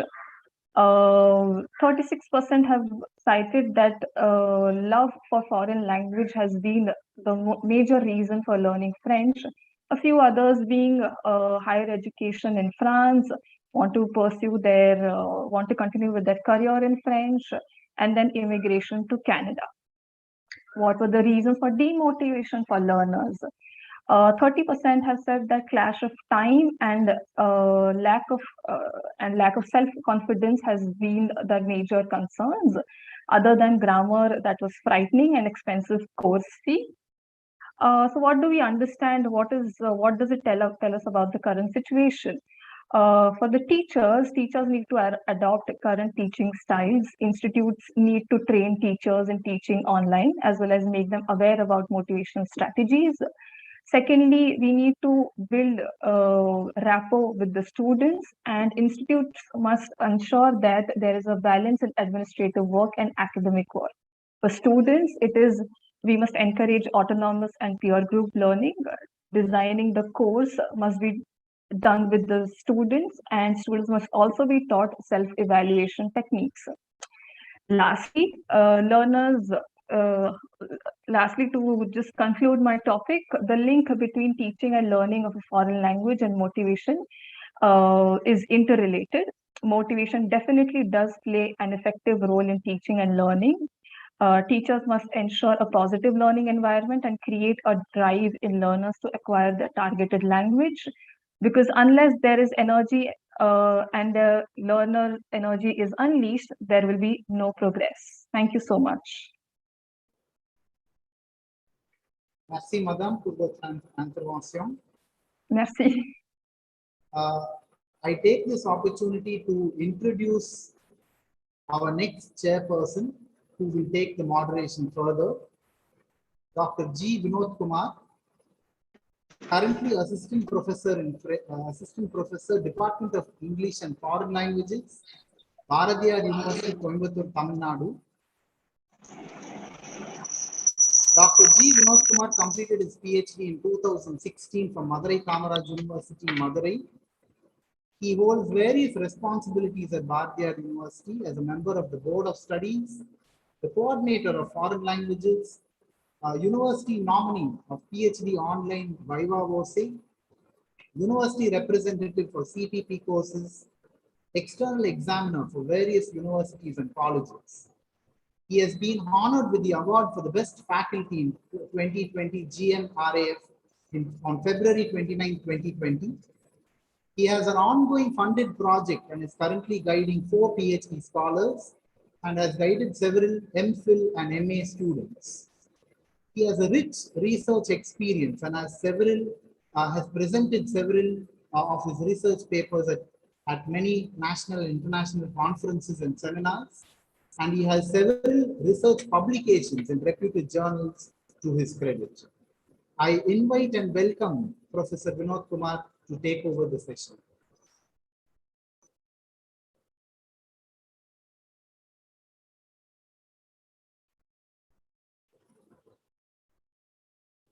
Sir, you are not audible, sir.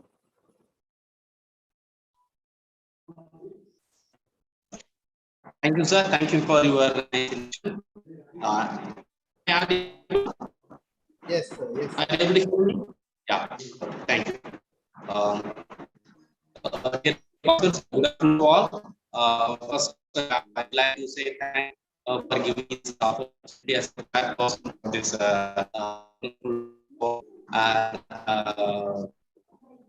I feel pleasure part of this program. I thank Dr. for giving me this opportunity, and I thank all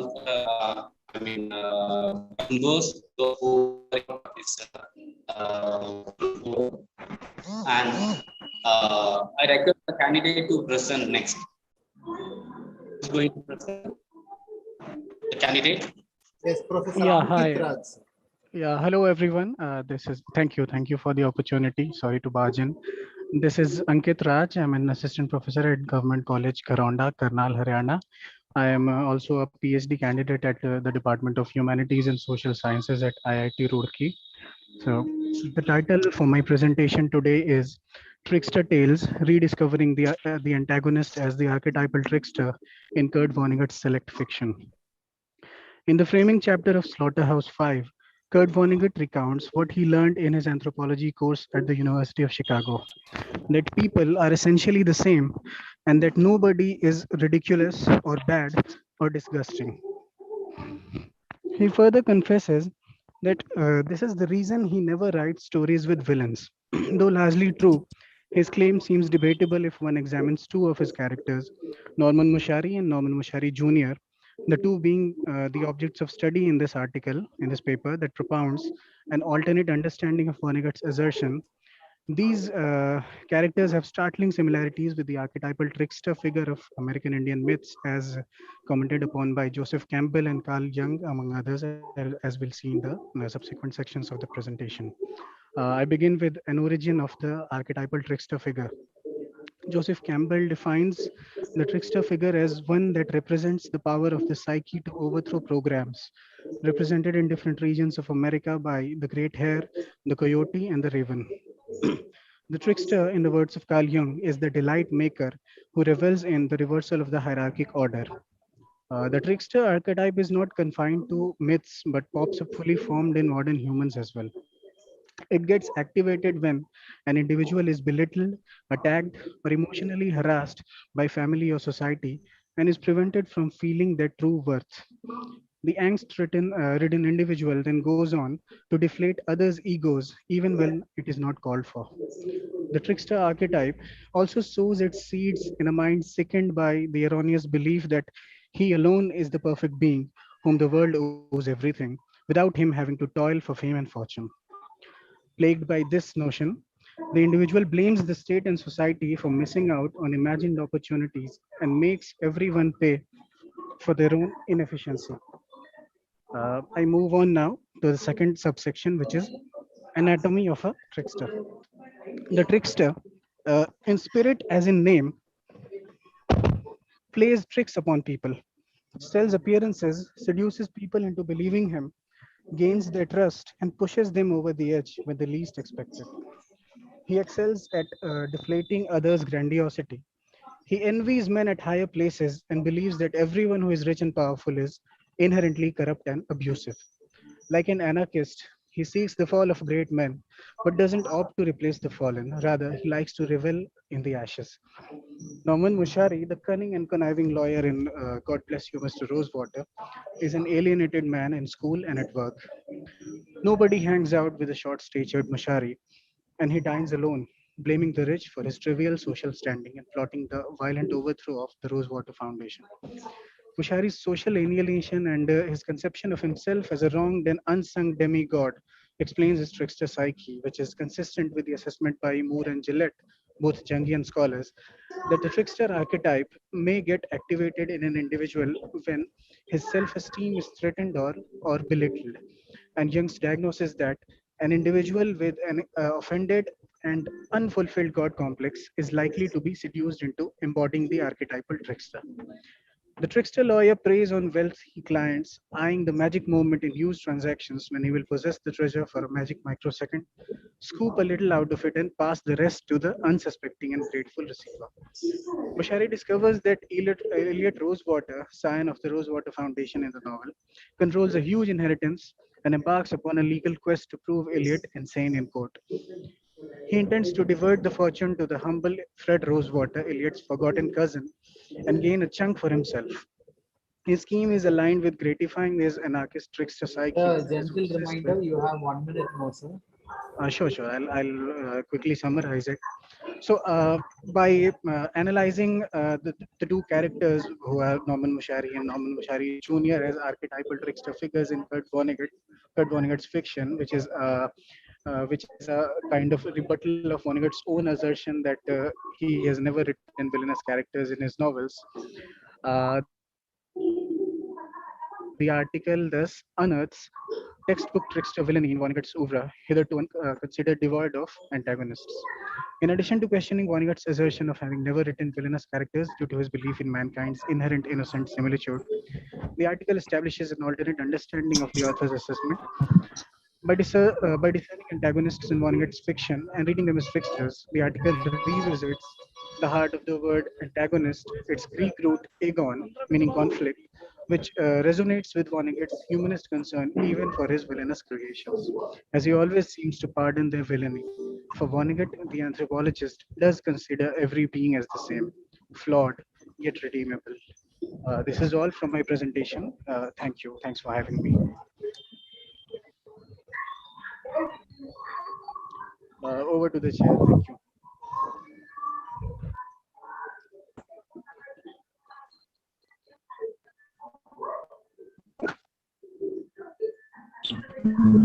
you. Professor Vinod Kumar? Yes, sir. So you're not audible.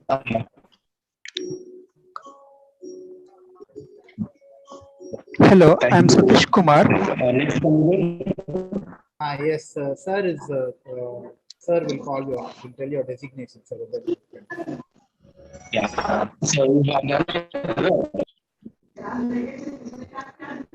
Hello, may I start, sir? Satish Kumar here. Yes, the next presentation will be by Professor Satish Kumar, Head Department of English, St. Francis College, Koramangala, Bengaluru. Yes, sir, you can go ahead, sir. Yes. Yeah. Good afternoon, one and all. My topic here is depiction of troubles and travels of the working women in penalty, written by Premchand. So the penalty, it was originally written in Hindi by Premchand by name Jurmana, which depicts the life of a sweeper woman who is employed by the government under the sanitation department. In the story, she is presented to be in condition of constant turmoil as she is not paid in full by her supervisor.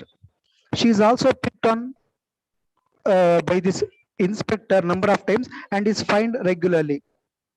So she is shown as an everyday mother who is working hard to protect her family. And at the end of the story, she is getting paid. Her name is unusually called later, in which caused gossip among other sweepers gathered at the municipal office. So the story actually, though it was written in Hindi, it was translated by David Rubin. Okay, so the story completely depicts the working women. It draws the attention of the human facet of authorities that deal with them. The major theme is penalty, as the title itself says, which makes some women happy and some unhappy. It plays the major role in the life of Alaraki. That is the name of the character, because there are three characters mainly. One is the sweeper woman and her daughter, then the inspector who looks after municipality. In the story, Yes, she's depicted. Mr. Sadish Kumar.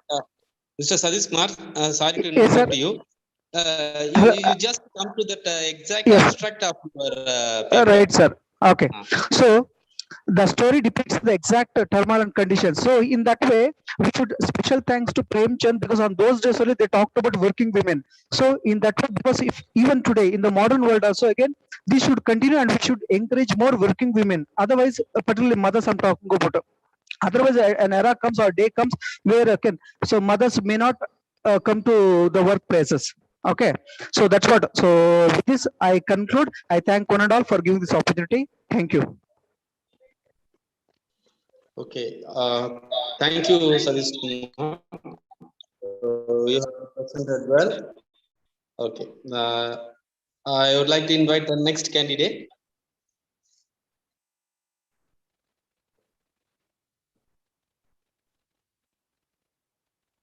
Who is next?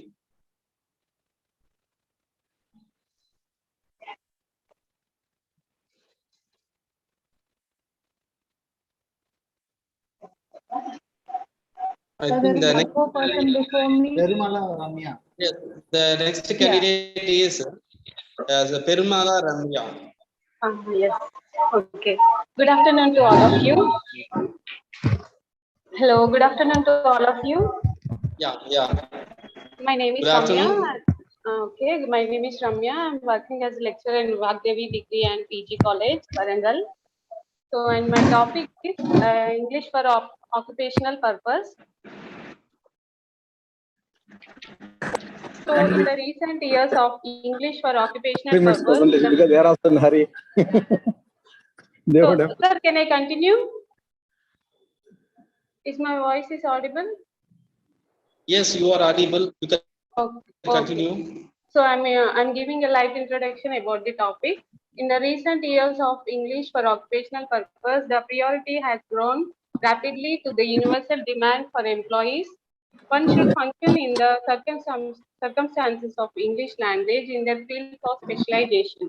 Therefore, training institutions of higher education, which focuses on to produce students with a vocational skill set, should preferably include the teaching and learning of English for occupational purpose. Its presentation should specifically focus on higher education institutions. Especially in my view, English speaking communication skill is very important in teaching field, design skills, etc. So we can, so for improving the communication skills, one can be improve their skills by following some of the measures. So they are organize your learning English skills, get out of your comfort zone, learn from your mistakes, watch daily videos on YouTube, and read your favorite books in English, which follow social media accounts that help you learn English. Learn a few poems and recite them, and next try thinking in English, fall in love with the process, and finally spoke English fluently. And at the last, to check yourself, take the Oxford test of English. And so I want to give a conclusion on my topic. In these course, students learn the skills of effective oral and written communication at the workplace. They learn to prepare, process, and produce relevant documents and conduct activities commonly practiced at the workplace. Since the course is designed with the aim of equipping students to meet the English language needs and demands at the workplace, it provides opportunities for students to go through simulations of the work environment throughout the semester. Amongst from all these activities are practicing relevant expressions used at the workplace, preparing formal and informal documents, giving informative presentation, and developing job-seeking skills. Thus, learning English for occupational purpose often be learned by the student who is studying in the vocational and practical field. Besides, the learner can also come from the occupational field for taking a short course. This paper is aimed for those who are looking for understanding English for occupational purpose field. Therefore, we compile the content resume so that the reader may be helped. However, the sources taking about English for occupational purposes is still limited. Sir, my topic is completed. Thank you, sir. Thank you for giving this opportunity.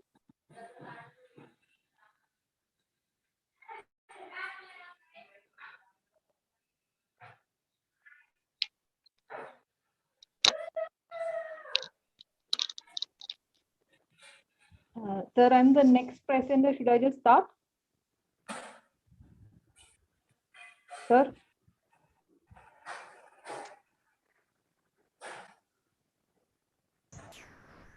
Am I audible? Can you hear me?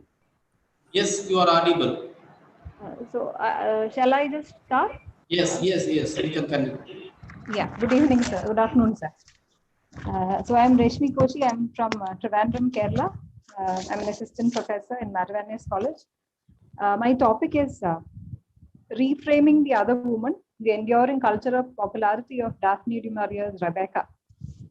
So this is a novel which was published almost 80 years ago. It was published in 1938 and it remains a reader favorite. There were many adaptations of the book. There are sequels to it written. In 2020, a remake of the movie was made, the original movie which was made by Alfred Hitchcock. A remake of that was made in 2020. And it was voted again in 2018 as the most popular book in England in the last 25 years. So I'm going to look at why this book remains so popular, the reason for the enduring cultural popularity of this particular novel by Daphne du Maurier. So it is not an uncommon story. It is echoes of the fairy tales like Cinderella, Bluebeard, etc.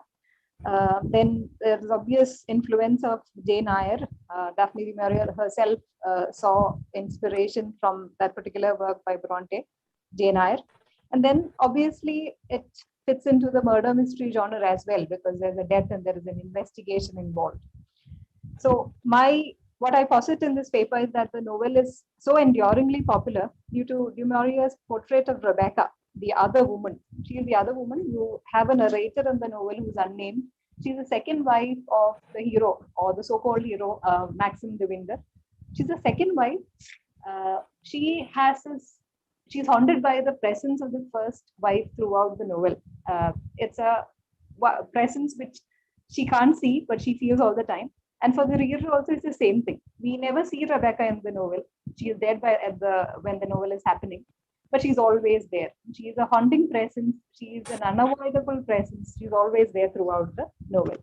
So to understand the haunting Rebecca, the figure there, you wonder why she is the one who remains in the minds of the reader after you read the novel. She's the one character who never appears in the novel, but she's the one who remains in the minds of the reader.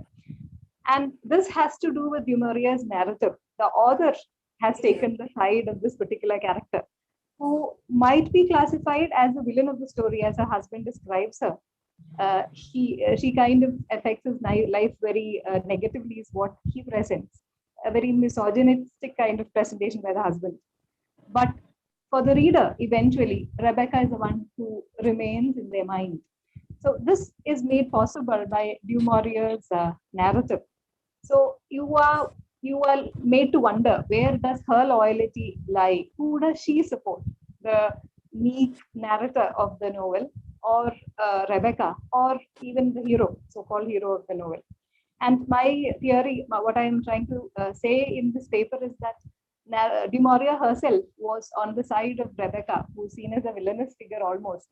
She is painted as a voice of female descent by Du Maurier, but it is a covert representation. It is not a very obvious kind of siding with this lady, but Du Maurier, using various symbols, various styles of narrative, various techniques of narrative, sides herself with Rebecca.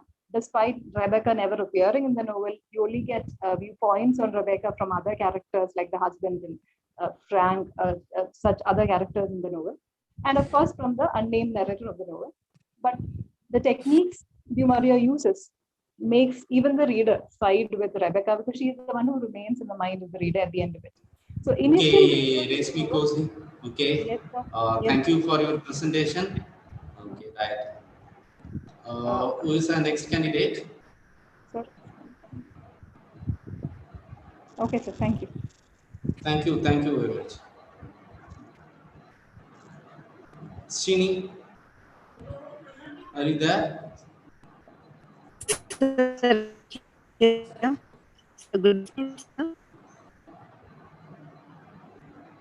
Sir, good afternoon. Yeah, good afternoon. Good afternoon. Sir, my voice is audible? Yeah, Thank you are you, audible. sir. You are audible. Sir, I want to present my PPT, sir. 1 minute, sir.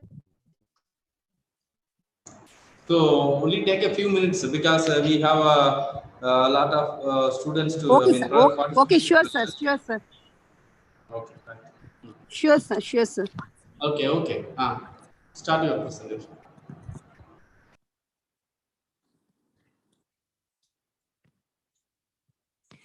Happy noon to each and everyone assembled here. So before peeping inside my session, I would like to thank for giving such an opportunity for queens and voice in front of experts. Myself is Shiny, Assistant Professor, Department of English, Vail Manoharan Arts and Science College for Women, Ramanathapuram.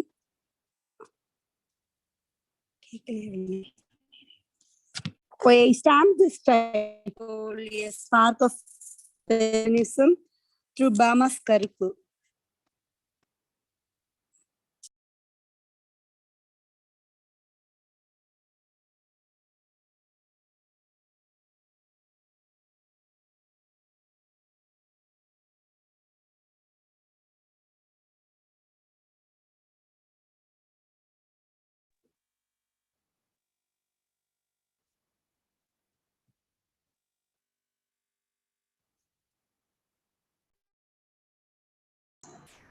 Yes, Assign. Do you have any problem?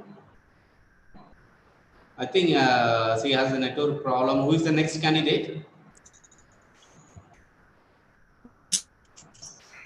Hello? Hello. My voice is audible, sir. Sorry, sir. Sorry Yes, for the you are disturbance. very much audible. Sir. Okay, thank you, sir. Thank you, sir. But supporting for us, sir. Why I stamped this title, L of Breaking Soul, is even in the digital era, I can frequently come across many heartbreaking issues regarding social discourse. Whether PPT is visible for you, sir?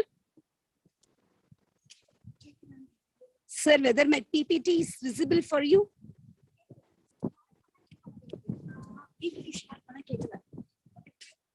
You just present your abstract of your paper. No need to go for a PPT presentation. Okay, sir. Thank you, sir.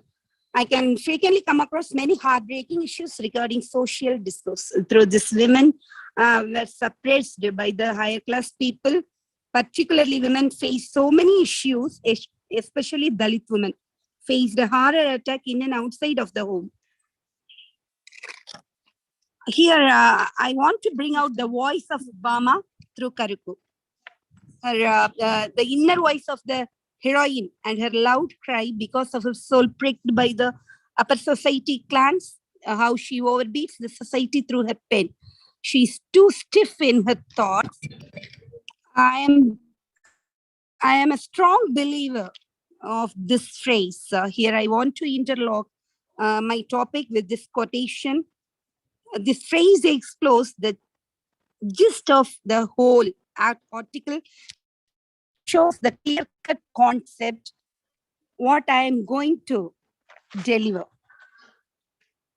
In this slide, I want to portray the evolution of Bama from a spark of light to galaxy of revolution by coverage under all these topics. Under these topics, what are the topics? Or exploitation of Dalit women, male patriarchal domination, revolt and struggle of lower caste, self-realization of marginalized women, history of suppression of lower caste clans, powerful and powerless women in and out. She portrays her own beautiful village. After that, the village destroyed through caste oppression. It's a severe attack by the higher society people. Women suffered a lot there. The double role played by female characters. In spite of being women, the male domination is suppressed by the upper class women without extended help to the downtrodden, that means Dalit women.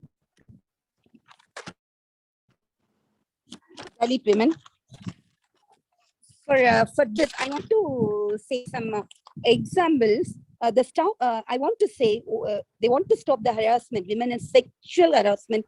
Nowadays, we can see more in media. Media plays a major role in portraying women as a seductive sexual object. In this case, I want to show some examples. The case of Nirbhaya, it happens through gang rape, 2019.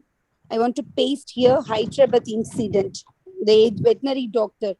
She was highly educated. Okay, Her name is Isha. Okay, ma'am. We can move to the next candidate. Okay. Okay, sir. The next Thank you, sir. candidate, Thank you for giving such an opportunity. Sir, before conclude my session, the same voice is repeated through Burma for women equality. I am not talking about feminism to destroy human race, but to nurture human race and its values globally. Thank you, sir. Thank you, dignitaries. Thank you. The next candidate, Rahmat. Yes, sir. Good afternoon, everybody. Yeah. Am I sir? Yeah, you are audible. Yes, I am Rahmat. My topic is pedagogy of approaches in English language teaching. Pedagogy of teaching English should be based on considering it as a skill subject. In India, English is taught as a second language. People do not have acquisition-rich environment for learning English. So the classroom activities must provide sufficient motivation and scope for learning English as a skill subject. Skill subjects are those areas in which the learners need to develop a set of skills to learn anything at all. Language skills are acquired by practice. In the case of English as a second language, the natural resources are not available to the learners. A second language is learned deliberately. For many, only the English classrooms are the places to learn the language. In learning a mother tongue, many people are involved in making the child to learn the language. To the classroom should take its full role in giving opportunities to develop proficiency in developing a second language. The role of second language teachers is manifold. The second language teachers should carefully select the language learning material and present them for practice so that the learners from their own methodology in learning it. And the importance of English in India is felt more today than any point of time in the history of English in India. It's rightly said that the reach of English is far and wide, and there is no area which is not influenced by English. Hence, the responsibilities of English teachers have become manifold. The teaching of English is to cater to the various needs of the learners. The learners need to be prepared to use English globally. Keeping these aims in mind, the strategies, the pedagogical approaches for teaching is found. Many modern trends have been introduced in teaching of English. The first one is I'm going to tell about communicative language teaching, that is CLT. The origin of communicative language teaching ought to be found in the chains in the British language teaching tradition dating from the late 1960s. It's a result of rejection of audiolingualism in the United States. Many methods and approaches of teaching English make the learners to learn English to some extent. But when it comes to communicating in English, our students have some inhibition. The communicative language teaching takes care of the learners of English in communicating in English. English class should encourage dialogue and not the monologue of the teacher. Most of the activities are done in pair work or group work, role play, language games, grammar games, interactive sessions, interviews, debate, and other related activities or the ways the classes are conducted. Specified textbooks are not the only content for learning. Any materials, even not conventional materials, are taken for designing and activities and solving solutions. There are teachers who pick up any news items from any other newspapers, frame some questions, dictate these questions to the students, or write the questions on the blackboard, have a small pre-reading session on the news item before reading the news item for the students to answer the question. This has become a very effective practice for developing not only reading but also listening, as the students listen to comprehend the news item. There are some other teachers who capitalize the interest of the students in cricket, allow them to watch cricket match as the students read cricket news item from the newspapers the next day and have small discussion. This method helps in grasping a good number of vocabulary. So the next one is cooperative language learning. CLL is a part of more general teaching approach, also known as collaborative learning. Collaborative learning ensures maximum learning with activities involving pair works and group works. In collaborative learning, group activities are the major mode of learning and the part of comprehensive theory and system for the use of group work in teaching. Group activities are carefully planned and that can ensure maximum participation of the students to each other's learning. The next one thing is TBLT, that is task-based language teaching. There is a difference between acquiring a language and learning a language. Acquisition of the language takes place quite naturally and learning of the language takes place quite consciously. Mother tongue is acquired and other targeted language or learned. Language is better acquired than learned. That way, English classrooms should have opportunities to acquire the knowledge. It should give the learners of English acquisition rich opportunities to acquire the language. It should give the learners of English acquisition, apart from giving a conducive environment for acquiring a language skills in English, the activities in the English classroom have to be interesting also. The only option that the English teacher has now to live up to this expectation is to rely on task-based language teaching approach. For the advantages of task-based language teaching, there are many advantages for the learners of English as a second language. The most important benefit of TBLT is that it removes the passivity in the minds of the learners and act as a motivational for learning more. The next thing is activity-based learning, ABL. Is activity-based learning as learning activities if based on real experience help learners to transform knowledge or information into their personal knowledge, which they can apply in different situations. Activity-based learning as the learning process in which thank student you very much. So nice presentation. Okay. Who is the next presenter?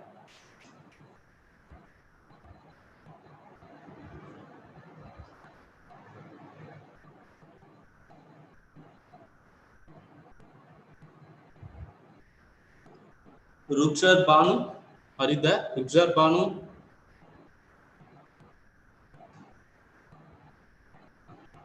Ruchir Banu.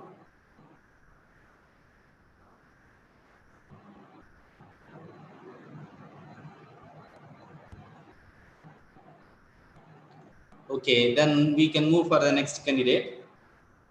Harmonjot Kaur. Yes, good afternoon, sir. Yeah, good afternoon. You Hanji, can start your presentation. Okay, sir. Thank you, sir.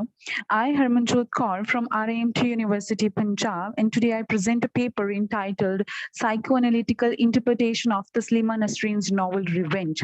In this paper, I have analyzed the psyche of female protagonists with the help of few psychoanalytical theories. The term psychoanalytical was coined by Sigmund Freud, which means the method of treating mental disorder which explains human behavior. He said that the psychology is a type of therapy that aims to bring out what exists at the conscious level up to the level of consciousness. And he divided the human mind into the three layers, that is conscious, unconscious, and pre-conscious, in a very famous book that is The Interpretation of Dreams. There are many psychologists who have given the different kind of psychoanalytical theories, but in this paper, I have made a very humble attempt to analyze the different aspects of human psyche and especially of a female protagonist, Jumur, and her behavior in a different situation as portrayed in Taslima Nasreen's novel Revenge. Now we are talking about the writer of this novel, that is Taslima Nasreen, and is a very famous Bangladeshi writer, a feminist and a human rights activist, has emerged a liberal author who does not take the traditional view regarding the secondary position of women in society for granted. She is known for her powerful writing on women's oppressions and for preserving her criticism of religion, despised force, exiled in multiple fatwas calling for her death. And he wrote 9 novels, 7 volumes of autobiographies, 11 collection of essays and poems. She has awarded more than 20 international awards. Now we are talking about the novel Shodh.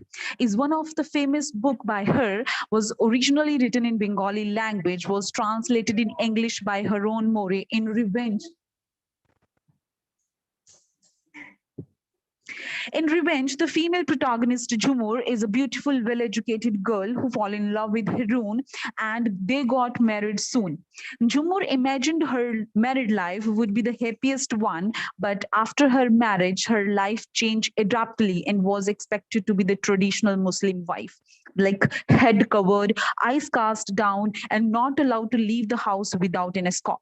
Her married life is not as pleasant as she had expected because before marriage, Harun had given her dreams that he would make her life beautiful, but he fails to fulfill her expectations. That's why Jumur's mind is always occupied with such thoughts and she feels lonely in the presence of the whole family, and she starts comparing her life with the other characters. Now here we use the theory of social comparison, which was given by the Leon Festinger, and in this theory he said that when a person compares herself or himself to others, both upward and downward social comparison might influence a person's self-belief, confidence, motivation, attitude, and a negative feeling might emerge as a result of this process. Now, the first, Jumur compared her life with her maid servant, and secondly, she compared her life with her friend when she was expected a baby, and think that her husband would do the same with her as her friend's husband would do her. And what was the result of that comparison? Such as Jumur compare herself to other, which result that her expectations get completely shattered because Harun paid no attention towards her. In fact, he becomes shattered on knowing the news of Jumur's pregnancy and start doubting her. And Jumur is now completely wiped out and her dreams of enjoying a romantic life is shattered. In spite of being an educated, courageous, and open-minded woman, her voice is suppressed in the house. And she tried to assure that the baby in her womb was no one else but his. But Harun forces her to get the child aborted. She is started to find her husband suddenly. Okay, ma'am. Thank you for your presentations. You have presented well. Good. We can move for the next candidate. Okay, the thank next you, sir. candidate is Neelima. Yeah, Neelima, are you there? Yeah, yes, good afternoon. Good. Yes, Good afternoon. yeah, my name is Neelima and I'm working as assistant. Yeah, I'm working as assistant professor in Vagdevi Degree and PG College, Warangal. And here my topic is use of ICT in English language teaching and learning. And here ICT tools are very important nowadays because ICT refers to information, communication, and technology. And here information, communication, and technology, these three terms are very important to get information and to gain knowledge for the students and teachers here. And here, the full meaning of the ICT is gather information through proper communication with the help of technology. Yes, here, technology plays an important role in creating new ideas and thoughts to upgrade our knowledge. And here, actually, the present situation, the pandemic situation, this is the global pandemic. Every student and teacher, they are maintaining the electronic devices to attend the online classes and to give some clear information and easily accessible tools for the students and teachers. And here ICT made traditional classroom into the digital classroom for primary students to graduate students. It creates the independent, innovative, interactive, and collaborative learning environment. And here, most of the students habituated for the methods of offline teaching and try to adopt the innovative techniques to learn foreign language. And these ITC tools, these technological advancements and innovations made a visible impact on educational sector. And here technological tools made the work very easy and fast in every field, not only in education sector. It is very helpful for in agricultural sector, and it is helpful for medical and remaining other sectors also. In every field, ICT tools plays a major role. And here in educational sector especially, the role of ICT has become predetermined tool in 21st century. It is useful for every aspect of human life that are related to science and technology. And earlier, before the ICT tools and before the technology was this much of advancement, the advancements of these technologies before that, earlier we have only one source to gain knowledge. That is the book source is the only tool to get information and to reference and to give the knowledge in teaching and learning process. But nowadays, many communication devices are accessible to gather information within a short span of time. And the major ICT tools are here, the computers and mobile phones, projectors, FM radios, the digital cameras, etc. But here, the use of ICT tools in this digital world, everything is under the control of the internet. And maximum ICT tools are working with the help of satellite networks and through internet. And here, the ITC encompasses both the internet-enabled networks and antiquated technologies. And this session also the best example for ICT tools, because we are here connecting with the Zoom app. Zoom app is also one of the application. It is very helpful for the teachers and students to interact with online courses and to interact with online audios and videos. And such type of apps are major apps in ICT tools in educational sectors. And here, with the help of these ICT tools, teachers can improve their knowledge and they are expertise in their proficiency and in their teaching fields. And students also using online resources to work everywhere with these options and through emails or through any other apps also. And finally, I would like to conclude my topic here is ICT tools are being used in all fields in 21st century, but it has its own strengths and weaknesses. But here, it is only one thing, that is, this is much easier for teachers and learners to learn language skills.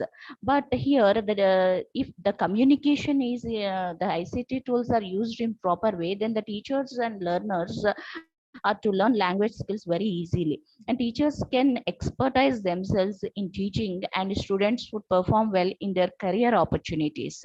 So finally, in the modern society, completely depends on electronic devices and teaching tools to make the user's efforts simple and in an easy way. Okay, Nilima, good. Okay. Thank you Okay, for thank your you. presentation. Okay, we can move on for the next candidate. Safia Okay, Sultana. Thank you, sir. Safia Sultana, are you there? Okay. If the candidate is not available, means then we can move with the next candidate. Yamuna or Yamuna. Good afternoon, sir. Yes, sir. Good Yeah, afternoon, good sir. afternoon. Good afternoon. Good afternoon. Right. So Shall your I voice is start, sir? audible. You can proceed. Right. Okay, sir. My topic is the undying brutality and oppression on Indian women in Tagore's Debit and Credits. In India, the brutality and oppression on young women continue from many years ago to up to the minute. The woman enters her marital life with lots of expectations and colorful dreams, but everything is torn in the hands of dowry-related deaths. According to recent survey, 20 women die every day as a result of harassment over dowry. In 19th century, Tagore couldn't stay inactive to such ruthless happening, and he reacted furiously in his short story, Debits and Credits. In this short story, he demonstrated a pictorial introduction of the wickedness of our society. The protagonist, Nirupama, being tortured in her in-laws' house because her father could not give the proposed dowry amount. The bitter truth is the dowry system is not an ancient practice. Even today, we are witnessing the cruel face of dowry in and around us. Very recent in Kerala, Vismaya Nair was found dead because her husband was not happy with a new car costing 11 lakh rupees as a dowry. From 19th century Nirupama to the present Vismaya, women have been victims as dowry harassments. Instead of giving your daughter gold or money as a dowry, give her proper education, and it gives her confidence to lead independent life. Let us pledge to give importance to human and not material things, and make the life of our mother, sister, daughter, and wives be decent, dignified, and free from fear and crime. Thank you, sir. Good. Next candidate. Go, Bob.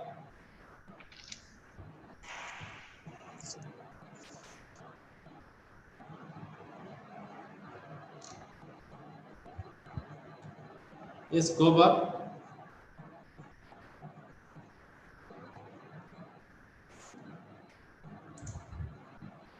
Good afternoon, sir. Good afternoon. Good afternoon. Sir, I would like to. Yes, Gopal, you just present your PPT, but it take only few minutes.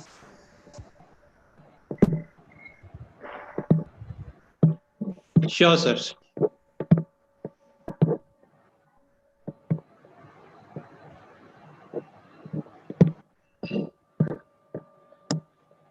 Good afternoon, one and all present here. I'd like to present my paper on title Catastrophic Human Abuse in Afghanistan. Political extraction from the novels The Taliban Cricket Club and The Kite Runner. So I'll move on. So the word politics means a lot for modern life. This politics became overwhelming manipulation about the lives of this world. So certain people are finding ways to have a better influence over other human beings just because of their malicious ideology which they have practiced.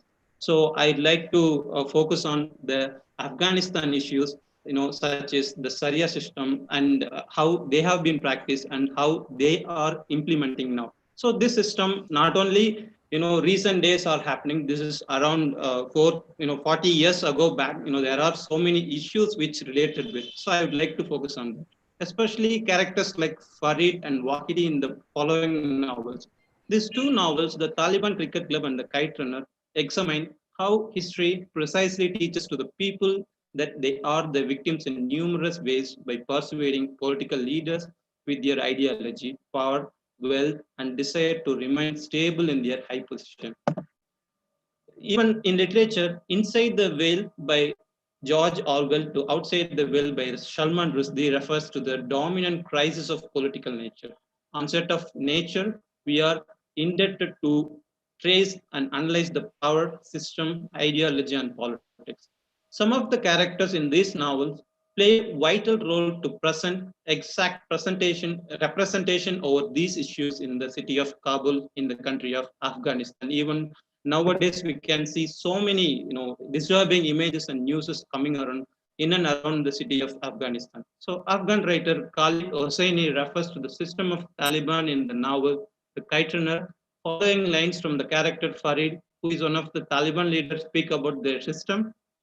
We are here today to carry out Sharia. We are here today to carry out justice. I ask you, what does God say? God says that every sinner must be punished in a manner of befitting his sin. These are not my words, nor the words of my brother. These are the words of God.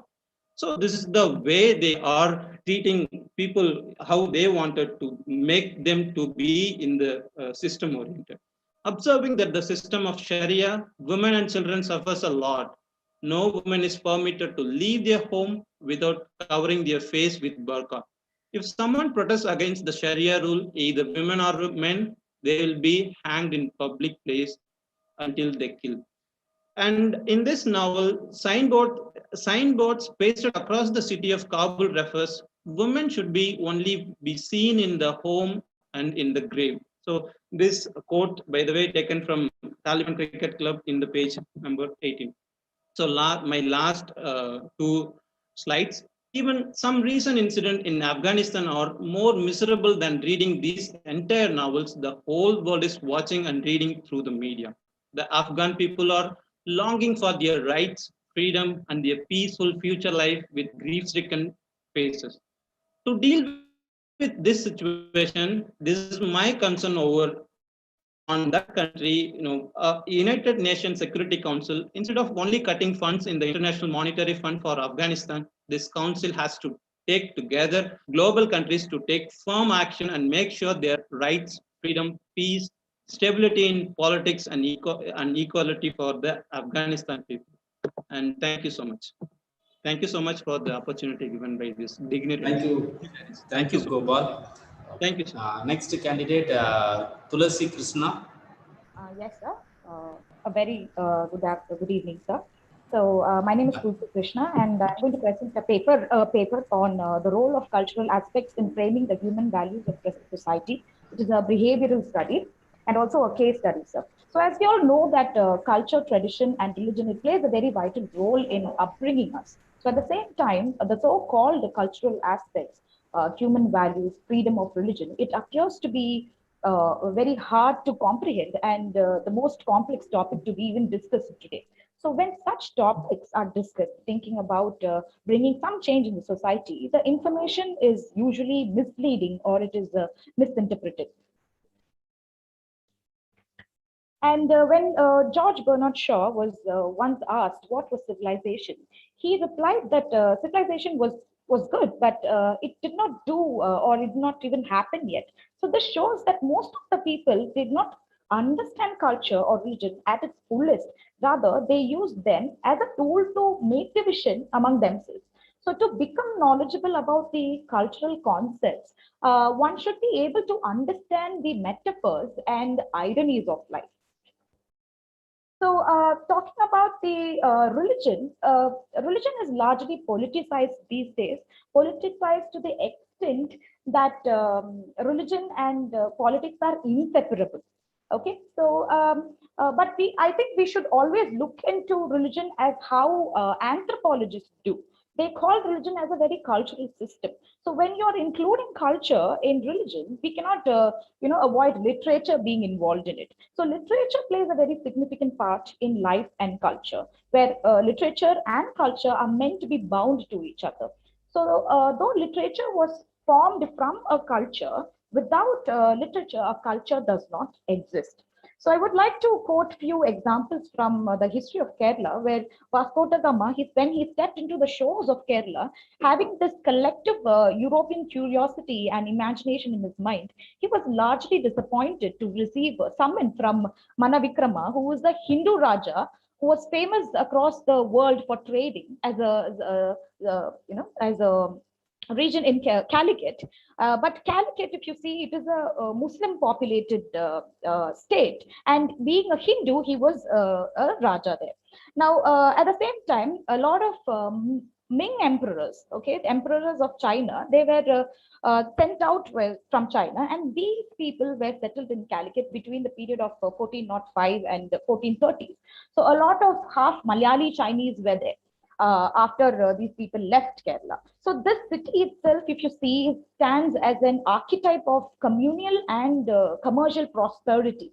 Now, not only that, there were the time when the Christians, Muslims, and Hindus, they lead a very peaceful life. The official narrative, it goes back in the time of Prophet himself. So the first mosque that was constructed in Kerala was at the time of 1632 CE.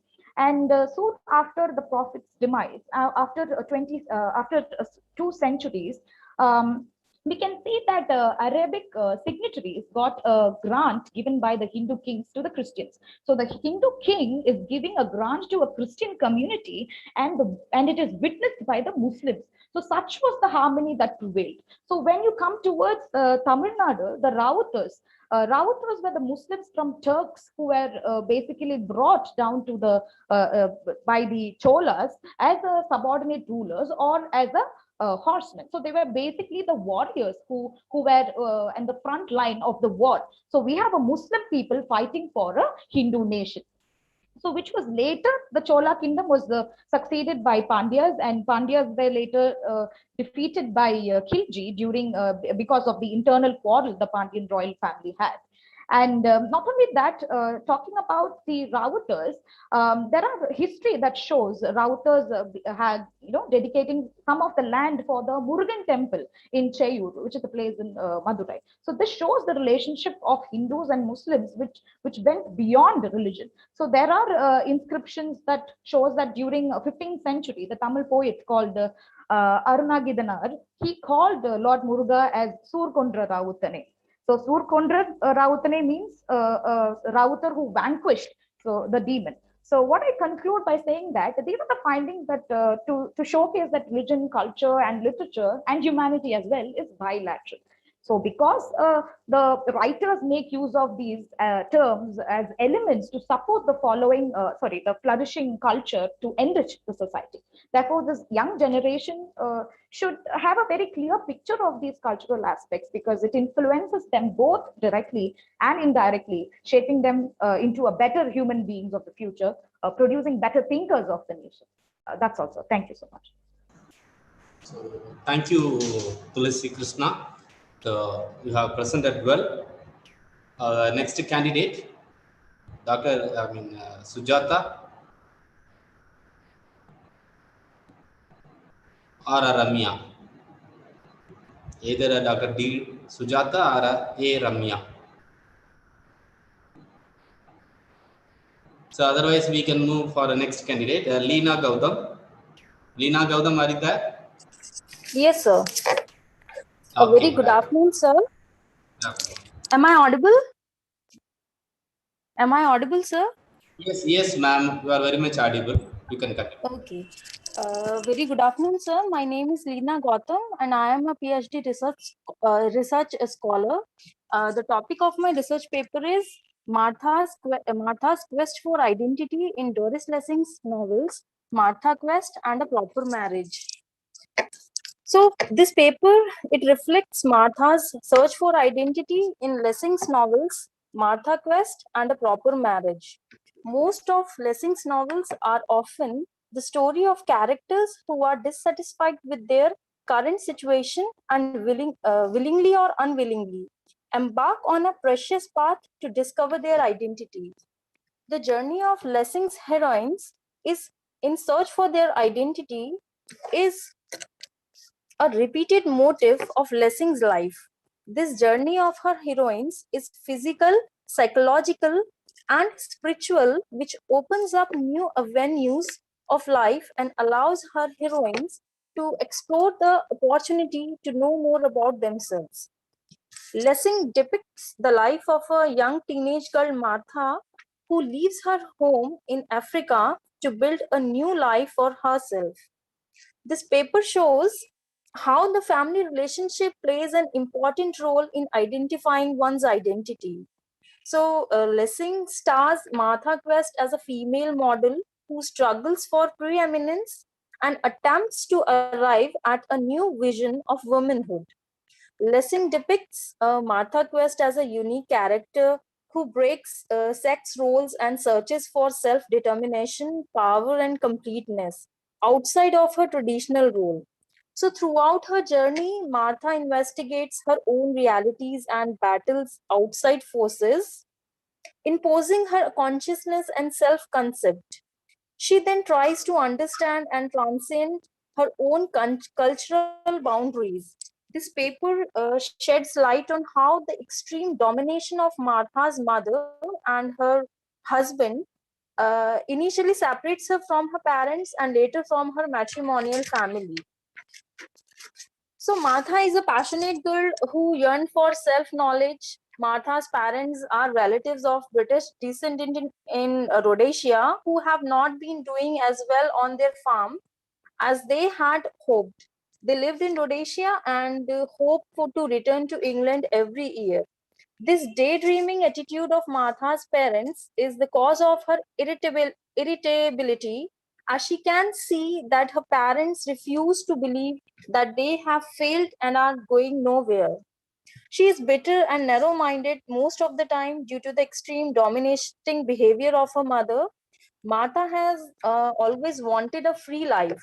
She has trouble with her mother at home. Whenever her mother says something, she feels very sad. So Martha always considers herself a grown up, but her mother sees her as a sweet little girl.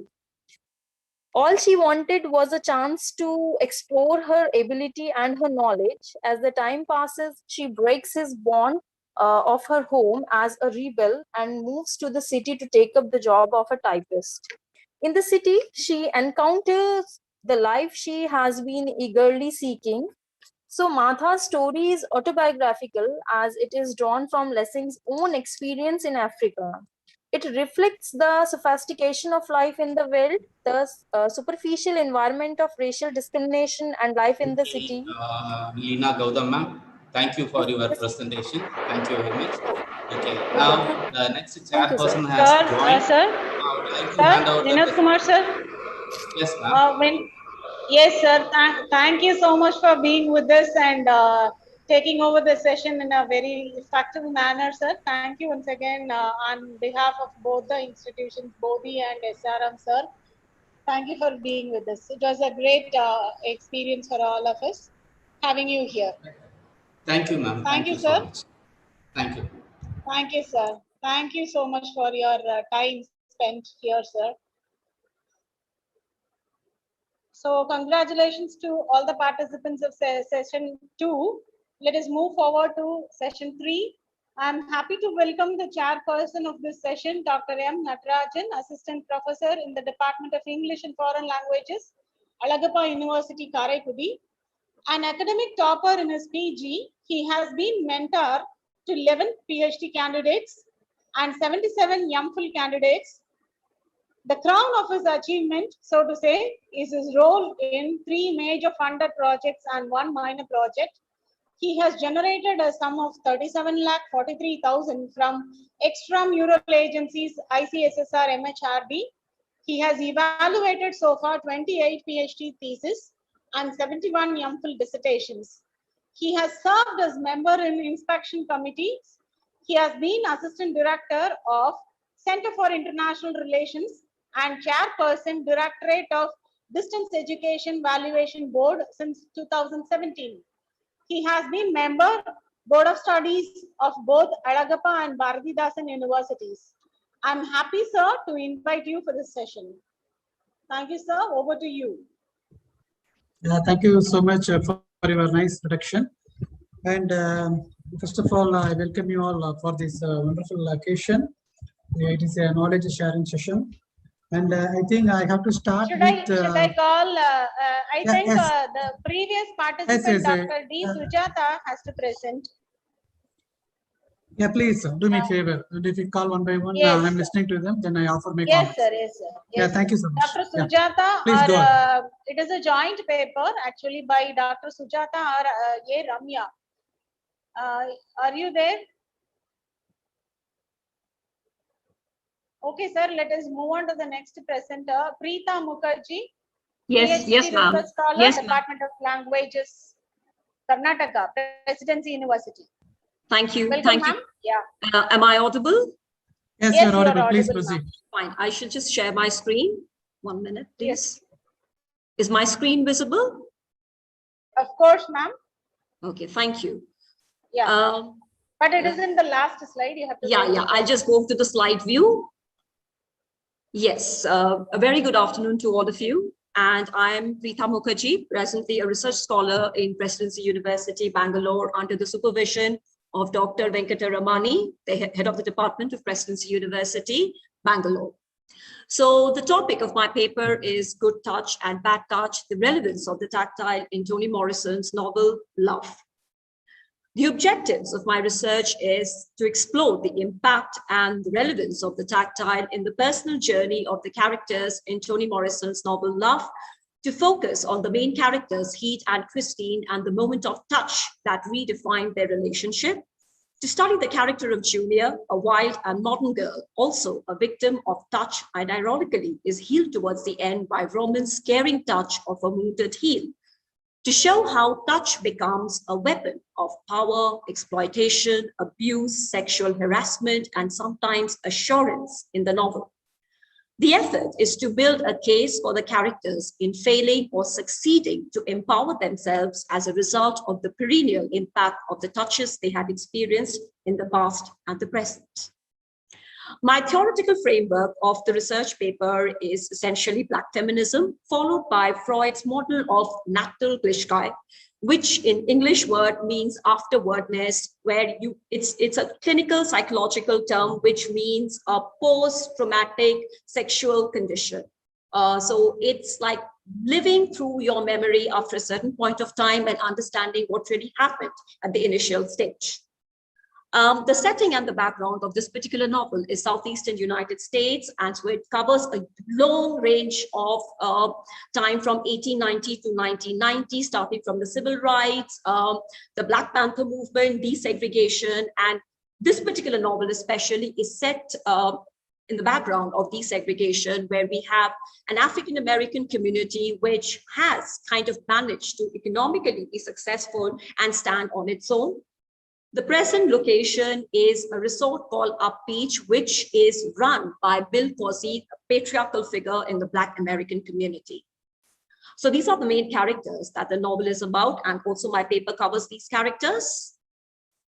Coming to the bad touch. Now, when we initially get introduced to the novel, we find the two main female characters, which is Heath and Christine, constantly at loggerheads with each other. They stay in the same house, 1 Monarch Street, but they have their own separate compartment, and there is an unbelievable hatred between the two of them, and we don't really understand what is the reason. And they are 60 plus by then. But a quick look at the flashback of 1940 is when we understand that what actually happened, which made them come to a certain point where they couldn't stand each other. We understand that they were best of friends, and we have a quick flashback when they were 11 years of age and they were playing in a sea beach, and they were having a small picnic when Heath happened to walk out of the beach and move, and Bill Cosby, who owned that particular resort, comes and sexually touches her for the first time. Mind you, she is still in her pre-puberty stage. She's only 11 years of age, and she was touched sexually. It was a pedophilic touch. This was followed by Christine, who happened to be Bill Cosby's granddaughter, who observes unintentionally witnesses her grandfather masturbating.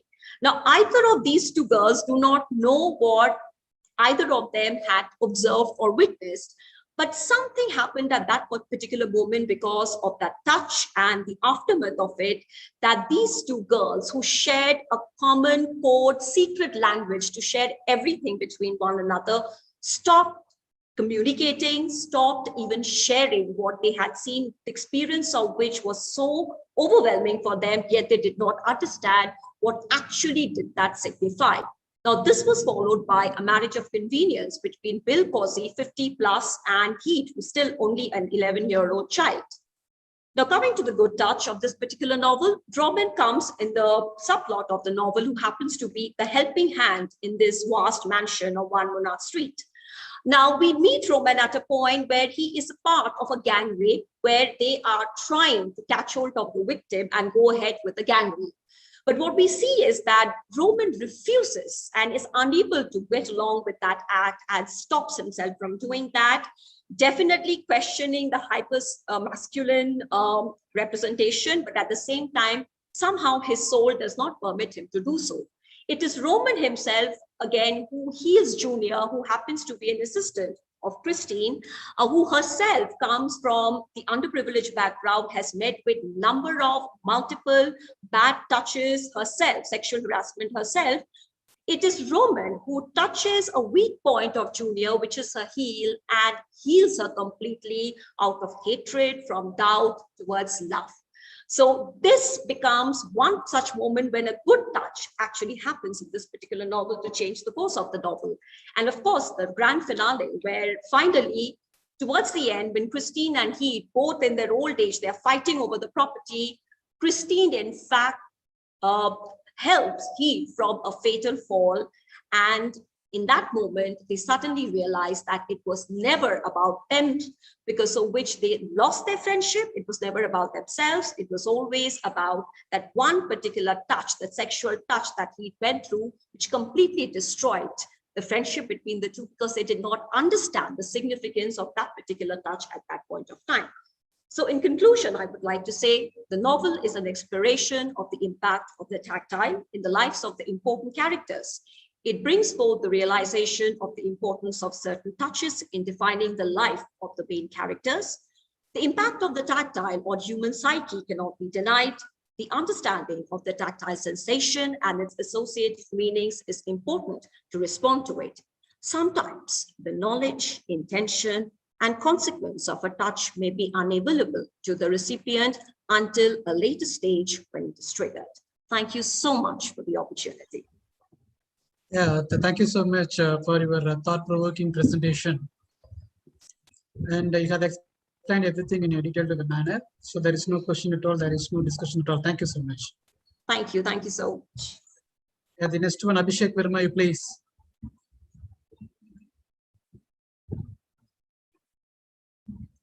Abhishek Verma, are you online?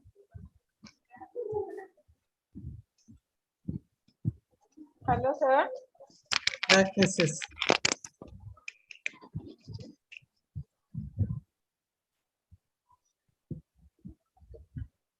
Yeah, Abhishek Verma. Yeah, otherwise, Ms. Aishwarya Lakshmi, Assistant Professor of English, New Prince. Yeah. I'm Aishwarya Lakshmi. Yeah, I'm please. Assistant Professor of English, New Prince Sri Bhavani Arts and Science College, Chennai. And my topic is Women's Enslavement in A Handmaid's Tale by Margaret Atwood, Canadian novelist. Hello, am I audible? I am Abhishek. Abhishek, you please wait. Someone is presenting. Okay. Atwood's The Handmaid's Tale discussed on female struggle to protect their individuality in a society that is governed by men. Women compete to voice their vision and obtain equal rights. In the media and society, female issues are overlooked, therefore neglected. In the novel, The Handmaid's Tale by Margaret Atwood, female characters struggle to gain power. This unbalance arises from the dominance of men, the lack of freedom, and the destruction of individuality, in which female characters face the hardship of obtaining their true sense of self. The narrator is a handmaid assigned to the family of a high-ranking commander. She loses her identity and original family. Margaret Atwood describes societies where women are used as instruments by the males. Women are utilized merely for breeding purpose and considered as nothing more than mission of reproduction. Men are seen to be more powerful and knowledgeable in this new society, leaving the women behind with no voice or power. With the strict control and the dominance of men, the Republic of Gilead devalues women, limiting them from finding their true sense of self. Aunt Lindia is a character who talks about there is more than one kind of freedom, freedom to and freedom from. She talks about the violence, sexual insults, and toxic body images for the handmaids in this novel. The novel portrays men as the sole authorities ruling over Gilead, and from powerful positions like the commanders to rank in the Guardian's army. All positions of power are held by men, while women are reserved for much faded, domesticated, and rather objections role for like Martha's handmaid and wives, which conveys the Gilead's perception of women as inferior to men. There are three symbols here given in this novel. One is flower. Flower are often considered symbol of beauty or fertility. In the Handmaid's Tale, there are given special attention as objects that can bloom and grow at a time when few women can. Who are all raising their voice against men, they can bloom and grow. Like that is the symbol of a flower. Here, the second symbol is she used as a egg. Egg is for fertility and for protein, to maintain their physique of a handmaid, because they are being not only as a handmaid but as a concubine for the commanders or the higher position officers. And the third one is the color red. The color red is mentioned as adultery. If a handmaid or Martha's one who when they wears a red colored dress, which indicates they are not virgin. If they wear a blue color dress, that indicates they are virgin. Similar like the work, The Scarlet Letter by Nathaniel Hawthorne, the protagonist character Hester and Bryony. Okay, so how to overcome this? The solution to uplift women's position in the society. Later it brings into light the power of unity, self-realization, and the confidence as solution to Alfred's issues in Gilead. And since many parallels may be drawn between Gilead and our world, also suggests that the solution to gender inequality issues present today. Alfred realizes that in such hard times, how important it is for her. Please summarize it. Okay, I conclude. The writing of Atwood goes around the concept that female protagonists are dominated and threatened by the patriarchal forces, and she searches for her identity. She relates the weak status of women of Canada, and her narrative becomes the narrative of Canada's weak victim. We have been taught about ideal behaviors. Boys are supposed to be strong and brave, while girls are gentle and obedient. Therefore, gender stereotypes strengthen social status of both sexes, and gender hierarchies for instincts, a woman are generally perceived as more dependent and faithful. Yet women are described as more possessive and qualified. Thank you. Thank you, sir. Thank you so much. Yeah, Mr. Abhishek Verma, you please. Am I audible, sir? Yeah, you are audible. Please proceed. Okay, thank you, sir. I'm going to share my screen.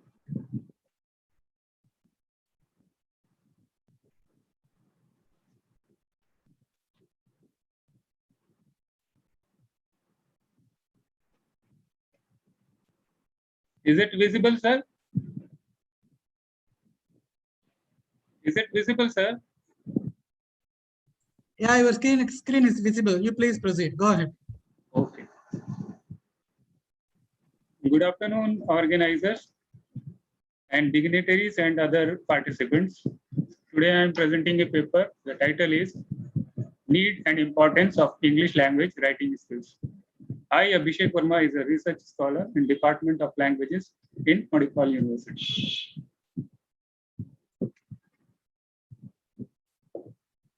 The aim of the research paper is to understand the attitude and knowledge of business administration students about writing skills. Writing is an art of expressing our views, ideas, and thoughts. Effective writing can be a daunting task as it demands much more than mere correct grammar. We need to gain knowledge about sentences, structure, develop our vocabulary, and build other basic writing techniques which are essentials for writing effectively.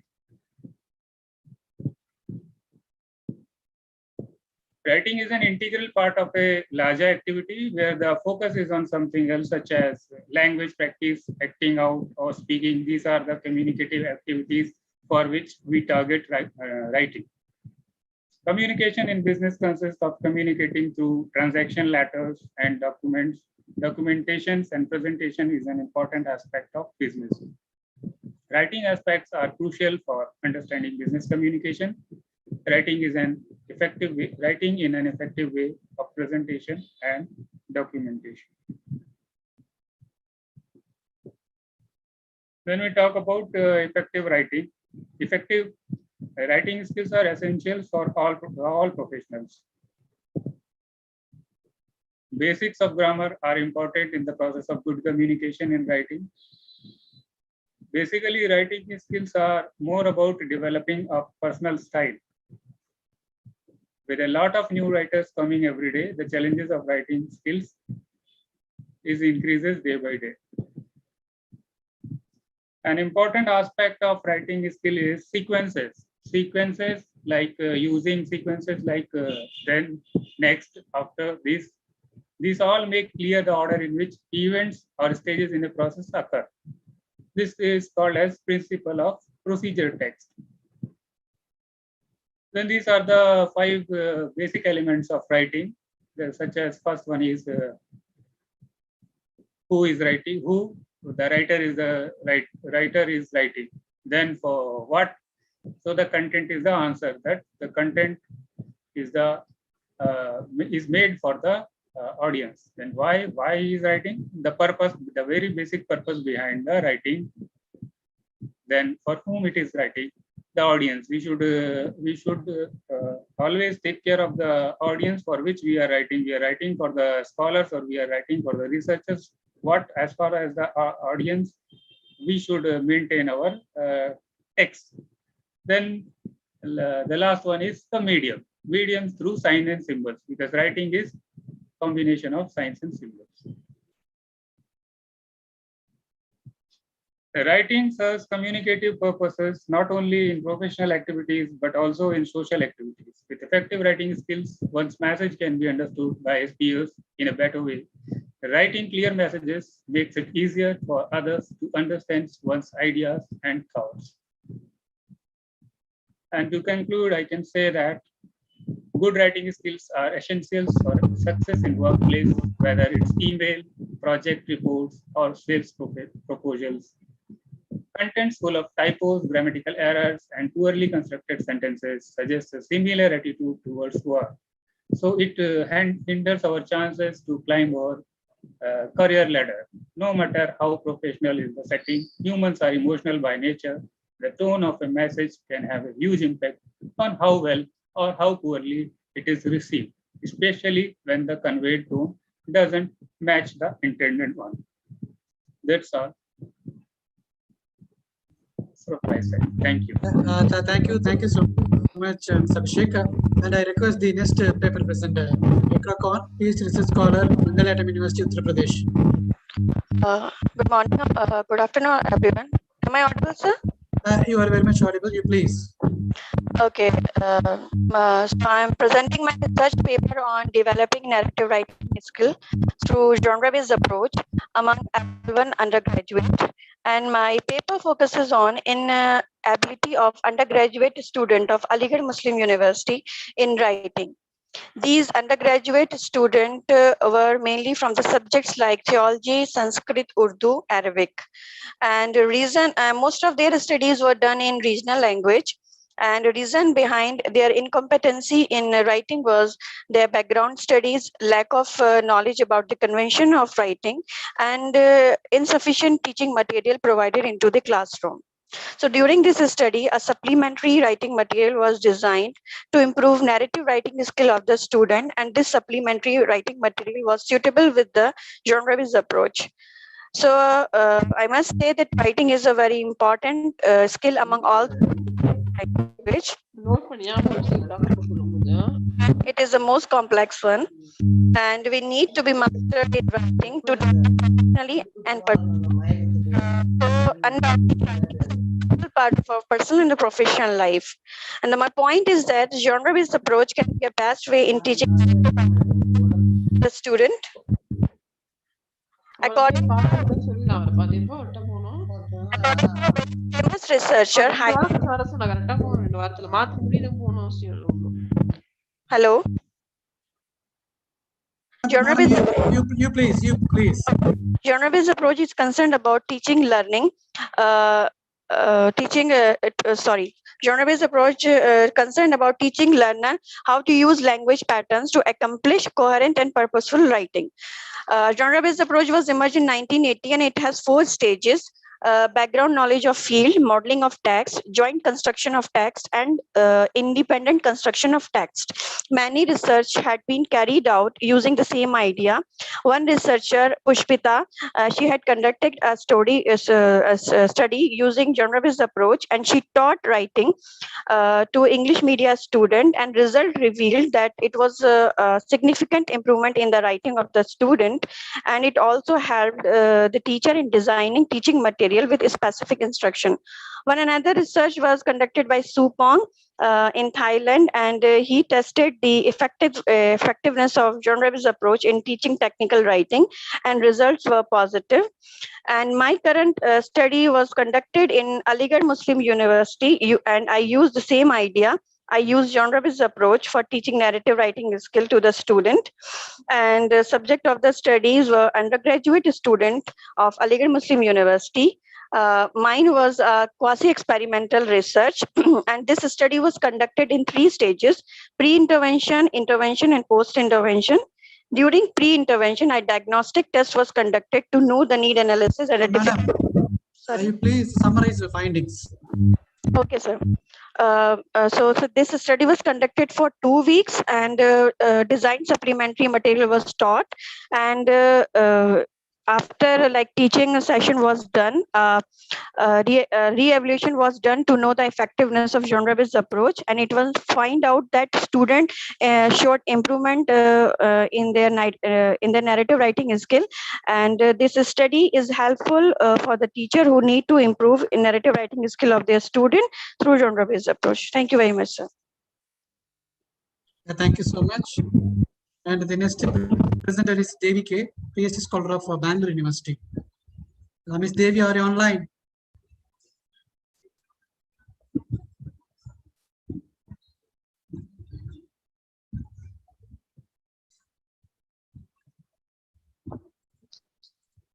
Yeah, Ms. Devi, are you online? Okay. Now I move on to the next one. Ms. S. Nasreen Shagiba, Assistant Professor, Velu Manogaran Arts and Science College for Women, Ramanathapuram. Nasreen Shagiba, are you online? Yes, sir. Yes, sir. Yes, sir. You please Good proceed. Go afternoon, ahead. sir. Yeah. Good afternoon, everyone. Okay, sir. Thank you, sir. Thank you for this opportunity. This is Nasreen Shahiba, Assistant Professor, Velu Manogaran Arts and Science College, Ramanathapuram, Tamil Nadu. And my topic is Despair and Trauma of Street Children in M.A. Darko's Faces. So Darko focused his novel on traditional values of patriarchal culture. She has a desire to liberate women politically, economically, and personally. So her frank subject of man's brutality and cursing poverty are inspired by reviewers. Sir, am I audible? Hello? Madam, you are audible. You please go ahead. Oh, okay. So Faceless displays the street life, and it is a story of children who are brought into the streets by poverty and parental neglect.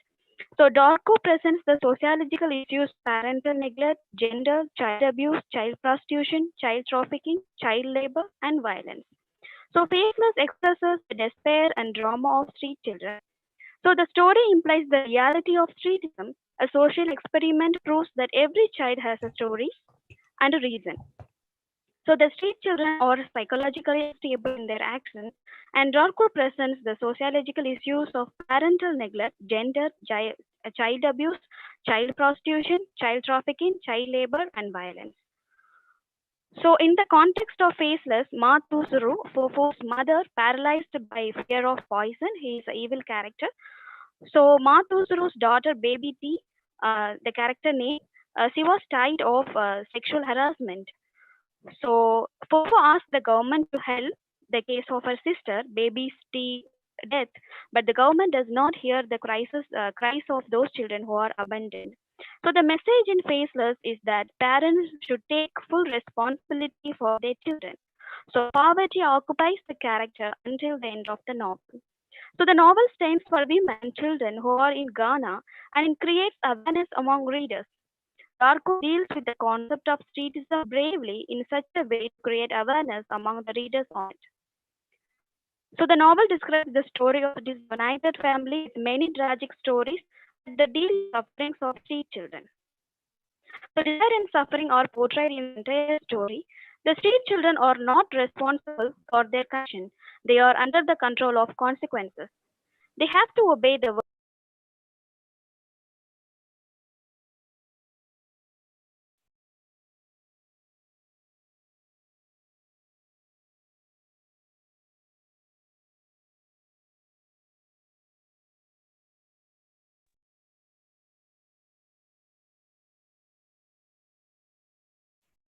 Nasrin, you are not audible. Are you online?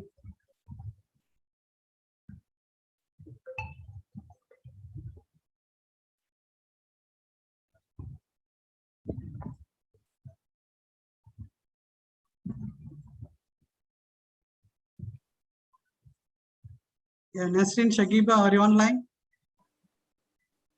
Okay, some technical snags. Next, I would like to call upon Nisha Kumari, research scholar, Ranchi University. Ms. Nisha Kumari. Good afternoon, everyone. I'm please. Nisha. I'm presenting a paper on our diasporic study of Kazuo Ishiguro's A Pale View of Health. With the world becoming global and people migrating from native country to foreign land for economic, political, or social reasons, and settling there permanently has led to diasporas. The writings by these diasporas in literature is termed as diasporic writing. Published in 1982, A Pale View of Hills shows... Sir, sorry for the interruption. Sir, I am Nasrin Shahiba. Shall I wait? Yeah, no. Your presentation is too good. You please. Shall I wait? No need, madam. And we have understood your presentation, your topic, and everything. And please allow the next one to present. Okay, thank you. Thank you for the good opportunity, sir. Thank you so much for everyone. Thank you. Thank you.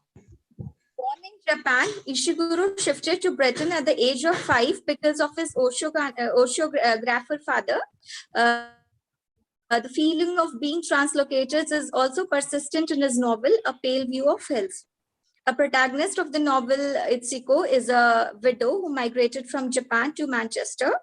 The novel is much a recollection of her past after the suicide of her elder daughter Kiko by her Japanese husband, which she narrates to her younger daughter Nikki. The story of Itsuko is diagnosed here in the light of diaspora writings, searching the elements of nostalgia, alienation, adaptation, and dislocation prevalent throughout the novel. Itsuko claims to have left her past behind, but her past never leaves her, and she narrates the story to justify her decision of leaving Japan. In fact, the story of Itsuko's friend Sachiko and her daughter Mariko is also a reflection of the strained relationship of Itsuko with Kiko and perhaps her dislocation and her failure to adapt to the alien land, which resulted in her suicide. So the paper closely examines A Pale View of Hills as a diasporic novel. So undoubtedly, A Pale View of Hills shows Kazuo Ishiguro as a diasporic writer by showing the essence of displacement in his characters. There is a spirit of alienation in his characters which deepens with time. Ishiguro pictures the protagonist of the novel Itsuko in such a way that she brings the feelings of homelessness, nostalgia, and alienation existing within her in front of the readers by use of her memory. There is a search for identity in Itsuko, which is very clearly seen in the novel. Her use of memory and her unreliability actually helps the readers to know about her struggle to establish her identity. Thank you. Yeah, thank you so much.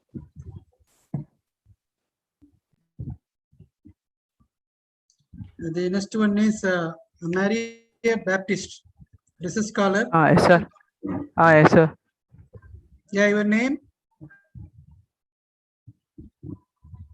Maria Baptist, sir. Yeah, you please go ahead.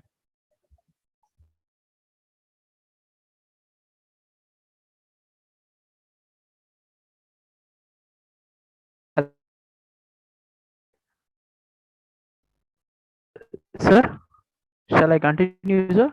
Yeah, you please go ahead. You are audible. Okay, sir.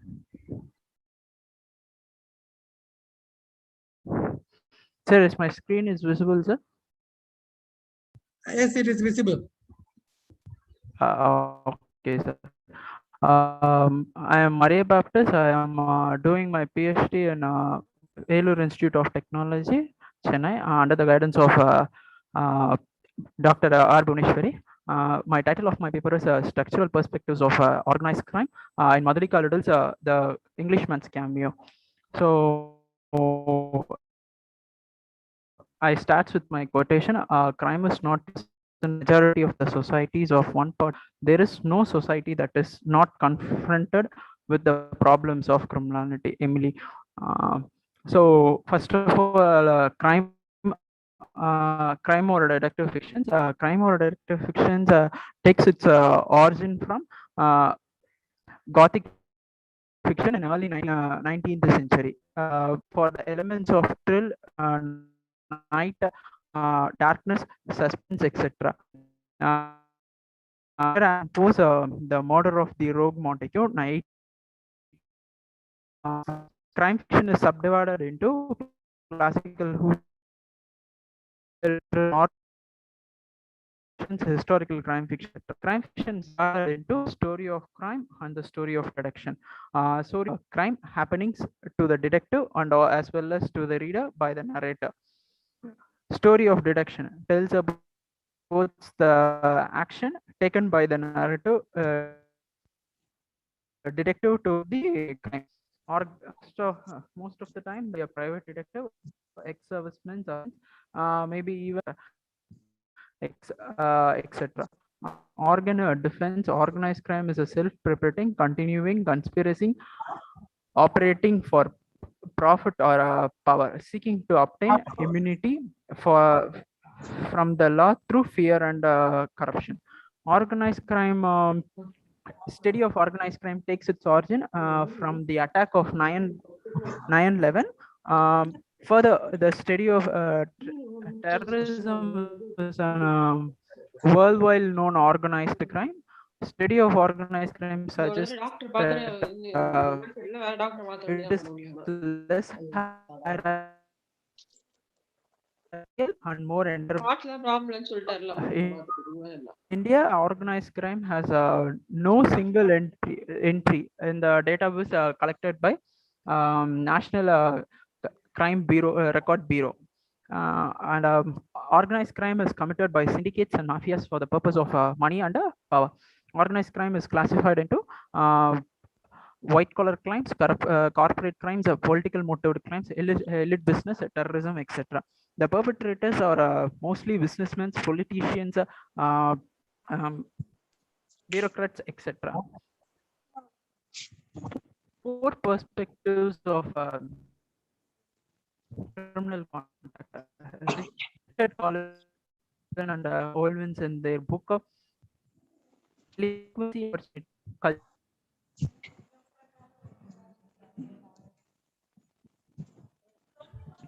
Cultures, psychology of criminals, etc. Mr. Mary Babs, if you please conclude your speech, conclude your presentation. In the books,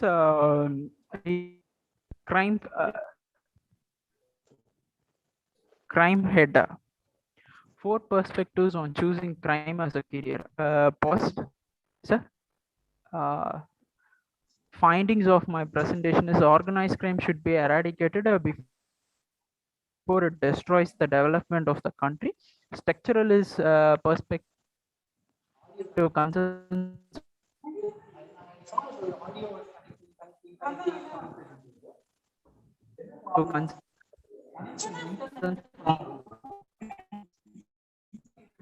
Yeah, Mary Baptist, thank you so much for your presentation. Thank you. More about arbitrary laws, which are usually known as the face it. Though organized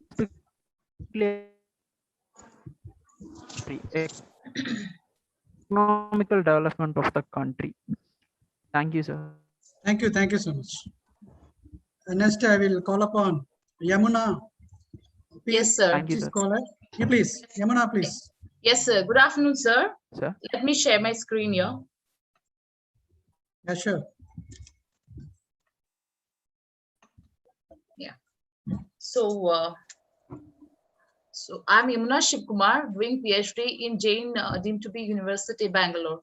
So the title of my paper is Marginality, Spatiality, Modernity, Exploration of Cosmopolitan Environment in Quotation and Women in Modern Malayalam Novel. My paper examines the spatiality of marginalization with reference to the environment in quotation and women in the narrative place of post-colonial Mayeri, which is mapped in the modern Malayalam novel God's Mischief by M. Mukundan. Mayeri was a French colony which got freedom in the year 1954. Now it is within the Union Territory of Puducherry.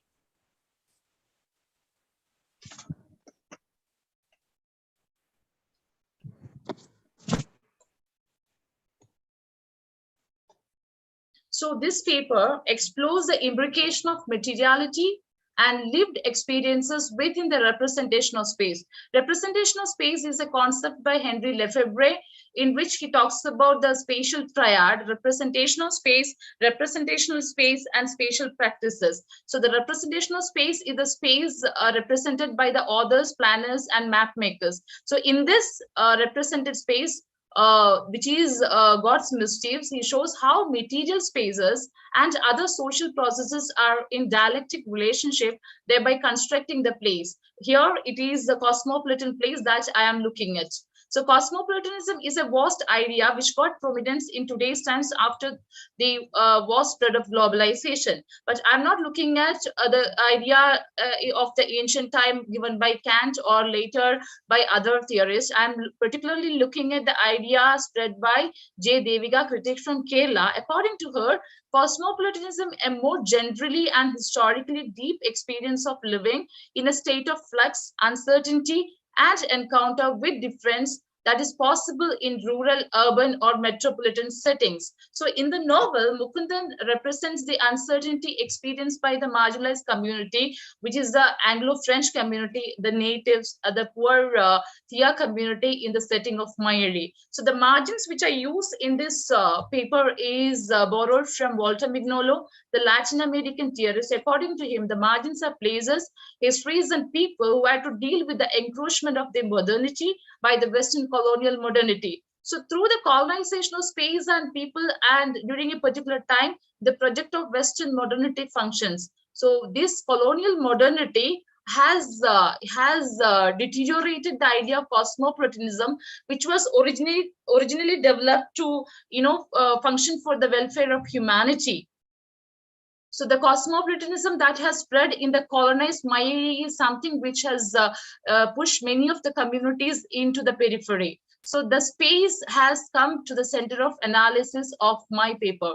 Space is considered as the fundamental aspect of the notion of lived reality. It, according to Henry Lefebvre, it produces itself and produced by a large number of social relations and processes taking place in that space. So this dialectics is what Edward Soja, another theorist of space, calls spatiality. Space in the earlier colonies were coached by David Harvey, another theorist in the space, were deeply affected by imperial and colonial practices coupled with the exploration of commercial opportunities and markets.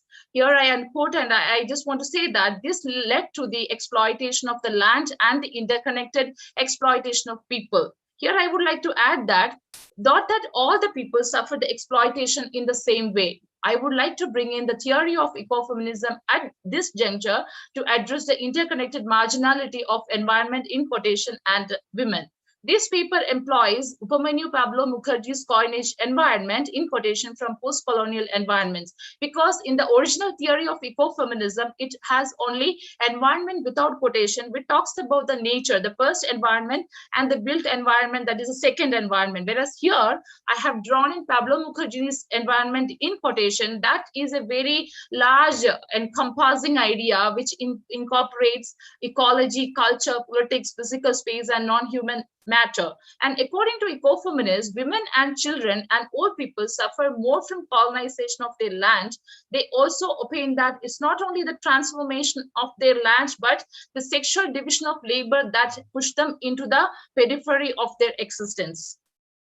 So to explore this idea of the marginalization of women and the old community, I have drawn in the concept of colonial cosmopolitanism by Peter Van Dier. Peter Van Dier says that any kind of cosmopolitanism that happened in the third world countries are always colonial in nature, which create a lot of margins. And I have also drawn in post-colonial... Hello? Yamuna, you please summarize your points. Okay, sir. So, thank you. Yeah, so it is through these aspects I have, explored the interconnected marginalization of land and women.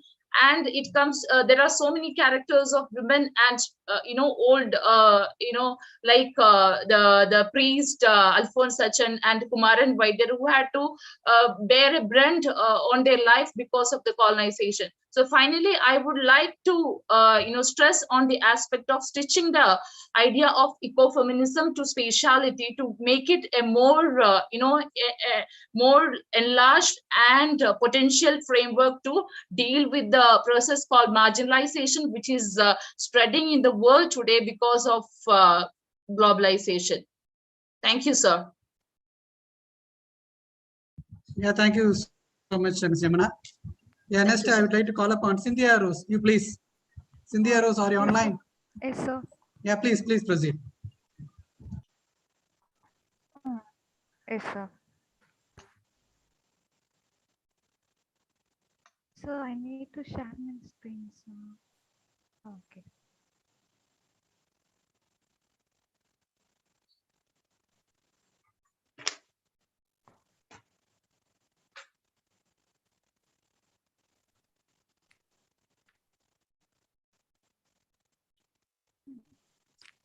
Good afternoon. I am Cynthia Rose, a research scholar from School of Social Sciences and Languages, VIT Chennai, under the guidance of Dr. R. Bhuvaneshwari ma'am. Title of the presentation is Anthropomorphism in Indian Visual Narratives.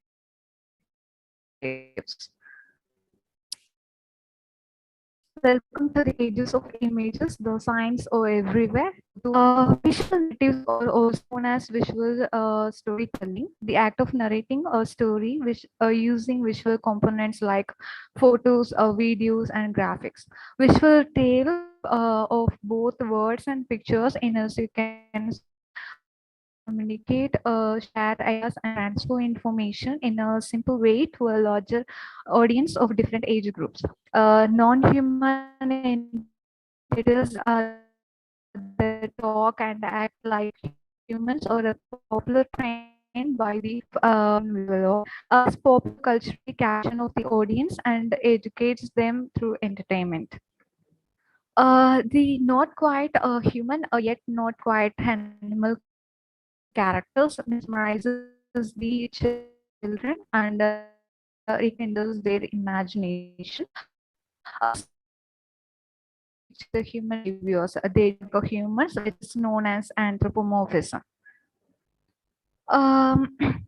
Degrees of anthropomorphism. As stated by Alessio, anthropomorphism was first coined by Xenophons to describe how gods and other supernatural beings tended. The first includes assigning human-like physical characteristics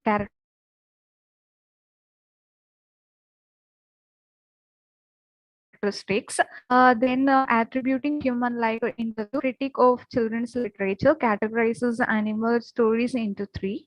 First, animals dress and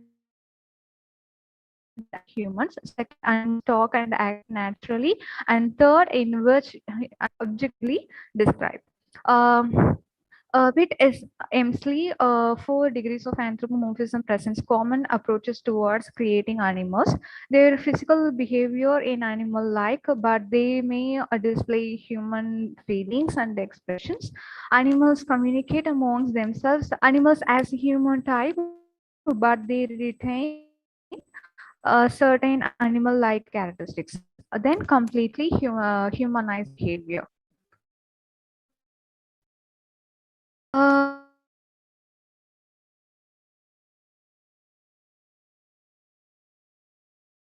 Anthropomorphic approaches, especially it is a human in a human world. Degree B,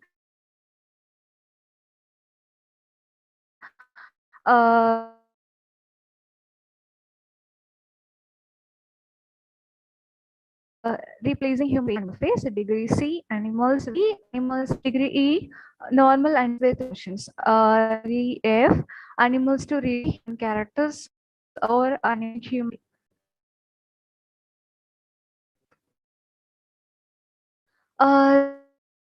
Those in Indian visuals from Kashmir, Gupta's show to Tale of Passion and Love, Amar Chitra Kada's Animals Tales from India, Samhitan is Book of Forest, and Samis Basu's Tall Tales of Vishnu. Miss India. Illustration varies from illustrate through the indigenous. So each style conveys beyond what the author actually meant. Some so Cynthia, you please conclude, Cynthia. You please. Yes, sir. Yes, sir. Okay, sir. This is what the degrees of anthropomorphism. Thank you, sir.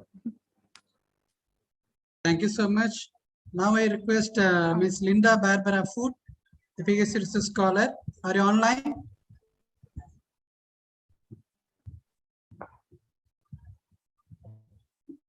Yeah, Ms. Linda Barbara Foot, PhD research scholar of Pondicherry University. Okay. Ms. Shalini, research scholar. Yes, sir, I am here, sir. Yeah, please, Shalini, you go ahead. You proceed. Yes, sir, thank you. Is my screen visible, sir? Yeah, Sir, please is my wait. screen? Yeah, please wait.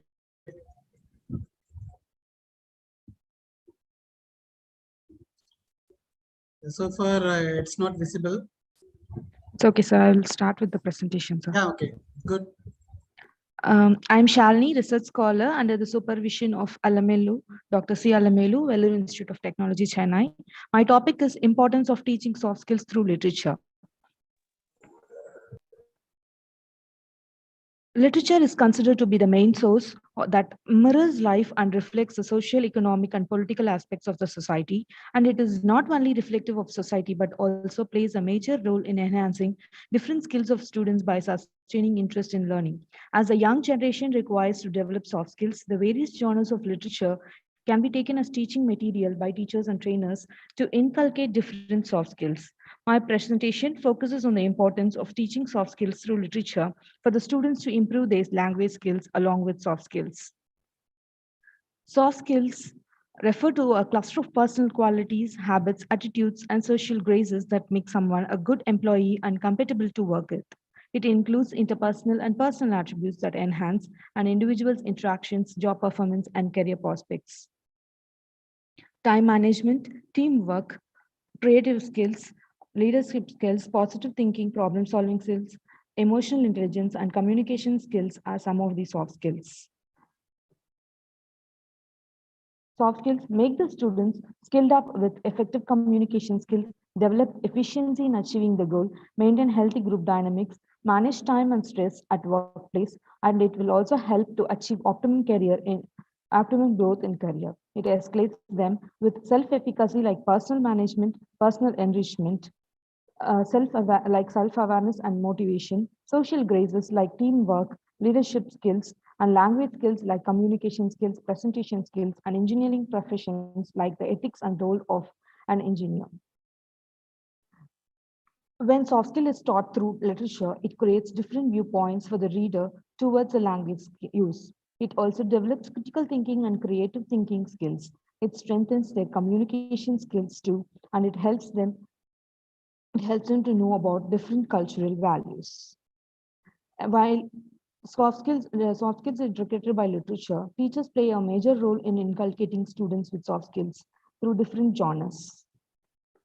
For example, when drama is taken as an example, when drama is enacted by a team or as a mono act, the dialogue, which is the main component of the genre, should deliver with clarity. It includes verbal communication like choosing of apt words, the pitch, intonation, etc. Pitch and intonation differ according to the situation acted. The non-verbal skills like eye contact, body language, the postures while communicating or enacting with dialogues are the components to be followed to have a good communication skill.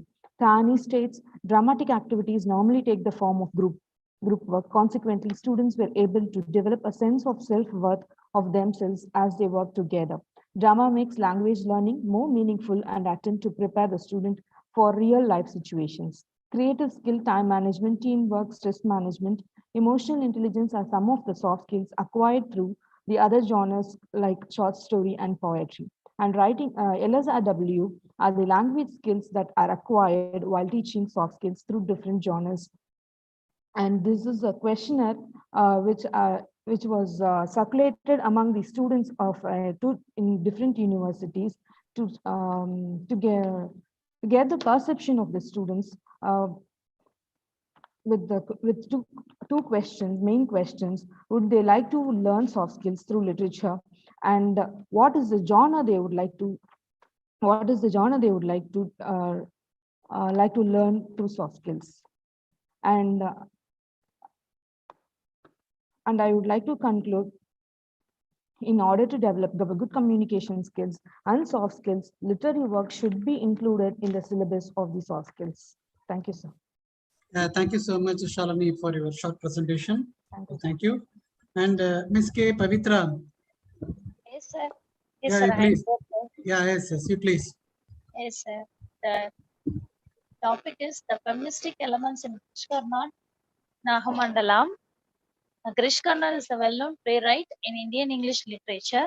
His works deals historical and mythical source with contemporary language and themes. His paper's analysis particularly the feministic elements in his play Nagamandala.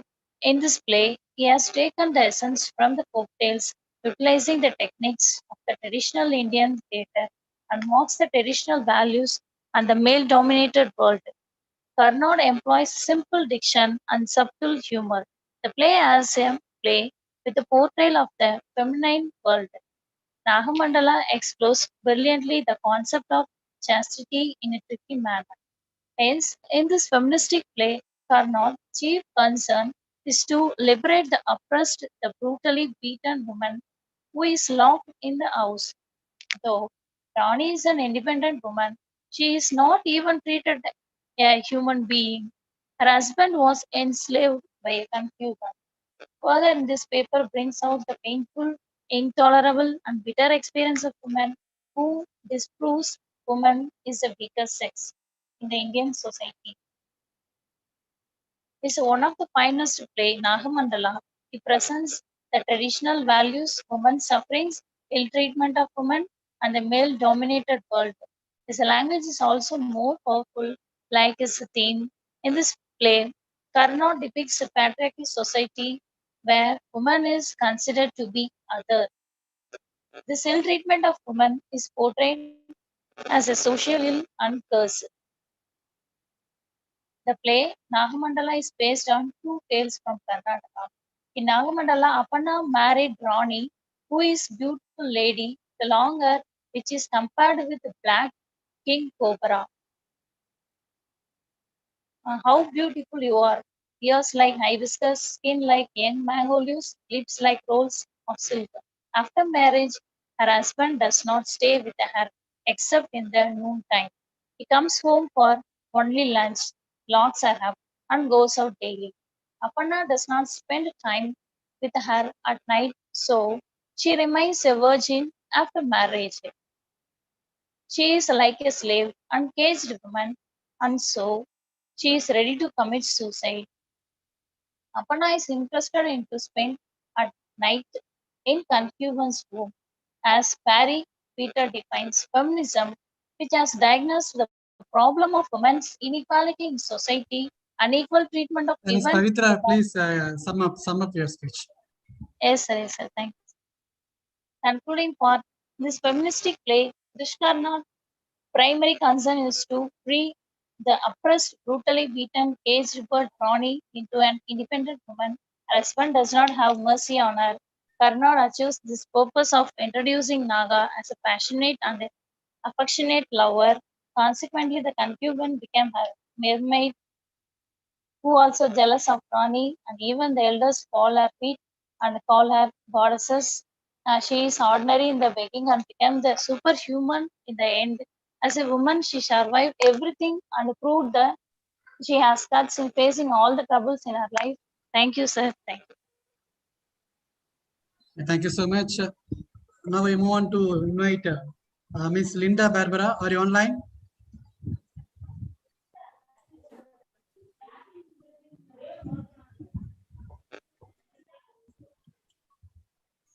Yeah, Ms. Linda Barbara, are you online?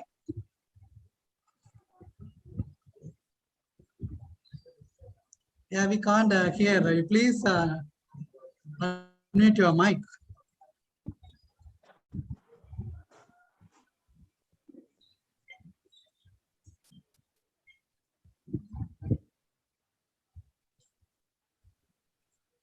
Okay. And now we move on to invite Ms. Jayasudha, PhD scholar. Are you online? Ms. Jayasudha? Yes, sir. You please proceed. Go ahead. Okay, sir. Thank you, sir. I'm in Sudha from Scott Christian College, research scholar. The title of my paper is Unexpected Identifications and Forced Frustration in Magesh Dattani's Do the Needful. Magesh Dattani's plays are the mirror of contemporary Indian society that discuss about unvoiced issues. He's one of the talented dramatists. His plays highlight the inner psyche of human desires. The play Do the Needful is a play for a gay to do the needful for his gay life, and it is also a plea from his parents to do the needful for their own son's marital life. The patriotical desire to do the needful is at last attained, and this frustrated soul of gay son is not visible for the parents at first. So the paper highlights the issues created by Dattani in this play, and this Do the Needful focuses on the emotional war between custom, tradition, and feelings. The unrecognized and unexpected feel of love is exposed to the through the characters Lata and Alpesh. So Alpesh is a gay in his 30 plus age and a divorcee. Lada is in love with a Muslim terrorist. The struggle of these central characters in their mental and physical liberty is seen through the play. The gay relationship of Alpesh is not identified by their parents, and they force him to enter into the marital life, and he knew that he's not fit for this marriageable life. But without his consent, the parents arranged the marriage life. And unexpectedly, the bride Lata identify that the boy he's going to marry is a gay. And she can't digest that, and she fight against, and he asked Alpesh to report the parents about his gay life. But he is not courageous enough to bring this to his parents. And Lada, she too have a weakness. She is in love with a Muslim terrorist. So the family, the parents did not accept her love affair, and they wanted Alpesh to marry Lada. At last, the parents, the social pressure pushes them to arrange for this marriage, and they got married. These two persons shared their own pressures and the frustration, and they wanted to overcome from this frustration. So Dattani overcomes with a hidden social view. He picturized that inter-community arranged marriage is accepted, but the gay relationship is not at all recognized by the society. They come to a mutual contract between each other that although they got married, they can prefer their own life. They can live as they needed. So Alpesh and Lada do the needful to overcome the frustration faced Jayachandra, by you them. please summarize your Yes. points. Okay, sir. Okay, sir. So they with the mutual concern, they overcome their frustrations and everything. They satisfy themselves and the society through their agreemented life. This Datan is trying hard to give the voice for these gay people. Thank you, sir. Thank you for the opportunities you provided. Thank you so much. Miss Linda Barbara, are you online? Please check your connectivity. I think there is a problem in your connection. That's why you are not able to audible to everyone. Okay. Miss Ramya Jairam, are you online? Hello. Yes, you please go ahead. Thank you. Good afternoon. I am Ramya Jairam Paleri, a PhD research scholar in English at Amrita School of Engineering, Chennai. Thank you for giving me this opportunity to present a paper on development in education, a transition from face-to-face lectures to online lectures. So online lectures were introduced since the 1950s with the help of slide projectors and television that provided a visual learning experience in classes. The Open University in Britain is one of the first universities in the world to introduce online distance learning during the early 1990s. This online distance learning is done through massive open online course, which provides free and paid short online courses to people across the world. These courses can be accessed at home, where the materials and resources can be acquired online with online forum and discussion boards that play an integral part of the online learning process. SWAYAM is the most popular massive open online course in India, which provides free video lectures, reading materials, tests, and online discussion forum to clear doubts. Note-taking is a crucial part of learning, which refers to the process of jotting down key points of information. The process of note-taking helps in memorizing and staying organized, where a fresh topic is written in a fresh page, which makes the notes look much cleaner and easier to find. Highlighting and underlining also helps in drawing attention to difficult topics and concepts. There are various methods of note-taking, and these are lists, outlines, concept maps, and the cornell method. While list is the method of listing down ideas in phrases and paragraphs, outlines is a much more organized method of note-taking where the main title is capitalized and written near the left margin along with a Roman numeral and notes bulleted below. Concept maps show the relationship between ideas as the main concept is written in the center. Hello? You please go ahead, madam. Yeah, thank you. Please Concept go ahead maps. and confine. Sure.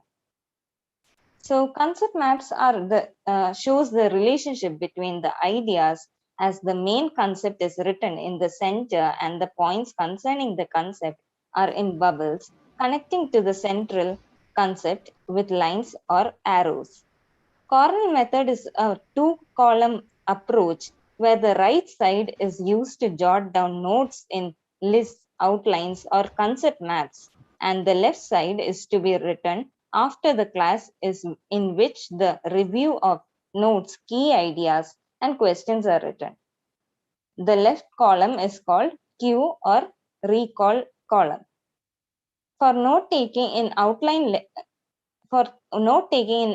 lectures, a student can adopt the traditional method of note-taking along with downloading notes, audio recordings, video recordings, and screenshots. A student can also utilize apps like Evernote and Microsoft's OneNote on iOS, Android, and Windows desktop.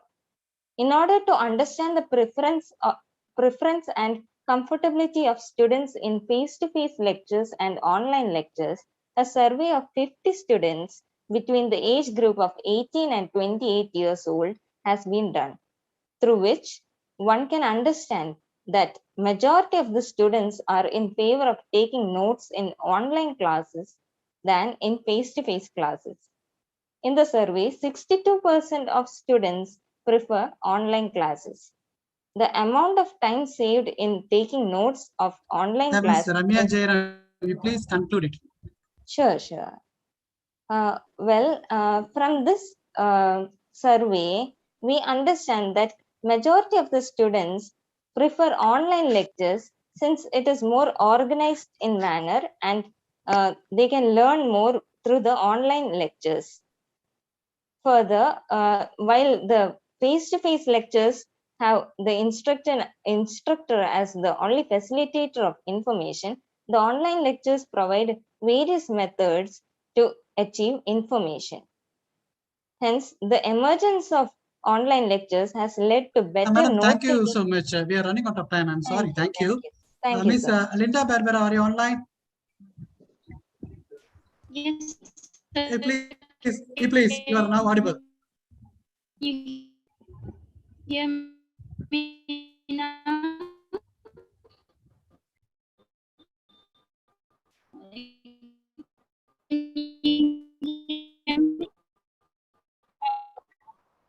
Oh, thank you so very much. Good evening, esteemed delegates.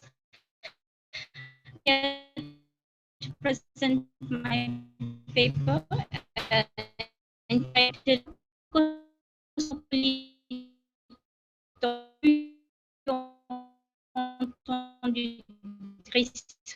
I will just briefly present my paper a little bit in English and then when finish in French. In this context, we seek to give a more importance to the elements that have made his education in French institution and his learning of the French language has been Rich's first step heading towards the moral culture.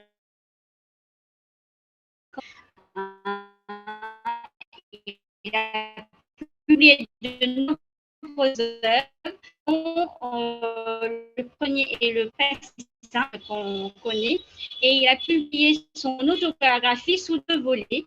Son œuvre plus on traite dans cet article qui décrit son enfance et son adolescence jusqu'au point où il prend sa plume d'écrivain et le reste dans le monde à côté. Donc, l'écrivain parle français parce que... Madam, thank you so much, madam. Thank you for your participation. Thank you. Ms. Linda Barbera, it is enough, madam. Thank you. Ms. Vidya, are you online? Yes, sir, I'm online, sir. Please, you go ahead. Yes, sir, I'll start, sir. Yeah. Good evening to one and all present here. The title of my paper is Jay Kanthan's Go Back to Paris, Perception as Social Consciousness Novel or in Modernism.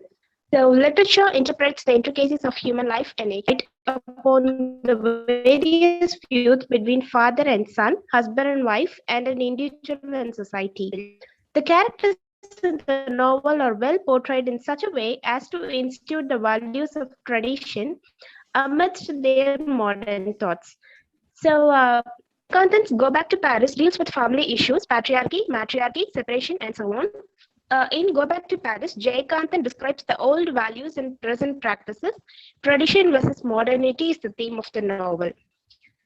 So the society has constructed certain norms for the individual and the society in order to follow and to maintain a good relationship among other human beings.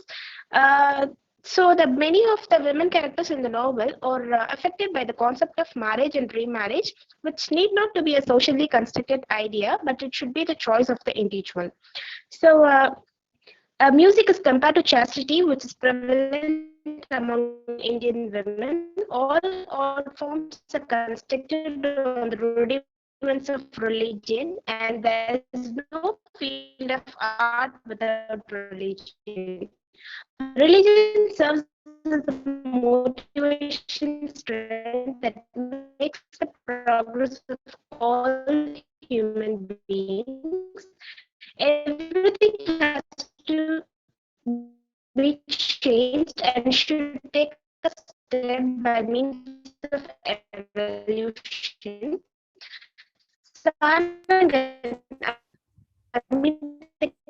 Vidya, you please summarize. The novel did not get a good opportunity in India Miss Vidya? and faced enormous hardships.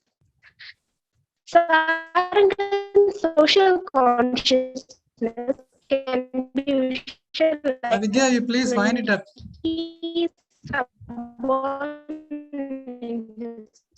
wish to succeed in his career as a musician, and he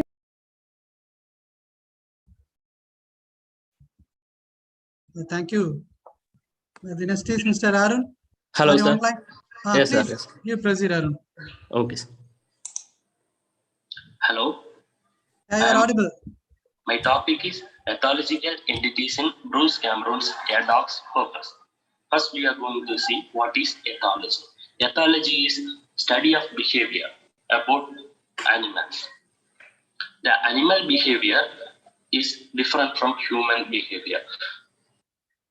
And this study mainly focuses how Bruce Cameron conveyed the concept of behaviorism through his dog characters in A Dog's Purpose.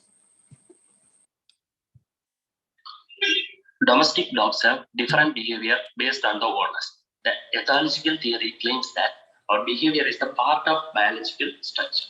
The first type of owners were breeders. Breeders grow dogs for business, so they do not show much love towards that puppies. The puppies were caged all day. Cameron, in his Dog's Purpose, writes about these breeders. He said, this type of owners give food and water to their dog and don't spare that much time towards the dog, and the dogs were always caged. So the dog doesn't like that place and try to escape from that place. The dog's behavior changed according to the owners. In this case, the dogs doesn't respect the owners. The second type of owners loves dogs the most. They treat dog as their child, son, or friend. So the dog's behavior is very good at this point. The dog shows their loyalty and love towards the owner. In this, the owner teaches dogs how to behave. And Cameron in his book mentioned a dog named Bailey. Bailey is a trained dog, and its owner is Ethan. And he is a loyal and lovable dog because the owner's love towards dog is make the dog behave good. The next type of owner is the type that doesn't like dogs. Instead, they raise them without any interest or love. This type of dog does not obey the owner, and it is very aggressive in nature. Every dog's behavior changes according to its owner. Cameron also has brought out the different types of behavior of the dogs and how does it change from owner to owner. The domesticated dogs were able to adapt to the life of their owners. If the owners train and shows enough affection to the dogs, the behavior is become good. And the owners avoid the dog and not taking care of them, that it will become aggressive. The ethological theory also states the same as the behavior change happens according to the owners. Thank you. Every dog. Thank you, sir. Thank you so much. Yeah, Miss J. Priyanka, are you online? Priyanka?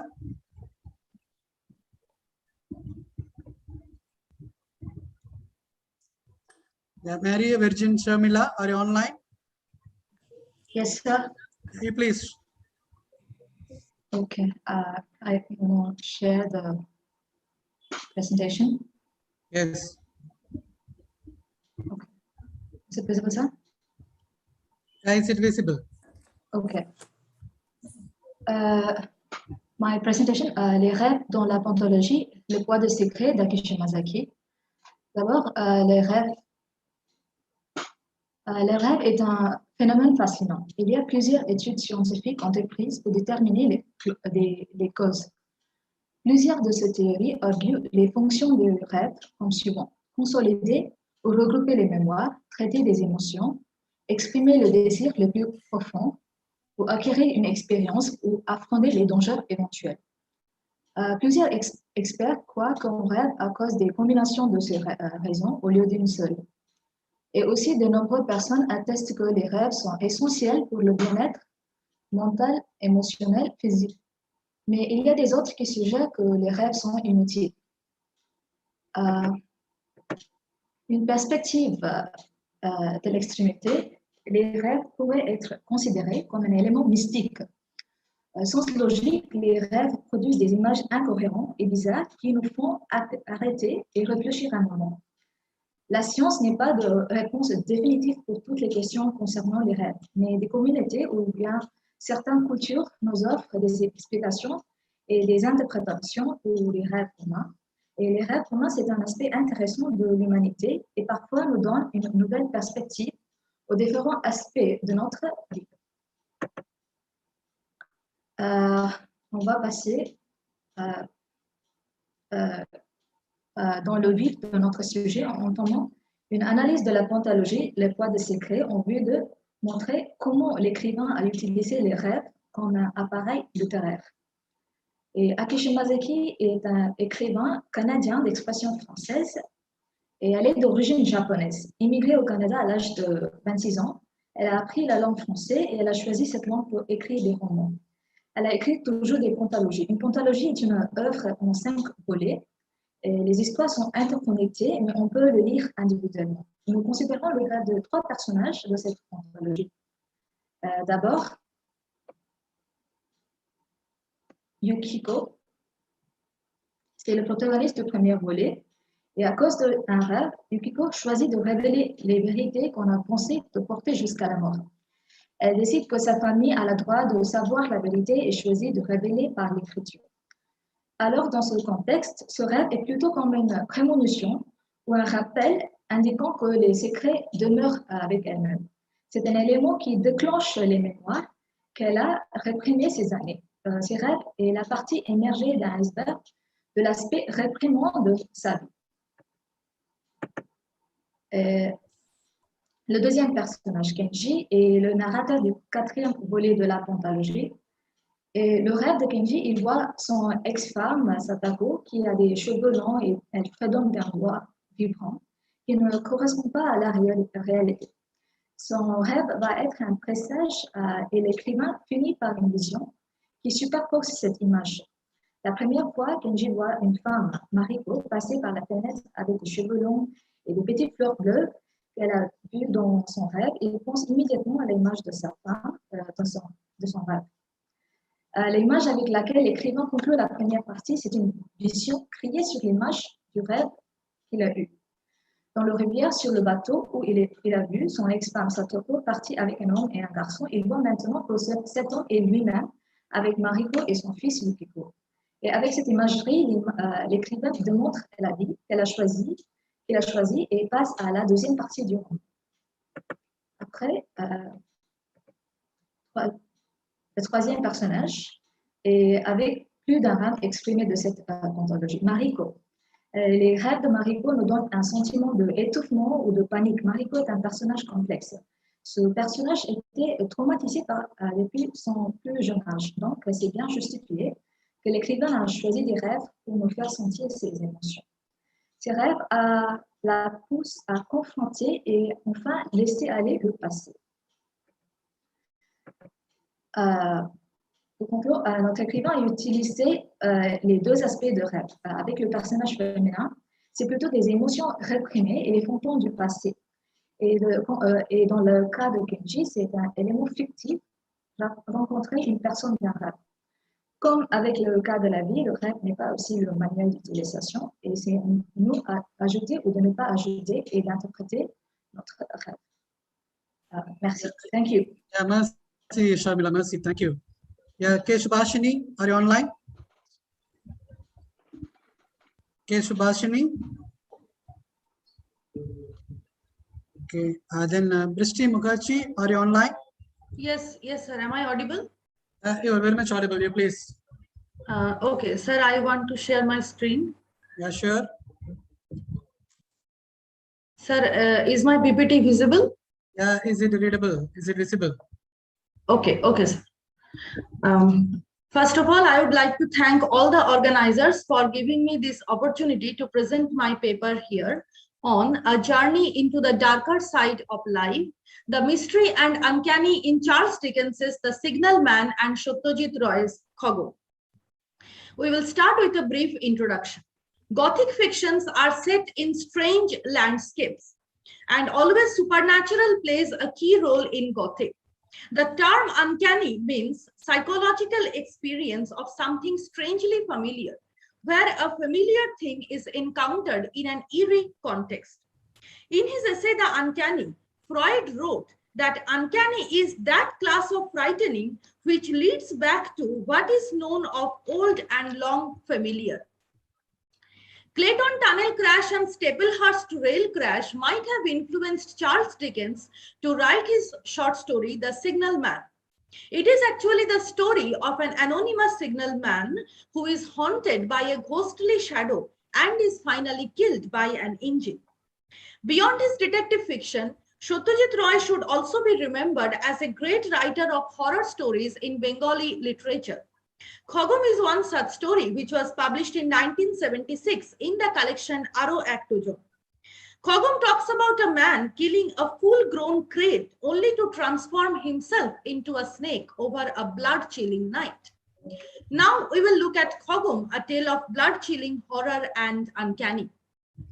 The title Khogom refers to the ancient story in Mahabharata where Khogom was a great hermit. Due to his curse, his friend Sahasrapad became a snake. The story opens with the light of Petromax where the narrator is taking dinner. This light creates an eerie atmosphere fit for Gothic happenings. The protagonist Durjoti Babu is a thin, pale man with grey eyes, almost like a ghostly appearance. Then Imli Baba is a mysterious man living in a silent, isolated place with his pet crate snake, Balkishan. His appearance seems to be uncanny in this dark forest. And the place where Balkishan lives is also a dark, dismal place covered with thorny bushes. There is again a reference to Petromax light when Durjoti Babu is narrating the blood-chilling rhyme. In a moonlit night, the narrator enters into his room and notices abnormality in his behavior. His body is icy cold and he crawls down beneath his bed. Gradually, a man is transforming into a snake. His eyes are becoming yellow, his tongue is divided into two parts, and he is unable to speak. The same Durjoti Babu, who was a few moments earlier his co-traveler, now appears so uncanny and horrible to him. Now we will move on to The Signal Man, a tale of mystery and terror. The Signal Man is also set in a dark, desolate place where there is no possibility to get sun rays. The only lights are the moonlight and the dim red light at the entrance of the tunnel. Silence is emphasized throughout the story. The only sounds are the passing of please trains. summarize your points, please. Okay, sir. And the bill of the signalman. Now, if we look at a brief comparison, then we may find that both the stories are set in evening and night, and the descriptions all have an uncanny feeling. There are both haunting reference, and there is no reference to bright positive lights except the torchlight and the lamplight. And the moonlit night also creates horror. In the conclusion, I must say that Gothic explores various notions regarding uncanny, superstitious, revenge, uncertainty, mystery, and Dickens explores societal pictures in his Gothic fiction. On the other hand, Khogum is an Indian story which talks about a moral that wrongdoings will always be punished. Thus, the Gothic in these stories are handled with much better purpose than by most of his contemporaries. Thank you. Thank you so much. Gopika, are you online? Yes, sir. Hey, please. Good afternoon, everyone. I am Gopika B, an MA English student from St. Thomas College, Korancheri, Kerala. My paper title, Identity Crisis and Diasporic Element in Tumba Lahari's namesake, revolves around the life of an Indian immigrant couple, Ashima and Ashok, who migrates to US for better life and explores the issues of Indian immigrants' experience and corresponding anxieties of assimilation and exile through the characters in the novel.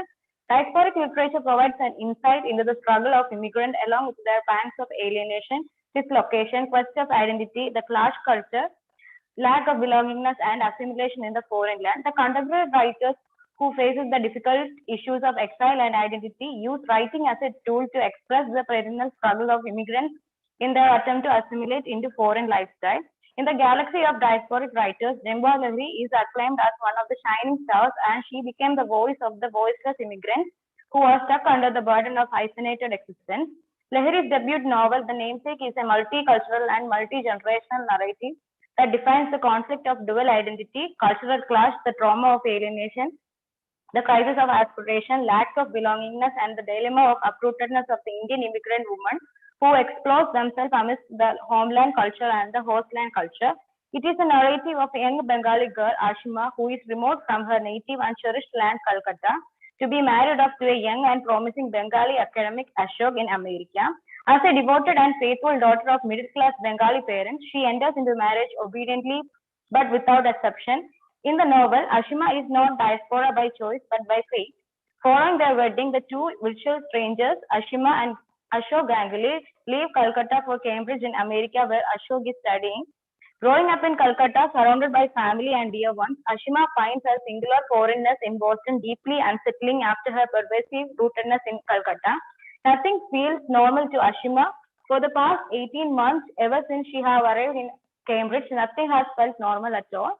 Ashima nostalgically remembers her homeland and in a diasporic vein reads Bengali poems, articles, and stories from the magazine which has been brought from India. Motherhood is a splendid feeling and a glorious period of any woman, but for Ashima, it is a difficult one. Finding herself in a foreign land where there is no one to take care and advise her, Ashima is perturbed and anxious. Ashima's homesickness during the period of pregnancy and after the birth of her son Gogol is the loneliness of motherhood in an alien country. She is terrified to raise a child in a country where she is related to no one, where she knows so little, where life seems too tentative and spare. Ashima doesn't feel at ease living in America in comparison with Ashok. Ashima gets busy with motherhood and running a home and learns to make life in a foreign land. As Ashok is busy outside, she too now has something to occupy her fully. Ashima confines herself to the home, family, and her domestic life. Gradually, she admits the fact that there is none to give her a hand in the alien land. However, after the birth of her son, her life takes a new turn. Now her child, being an American citizen, creates in her an attachment towards the adopted country. Thus, she begins to contemplate India and America as part Gopika, of her. will you please summarize your findings?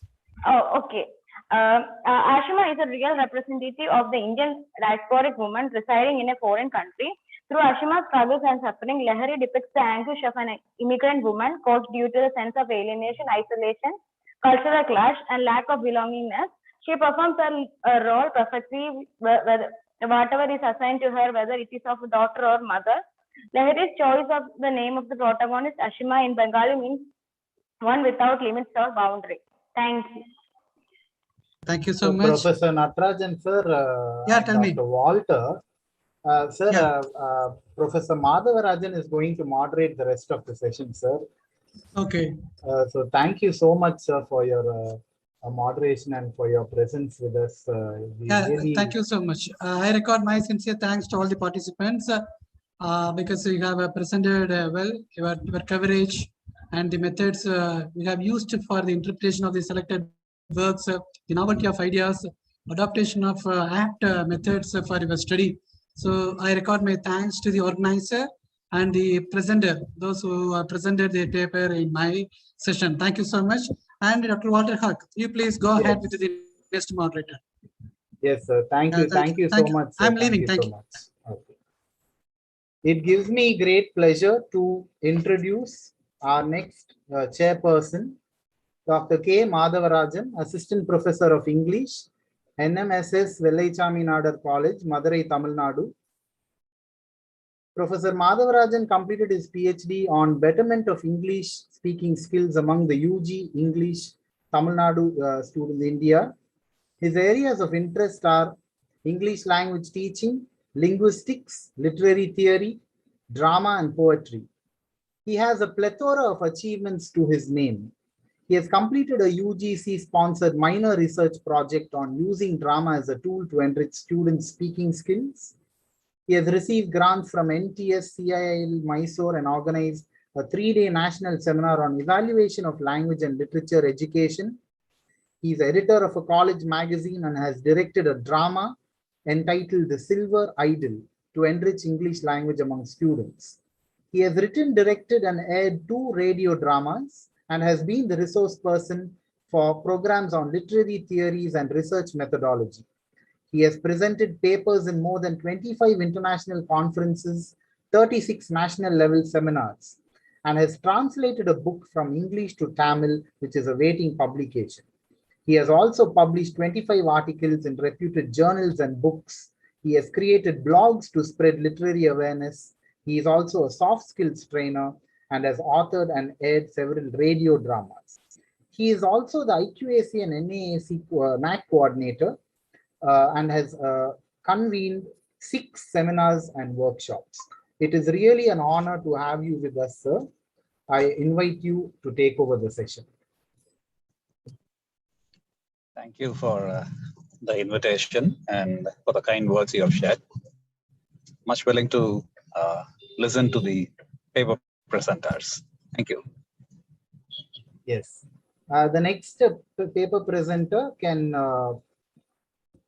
I think it is Gada Prasanan. Yes, sir. From same time. Yes. Please go Yes, ahead. sir. Okay, sir. My name is Gada. Here my topic is analysis of diaspora in Benjamin's Jasmine days. Diaspora is simply the displacement of a community or culture into another geographical and cultural region. The book Jasmine Days, written by Benjamin, is an absolute example of diasporic novel, where the novel has portrayed various experiences of migration in the unnamed city. It deals with inequality, identity crisis, nostalgia, and displacement. Samira Parveen, a young Pakistani girl, migrates to an unnamed Middle Eastern city to live with her father, who already lives there along with his many relatives. These family members have been there for years and have made the city their home. Samira started to work in a studio as a radio jockey. Samira begins a journey to a place where she didn't want to come. She even complained to her mother that it would have better if she had married her off to some Taliban guy. Till she arrived in the city, India was something she had feared. Here we can see the fear of each migrant about the host land. Even though they want to make a new life in the place, they are afraid of the people, notion, places of the host land. Here Samira had fought for the job and this was the job she longed for. But at the beginning of her journey, she felt a strange feeling towards the city. Thus, the migrants struggle to leave their homeland and enter an unfamiliar place to start anew. It is very difficult for them. The migrants have to work very hard to earn their identity in that place. Samira felt so isolated in that place. She doubts if all the Indians would turn against her and kill her. But much faster than she expected, she began to feel a sense of belonging at the studio. Ali Fardan, one of the technical staff at the studio, became a good friend of Samira. Around that time, the police arrested two young brothers who were riding a donkey cart through one of the main avenues of the city, selling vegetables. A policewoman remonstrated them for bringing shame to the country and its rural by riding a donkey cart through such an important road, one used by foreigners and tourists. The next day, they immolated himself in front of the mayor's mansion, but in 4 days, he died in the hospital. That incident was the kernel of the revolution that spread like a fever from the city to city. The Shia community were considered as second-class citizens in the country, and the Sunnis are the first-class citizens there. Ali represents the life of a second-class citizen. As a newcomer to the area, Samira is shocked by the incident. She had never given any serious consideration to her religious identity. The revolution spread from city to city and was initially felt in the form of a few small traffic blocks. No one knew what road to take in the evening to get home safely. Many protesters felt that foreigners like Samira were the reason they are denied equality, justice, and employment opportunities. They believed that it was the foreign workers that made the government fall. The protesters started taking revenges on foreigners for supporting His Majesty. Samira and her family almost decided to leave the country. Uh, But Farhana, Samira's sister, conveyed her feelings thus: why should I return to Pakistan? I was born here, I grew up here, and I have every right to continue my life here. If we migrate to any place in the world, we may become the part of this land somehow. And Samira's sister Farhana's thoughts and actions reflect this well. Every person has love and feelings for his land, even if the person is an exile too. Somehow they may become a part of the country. Sudden life-threatening events such as revolution, protest, or war make someone decide to leave the country. Diasporic burdens exert many psychological pressures on immigrants. That's thank you.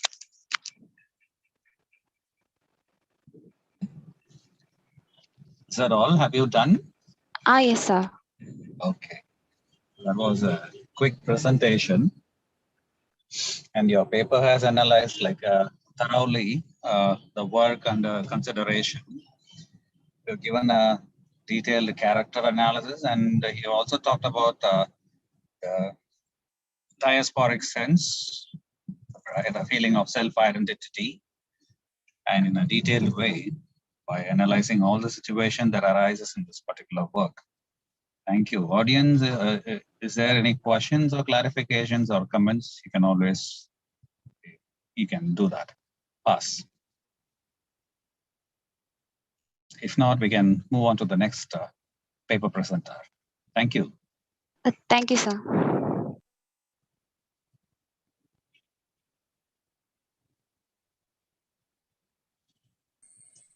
Yeah, I'm the next person.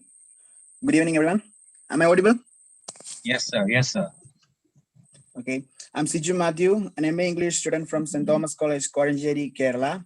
My paper is titled Reinventing the Mythical Sita, a Feminist Approach Towards Sita, Warrior of Mithila by Amish Tripathi. This paper focuses on viewing the book Sita, Warrior of Mithila in a feminist perspective. The mythical Sita of the great Indian epic Ramayana was a victim of patriarchy, a great character who was made to show utmost obedience to her husband to satisfy the complexes of the ruling class men. But Amish Tripathi's Sita, in Sita Warrior of Mithila, published in 2017, is a hitherto undreamt version of Sita. As the title says, Tripathi's Sita is a warrior and is entirely different from the Sita of Ramayana. In this book, the writer explores further into Sita's life and overturns the prevailing conceptions about the Ramayana's female protagonist. People traditionally revere Sita as the role model of womanhood, but feminism challenges this proposition on two counts. First is that she is an illustration of the subjugation of women in Hindu culture, and secondly, upholding Sita as a role model is equal to endorsing male supremacy and female subservience. Times have changed, and with time, many other things have also changed, but still the pathetic plight of women remains. But Tripathi's novel does not attempt to see things from the point of view of a woman craving representation. Instead, it deals with Sita's evolution as a human being. Almost all versions of the Ramayana have presented Sita as an epitome of beauty, but Tripathi has never given importance to Sita's appearance. He has introduced a female protagonist with zero emphasis on her conventional beauty. In the novel, Sita is a great warrior too. The first chapter itself marks the potential of Sita as a warrior. She throws a knife at a Lankan soldier from the back of a tree on merely hearing his voice, and the knife finds its mark correctly. There are many other instances in the novel where Sita conceives brilliant war strategies. But Sita is not only a great warrior, she is also kind and humble. She only cares for her people. She puts her life at risk only to make things more comfortable for her people. She, in this book, is raised to Vishnuhood, that is shown as an equal to Ram. She is clever, powerful, intelligent, skillful, and even Ram accepts her as the next Vishnu. Tripathi portrays Sita as an equal partner to Ram. From a feminist point of view, the book is deep rooted in women empowerment, and it has women leading the pack at almost all times. Tripathi's feminism and his portrayal of female characters are more significant to contemporary times. He has successfully combined the need of women empowerment through the mythological literature. My conclusion is that through this novel, Sita breaks many stereotypes. In the beginning of the novel, she breaks the conventional system that orders women to prepare food. Then she gets education and rules her nation, later chooses a suitable mate for her life, all this at a time when women were not allowed to do it. Sita is an independent woman with a stand and her own vision of life. The novel humanizes not only Sita, but also the whole environment in which the events unfold. It is one of a kind and it operates at multiple layers. The traditional layer contextualizing the Ramayana and the contemporary layer contextualizing modern India.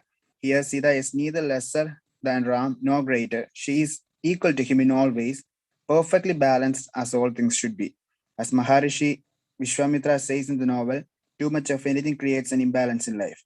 Sita shows the sharpness of a warrior and the kindness of a queen. Therefore, Tripathi Sita stands as an exemplary woman and inspiration to all women. Thank you.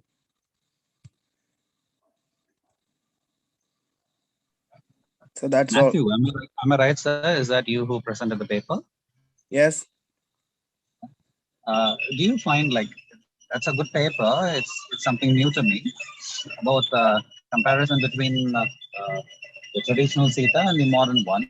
But my personal question to you is like, do you find anything wrong with the portrayal of this modern version of Sita? Is there anything like kind of an issue, or you feel comfortable with this modern portrayal of Sita? Yeah, I feel comfortable with it. All right. No, Okay. Yeah. All right. Okay, thank you. Thank you. Thank you. Shall we call in the next presenter?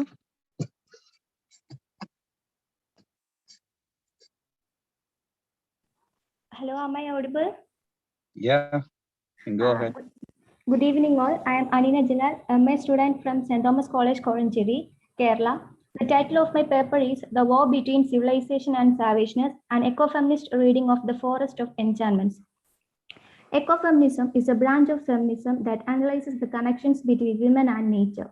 Ecofeminism applies the basic feminist principle of equality between genders, a revaluing of non-patriarchal structure, and a view of the world that respects organic process, holistic connections, and the merits of intuition and collaboration. Ecofeminism adds both a commitment to the environment and an awareness of the associations made between women and nature. The Forest of Enchantments retells the story of the Ramayana from Sita's perspective, which reveals her sacrifices, joy, grief, her opinions on love, and finally her self-liberation that cannot be seen in other versions of the Ramayana. Sita is glorified in the epic as an ideal woman who is an obedient wife and a good mother. However, Chitra Banerjee portrays Sita as a feminist, more so an ecofeminist who understands how women and nature are dominated for the profit of men. In this novel, Ram, especially Lakshman, who represented civilization that failed to see nature's bounteous face. Lakshman did not approve of Sita's friendship with nature as he felt that the forest creatures were dangerous and tricky. But it did not make Sita change her ways. She was one with nature in the Panjabadi forest. It was first among the beautiful Mother Nature that Sita too felt the lack of being a mother. Later, when Sita is abducted by Ravana through trickery, the conflict between culture and nature can be seen in the Lakshman Rekha that Lakshman drew for Sita, asking her to stay within it and hence within culture. Inside the line lies the social aspects of civilization, and outside lies the coarse and wild nature that is represented by infertility, animal instincts, and no sense of duty or morality. Inside the line, Sita was a faithful wife, and hence Ravan, the 10-headed Asura god, who was a learned man, didn't enter the line of civilization. As a captive in Lanka, she realized that not all Asuras represented savageness as was told by the rishis. They were different and existed peacefully in the kingdom of Lanka, ruled by their beloved king Ravana. Banaji takes liberty in creating the Asura king as though he was representative of the savage part of nature. Yet his subjects were happy under his rule and he was just and ruler. As a captive in the Ashoka garden, we find nature being sympathetic to Sita in her time of grief. Nature comforted her as a mother comforts her child when she wept, burying her face on the earth. The plants and animals shared her grief and sympathized with her in her sorrow. In this part of her life too, nature did the best to care and nurture Sita, and Sita too played her part by teaching her sons Love and Kush the importance of nature and how to coexist peacefully without conflict with nature. They grew up to love and respect nature in all its forms, something their civilized palace would have failed to teach them. Sita also makes a remarkable effort to accept that the victors write history. She questions the stark dichotomy between good and bad by conceding that each individual has their own understanding of dharma or just conduct. All that differs is perspective. In doing so, she creates a cross-cutting bond amongst the female characters in the myth, who instead of being pitted against each other, become creatures dictated by their circumstances and own ideals of morality. Thank you. Thank you. That's a good presentation. Taking in ecofeminism as your topic. Thank you, sir. Thank you. And my personal request, can I do that? I request the organizers, will it be possible? Like if the presenters, can you just present rather than reading? That would be more good. I think so. Thank you. I welcome the next participant.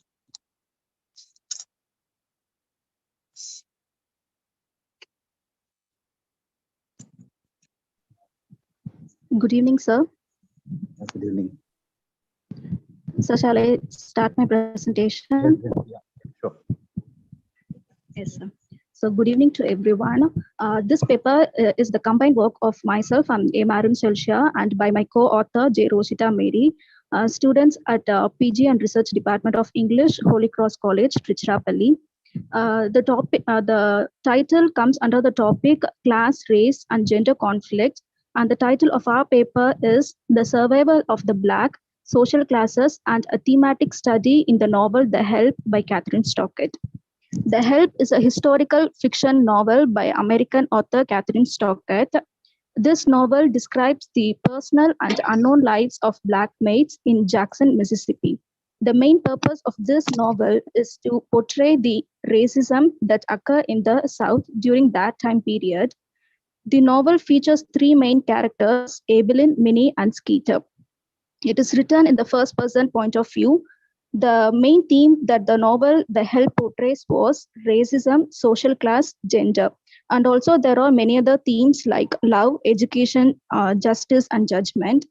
The main theme of the book is racial prejudice. Throughout the novel, we can see there is a well-defined line between the whites and blacks. They refer to each other as us and them, as if they are inherent enemies. The novel The Help is an exploration of the ways in which racism pervaded every aspect of social life in the year of 1960s in Jackson, Mississippi, from Jim Crow laws. And that law was sanctioned discrimination and segregation as official policy to casual conversation between middle-class white women. In particular, the novel focuses on how white households justify the exploitation and emotional abuse of their Black mates by convincing themselves that Black people are fundamentally different from and inferior to white people. On a large scale, almost every white woman in the novel performs the social practices that reinforce the institutional separation of whites and Blacks under the Jim Crow law. Even the way the book is written here comes back to this central theme when writing from the and many. And also Stockett uses an antiquated form of speech in the novel The Help. The other two major themes will be explained by my co-author. So I'm here to continue with the another two themes of social class and gender. The help offers an in-depth meditation on the complicated effects that class has on people's social interaction, specifically with regards to race. The help portrays classes as providing the basis for Jackson's stride with white society. The wealthy and well-bred are at the top, setting the social convention and attitude for everyone else below.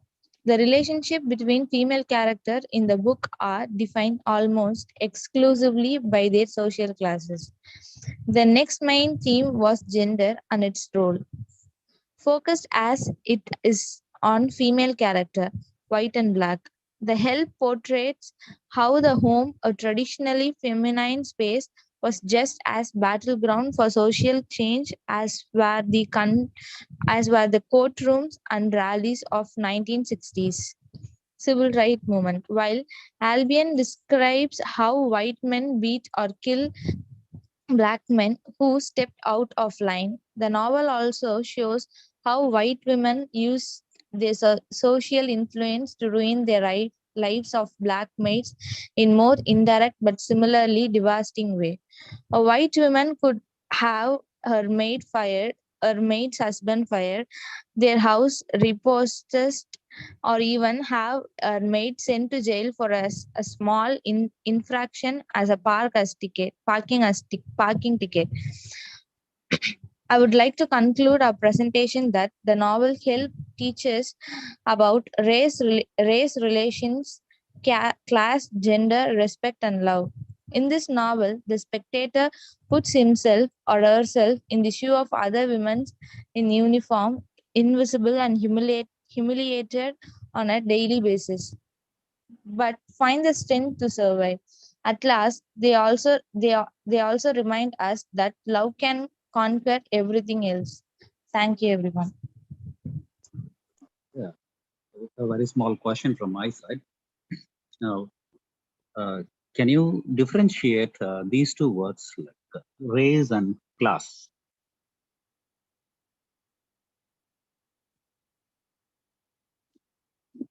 Roshita Mary, or your friend, what's the major difference between these two terms, race and class?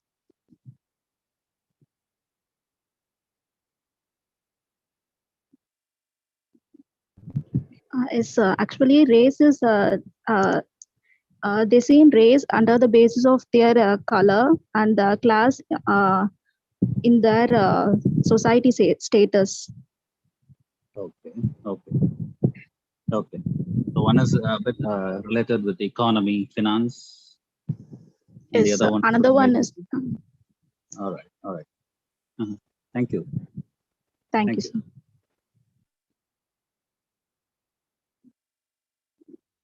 Shall we invite the next participant?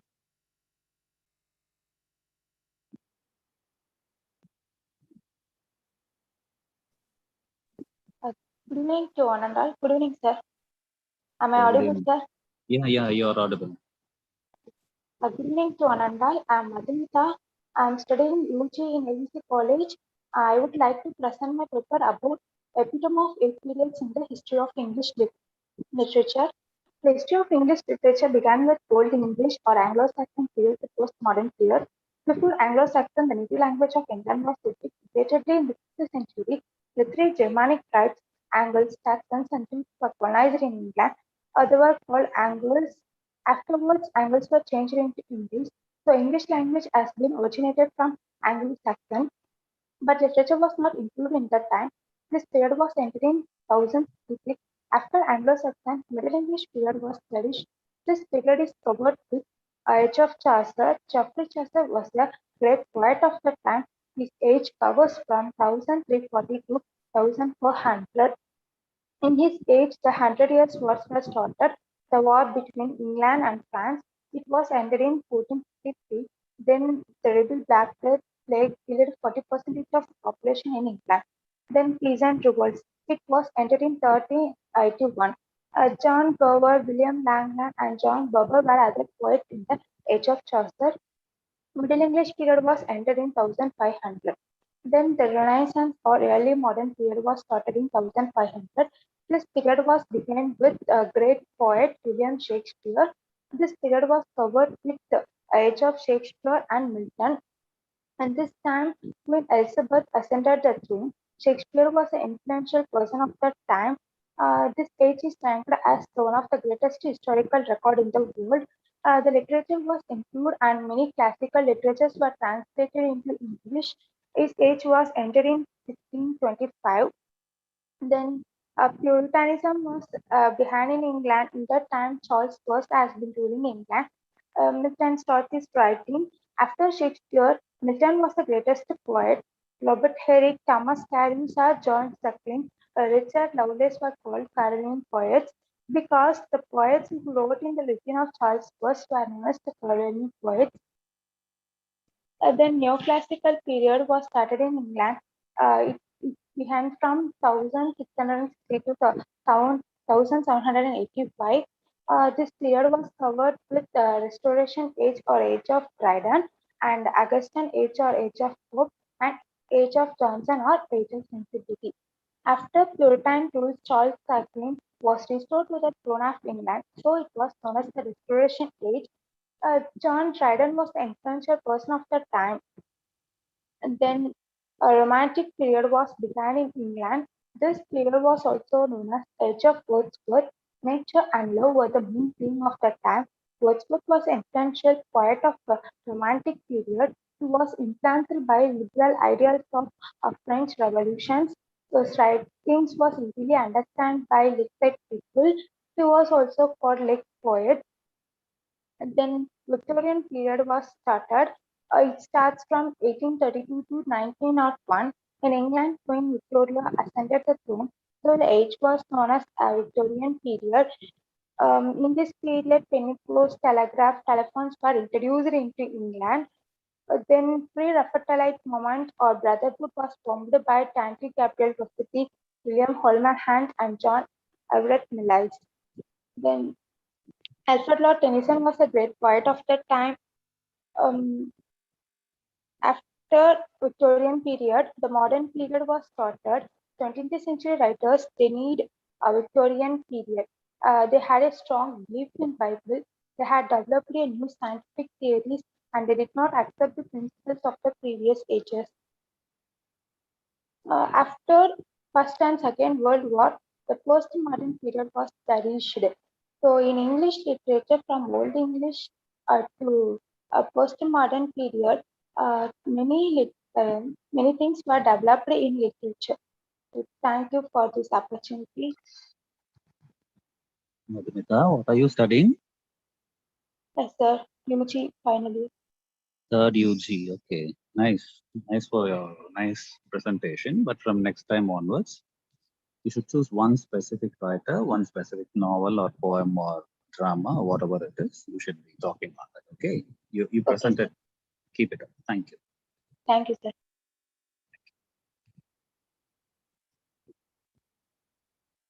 May I call upon the next participant? Good evening, sir. I'm R. Sneha, sir. Good evening. Good evening.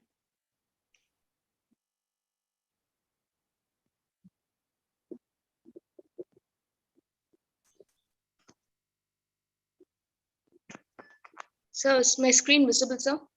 Yeah. Thank you, sir. Good evening, everyone. I'm R. Sneha, doing third BA English from Kaveri College for Women Autonomous Trichy, Tamil Nadu. The topic of my paper is Crusoe's Adventure, a Post-Colonial Perspective. Post-colonialism. Post-colonial theory became prominent as a distinct category only in the late 20th century. The ethnic descent of the post-colonial theory has been seen in Franz Fanon's The Watcher of the Earth in 1961 and Edward Said's Orientalism in 1978. The period after the colonialism is post-colonialism. It is typically characterized by its opposition to the colonialism. imperialism, colonialism, anti-colonialism, neo-colonialism, neo-imperialism, Commonwealth literature, were some of the terms which was very commonly used in the post-colonial discourse. The term post was an indication of the end of colonialization and the beginning of the post-colonialism.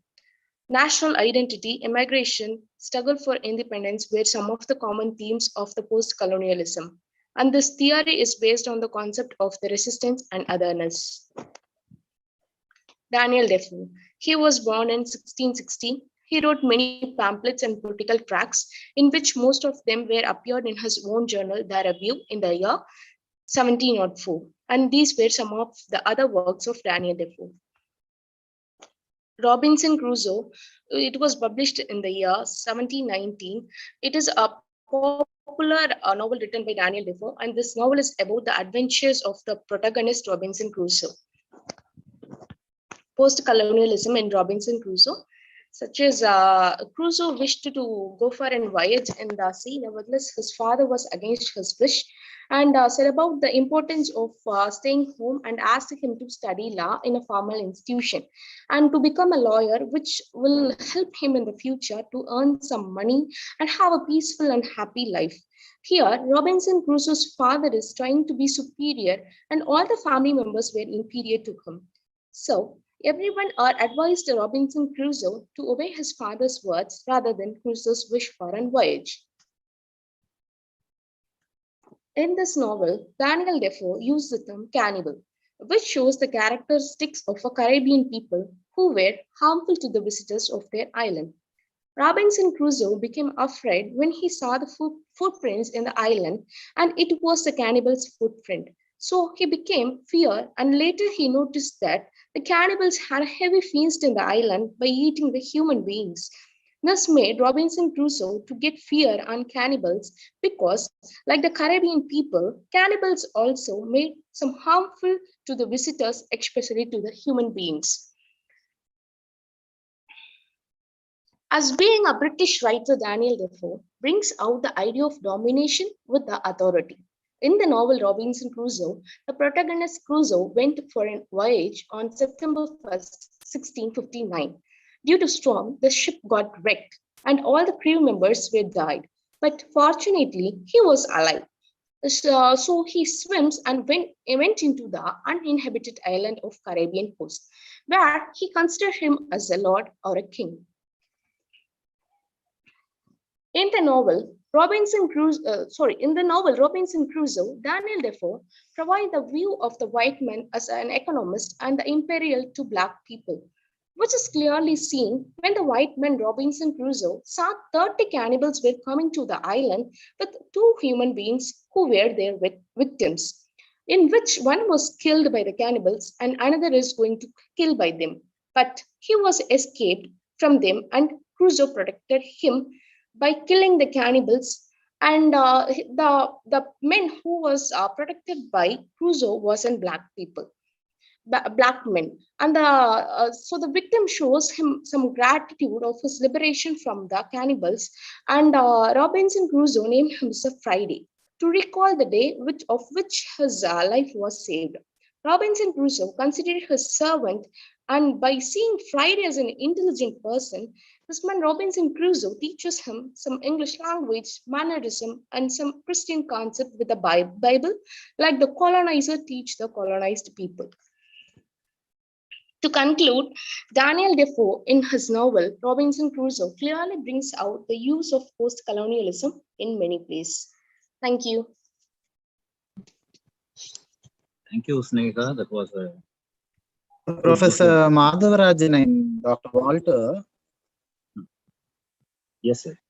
Sir, I just wanted to inform the participants before the last paper presentation that we are going to have 2 paper presentation sessions tomorrow. The first one will be at 8:30 a.m. That will go on till 10 o'clock. And then we'll have a keynote address. At 11 o'clock, 11 to 12:30, we'll have the second paper presentation session. So I request all the participants to join us for both the sessions. Thank you, sir. You can move on to the last participant, the last paper presenter of the day.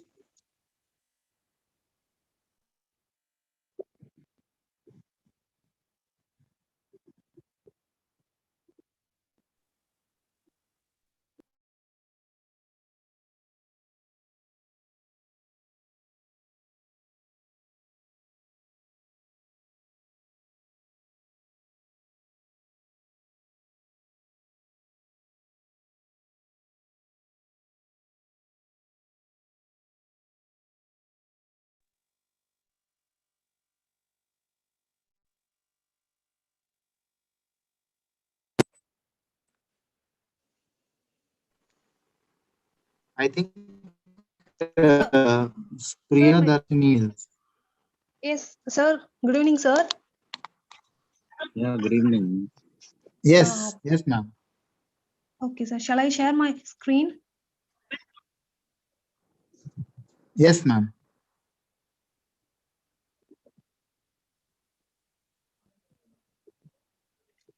Sir, is my screen is visible to you? Yeah, it's visible. Okay, sir. So, first of all, I thank you to Journal and the faculties of members. And first of all, I would like to introduce myself. My name is Priya Darshini. I am a third year English at ABC College. So first of all, my seminar topic is the short notes of history of English literature. So first of all, the literature. It is nothing but it is a thing of created by nature that we formed into thoughts and read it as in a book in written form. It consists of novel, prose, and poetry, literatures, everything.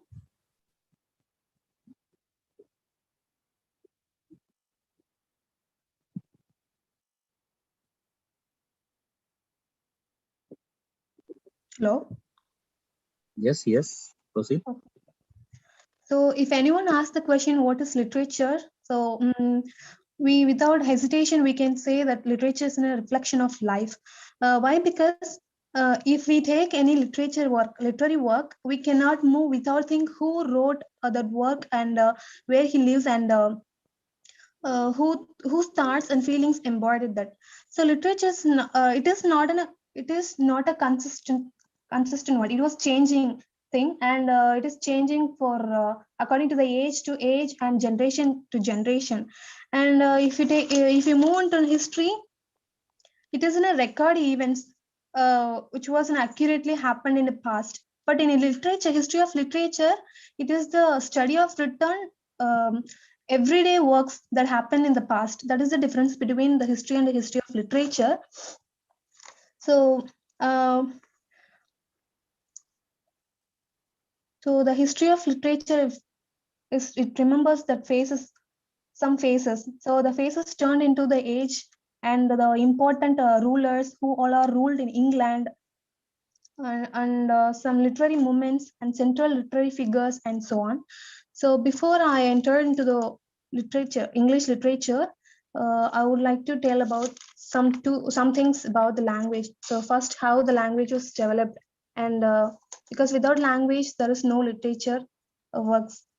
So the first language was spoken in England, which was Celtic language, which was spoken in 5th century, and after which was spreaded by Celtic. And after the 5th century, the Anglo-Saxon, the German tribes, they enter into the England.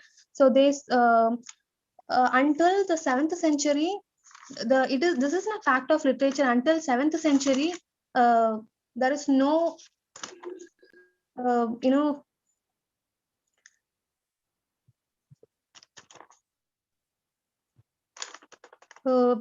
is no written format in English literature. They only followed the oral traditions and they only spoken by sounds. So after the 7th century, only the language will be used. And after 10th century, the King Alfred, in his time, the English began to flourish and blossoming in all over England. And there were the 3 important periods. One is Old English period and Middle English and the postmodern and present age. The Middle English was considered as very significant age in English literature because from this period, a lot of scholars and wits, university wits are raised their heads and give their contribution to the society through by their literary works. And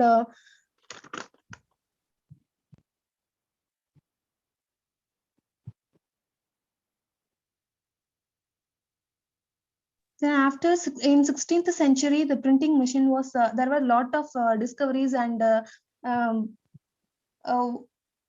lot of discoveries, inventions was happened in 16th century. It began to after 16th century.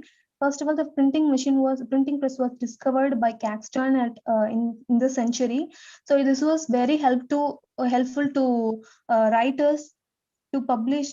The writers are used this printing press to publish their works, and it is very helpful to there to bring their ideas and thoughts, their morality and spirituality among the people and the society, and it will also help to the national development and social developments.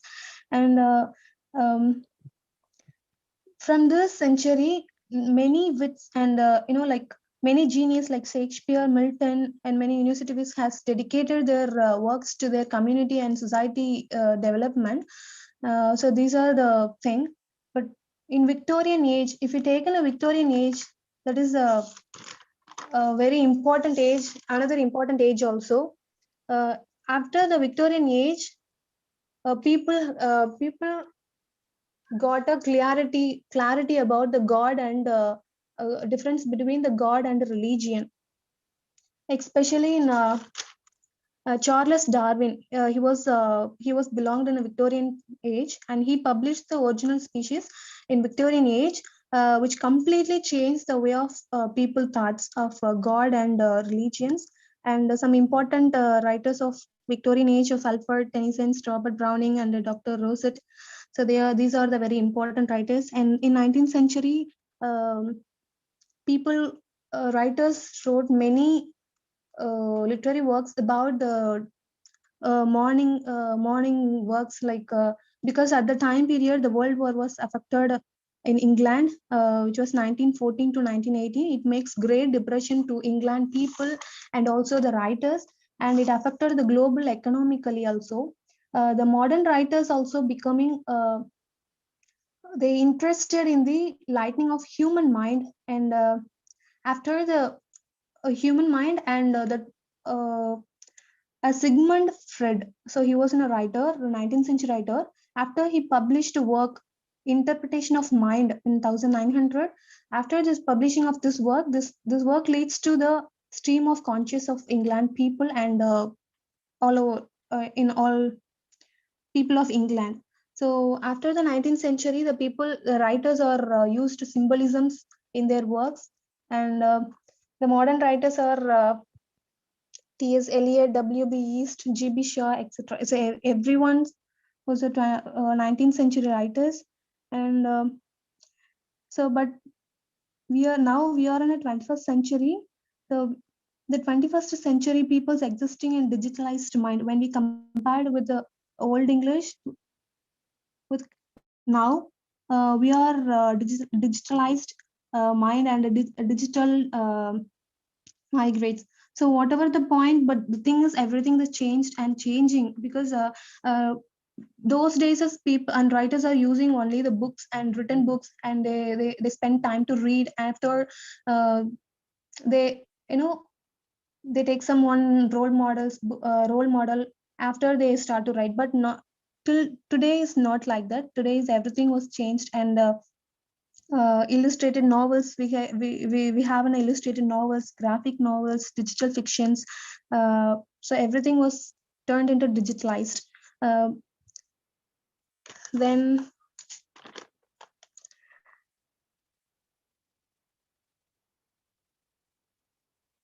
the 21st century was the taste and elements was totally differ from old English when we compared with old English. And old periods works are public. Okay. Madam, you have 1 minute more, madam. Just a gentle reminder. Okay, sir. Okay, sir.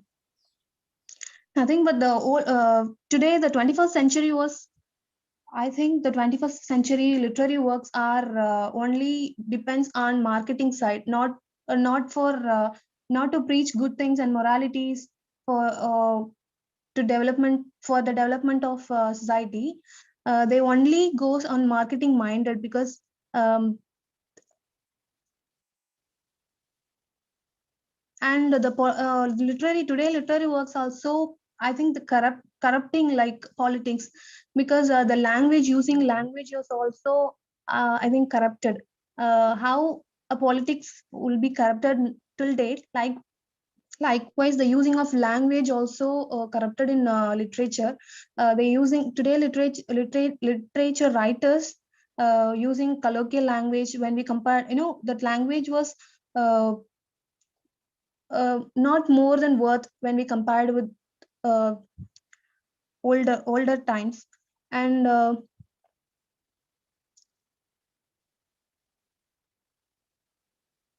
so I hope, I don't know upcoming generation was how it will be, but I hope every literary writers would be given their creativeness and individualities, and give their full contribution to their works and the society. Thank you so much.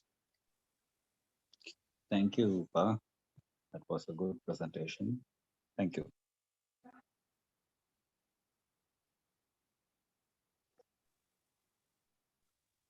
I thank.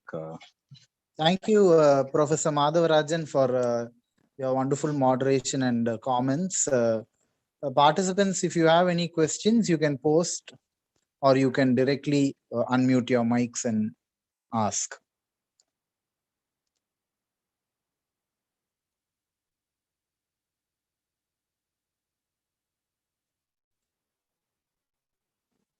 Please don't forget to fill the feedback link, which is already there in the chat. It has been posted several times.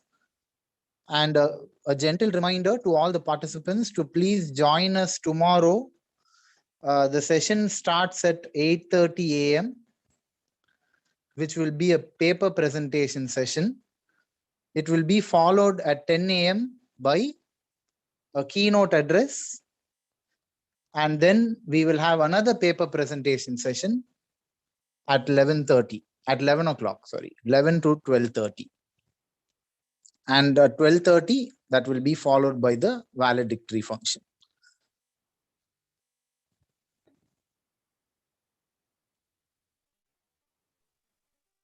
I thank the organizers for the chance given to me. Thank you. Thank you much, sir.